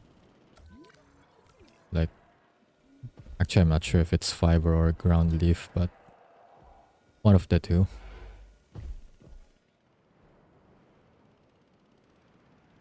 It's feeling adventurous. Kinda, if you think about it. I mean, it literally moved away. Like, the rest of the pack is over here. The 2 are over here. And the other one is literally on the opposite side of the map. Turf war coming soon. I would appreciate not having a war, but you know what? I can't tell them what to do. They just do whatever they want. The oviraptor is very, very small. It's not compsognathus small, but it is small. And if it has the green coloration, it'll blend in with the grass.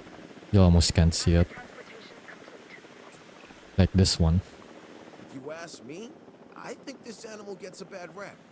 Back when fossils were all scientists had to go on. See, it's color green. It's blending in with the grass. Branded an egg thief. But you know what? It was really just looking out for its own. So as far as I'm concerned, the oviraptor is all right in my books.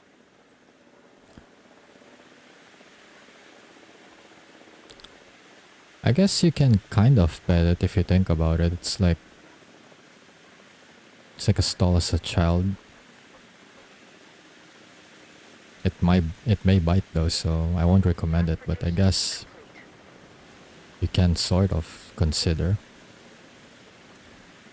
Okay, so let's see, what do you need? Ground leaf, forest, water. Well, if it wants water, there's like a lake here. But yeah, let me just put some ground leaves around. Let me put some forest around first, actually.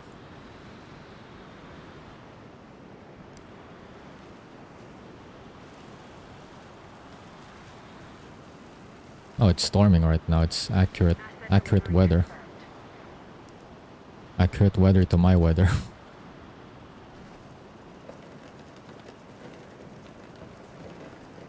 Although it's not storming right now, but the past few days it has been raining quite a bit hard. Assets in the air.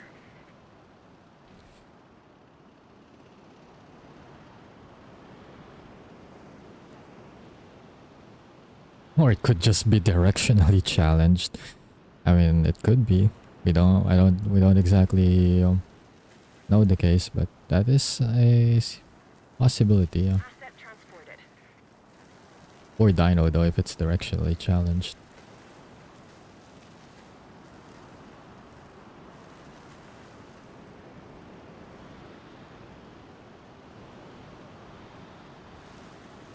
Transportation underway. There's a bunch of ground leaves now.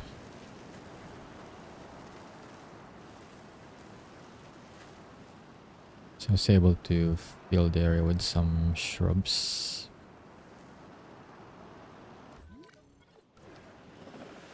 Asset has been delivered.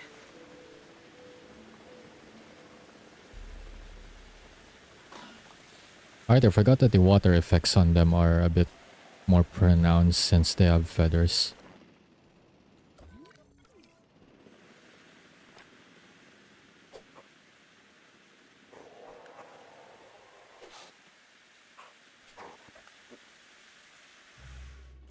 Yeah, now it's gonna be harder to see them because of that, but yeah.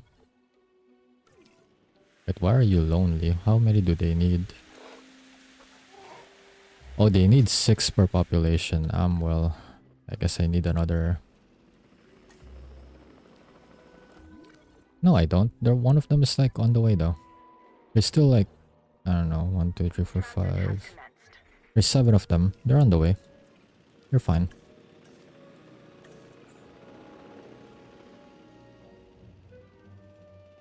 En route to collect the asset. I guess for water, they're not exactly gonna migrate over there, so I need to give them like their own separate, like little water hole, I guess. Confirming asset delivery. Because even if the Spinosaurus won't exactly go after them, they're gonna be terrified of the Spinosaurus either way because of the size difference. Transportation underway. So there, now they have their own water source.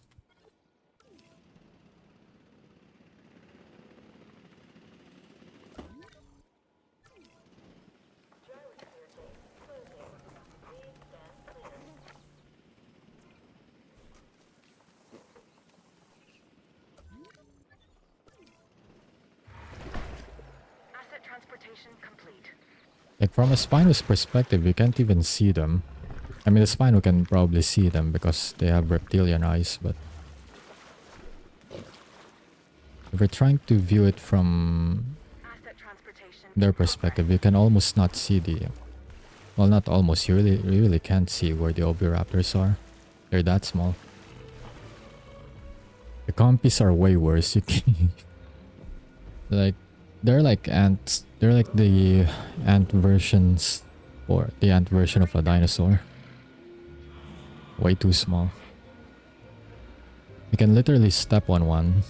That's how small they are.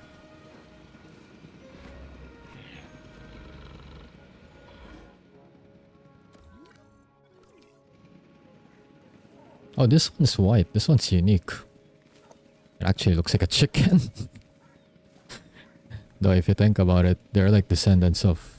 Aren't like chickens descendants of dinosaurs? So if you think about it... This one looking like a chicken is kinda already... I think it's on his way. He might be on his way to his evolutionary process. Delivery has been completed.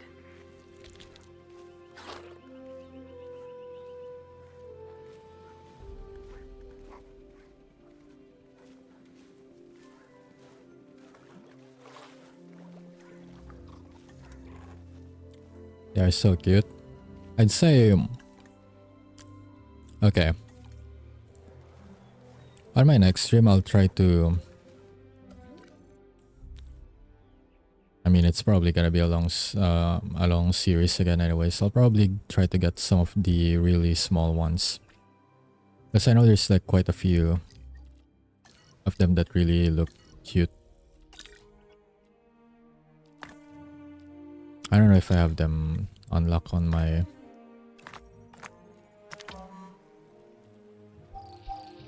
Let me check real quick. But as far as I know, I don't think I have them unlocked in my database yet.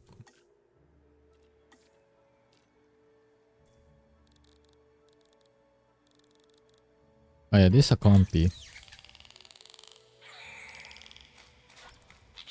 See, if you look at the height, they're like only 0.3 meters. I don't even know how that converts to centimeter, but yeah, apparently just 0.3. Very small. To the point you can actually step on them.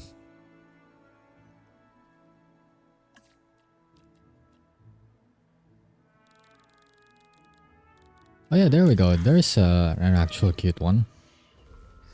I do find the Dryosaurs cute. Even the noises they make are quite adorable, I'd say.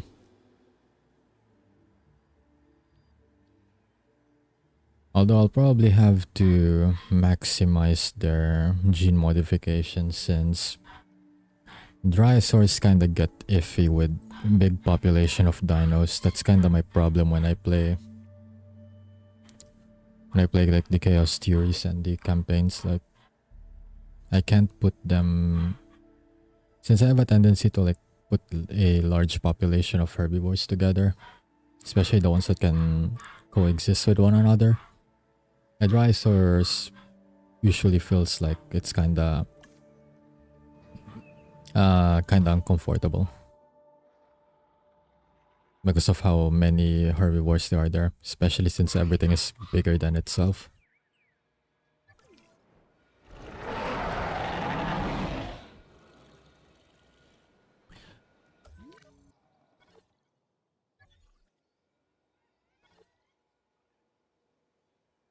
Oh, they have actually...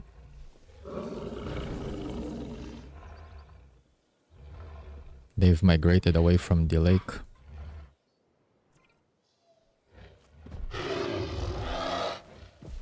Actually, I'm not even sure, but does this Spino actually eat from the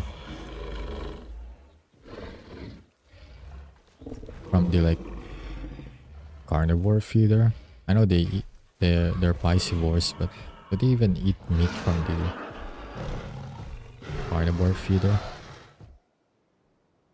Because that I'm not sure if they do that.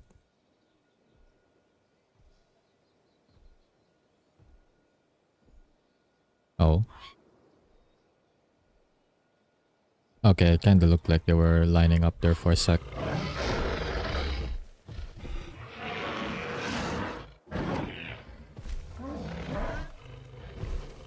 Oh, so that's how they socialize with each other. They just kinda stand, head movement, kinda like how people do non-verbal greetings, I guess, sometimes.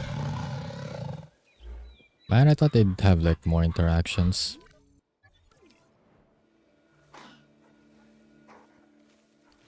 Those, yeah, they're gonna start running away now because they're about to get like near the Spinos and they're not gonna be happy about that. They're gonna be terrified of it. Not this one though, this one. Okay, now it's running away. I was about to say, like, are you sure you want to keep heading that way? You might get spooked by the Spino. Especially since it's, you know, prone watching.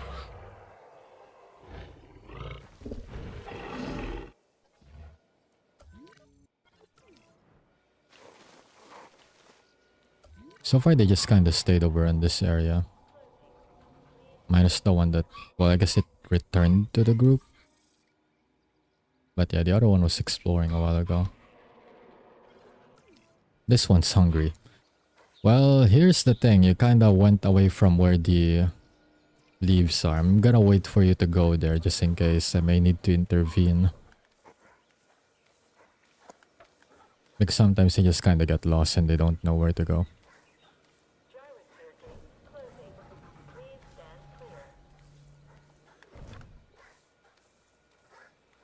Come on, buddy, you can do it. Well, it's an omnivore. It's a scavenger, but yeah. Somehow a scavenger class dino that's also an omnivore. Eats both leaves and meat. But if I'm not mistaken, they're actually more of like egg eaters. Historically speaking. They're known as like egg thieves because they snack on other dino eggs. What I didn't know was that they actually eat leaves, because I know they eat like other dino eggs. I just didn't know that they actually eat some leaves too. Well, I'm not even sure if this game is accurate with that, but apparently they have like a hybrid diet.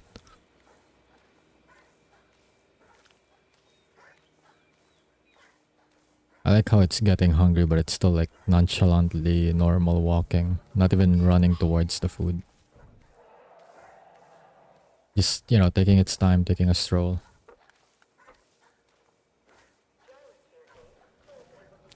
Dude, I'm not gonna end stream until I see you eat, because I'm not sure if you actually know where the food is. I'm gonna wait for you to eat, so better get to it.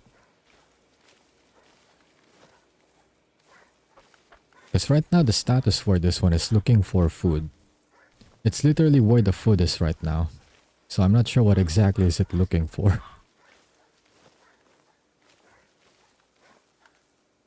Oh yeah, I read about that Oviraptor eating eggs. Yeah, they eat eggs.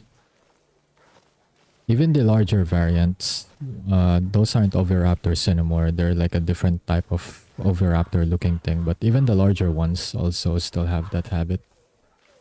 Although they're more of a menace since they eat more eggs than Oviraptors.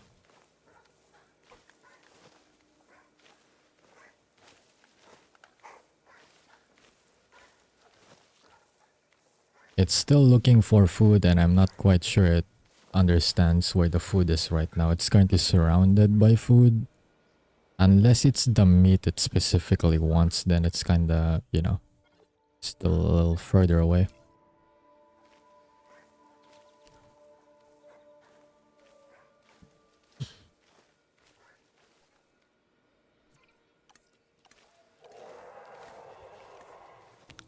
See, because ground leaves is literally 100%, so they do eat this kind of like leaves. They're just opting not to do it right now. So I'm guessing it's looking for meat in particular. All animals, including the dinosaurs, need water to survive. Don't let them go thirsty. Ensure they have access to water, okay? Okay, now this game is lecturing me about, well, the dinosaurs need food and what. I know that. It's not my fault this one is very picky about what it wants to eat at the moment, okay? It's not my fault. It's already near the leaves, it's just picky. The game's acting like I'm ignoring my dinos. Like, no, you're just being picky right now. Like, I know how to play this game.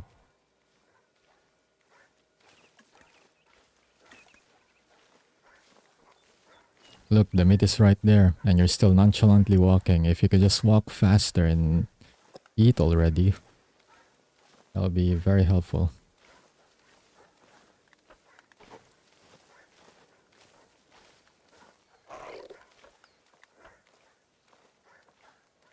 I swear, if you actually ignore the meat and head straight towards the water. Okay, good. It's actually gonna eat. Good, good. Go eat.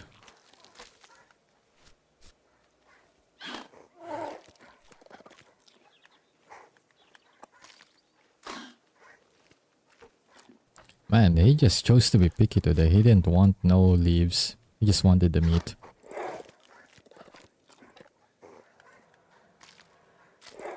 I like how in the food icon it's literally a picture of a leaf while it's eating meat.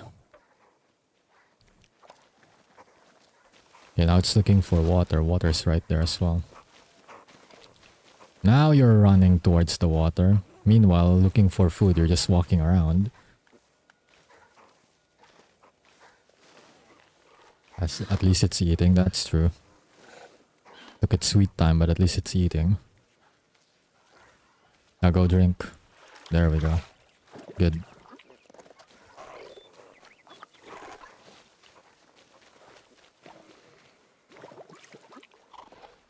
Okay, it's gonna regen health now because it already ate, already drank water, it's good. Meanwhile, the Spinos have claimed the north side of the map, I guess, or the enclosure.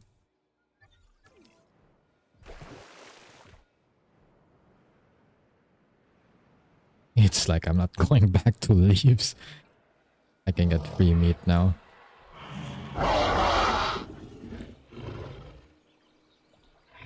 It went to the, you know, the tastier of the two options. It's like, why am I gonna eat leaves when I can have flavor? Scavenge, what's that? I'm an elite here. I don't need to scavenge, I get served food every day. Like, why? What do you mean I get to eat eggs? No, I'm not eating eggs anymore. Why am I eating eggs when, you know, there's like a hard exterior to it when I can just eat soft meat instead? What do you mean I have to crack eggs with my beak? That doesn't exist anymore. What egg?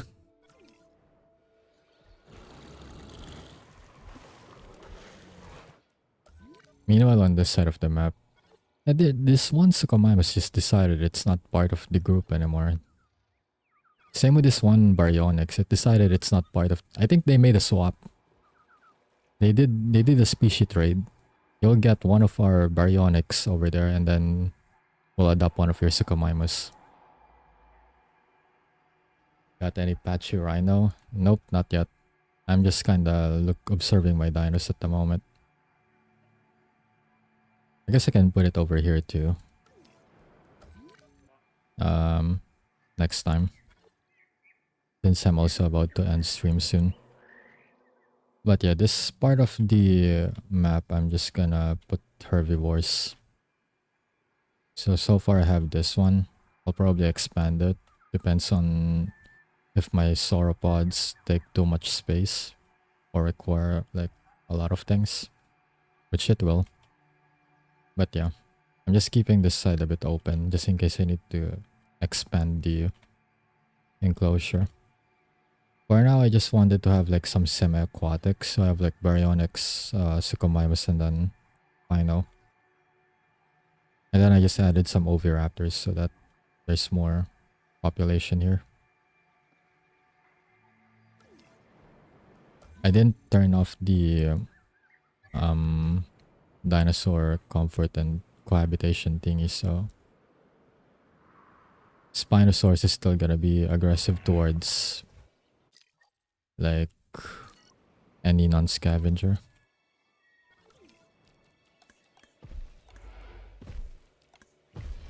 Yeah, pretty much everything that's not a scavenger. I like how they have a specific for Therizinosaurus. Like specifically Therizinosaurus.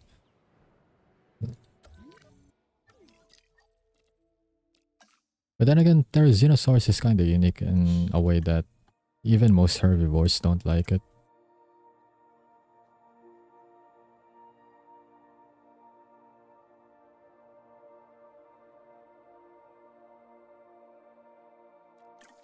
But yeah. I think I got that save. Alright. Okay, so that'll be all for today's stream. Thank you everyone so much for dropping by. Yeah, I'm gonna check who's streaming right now so I can go on a raid.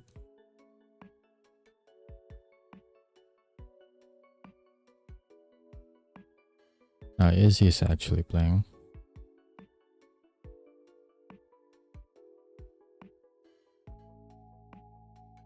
I just raided her recently though, so I need to look for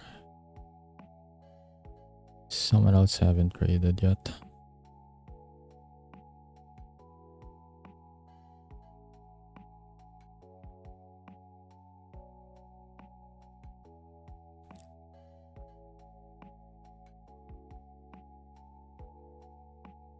Yeah, but most people that I know are already asleep. because it's like kinda late night already for most of my friends. Time zone differences be crazy. It's like afternoon for me, the one who needs to eat lunch now. And I just raided recently, but we'll probably let's just go send another raid to Easy. I'm not sure if she already hit 1k, but she's very, very close to 1k. So if you guys haven't or are not following her, then do consider. But only if you guys want to. Yeah, she's playing with Racco at the moment. Asia gang, definitely demerits. Thanks for the stream, yeah. And thanks as well for dropping by. I really appreciate it. I'll be streaming Dead by Daylight tomorrow myself. I'll be playing with Keiki. I'll probably be 9:30 my time. 9:30 a.m. For people in the US, I think that's... What was it again? I think he said like 6:30 or something like that. So yeah. That's the time zones for tomorrow, for tomorrow's stream. But yeah, again, thank you everyone so much for dropping by. And this is your Memory Weaver signing off for today. And I will see you all tomorrow. Have a good day, everyone, and take care.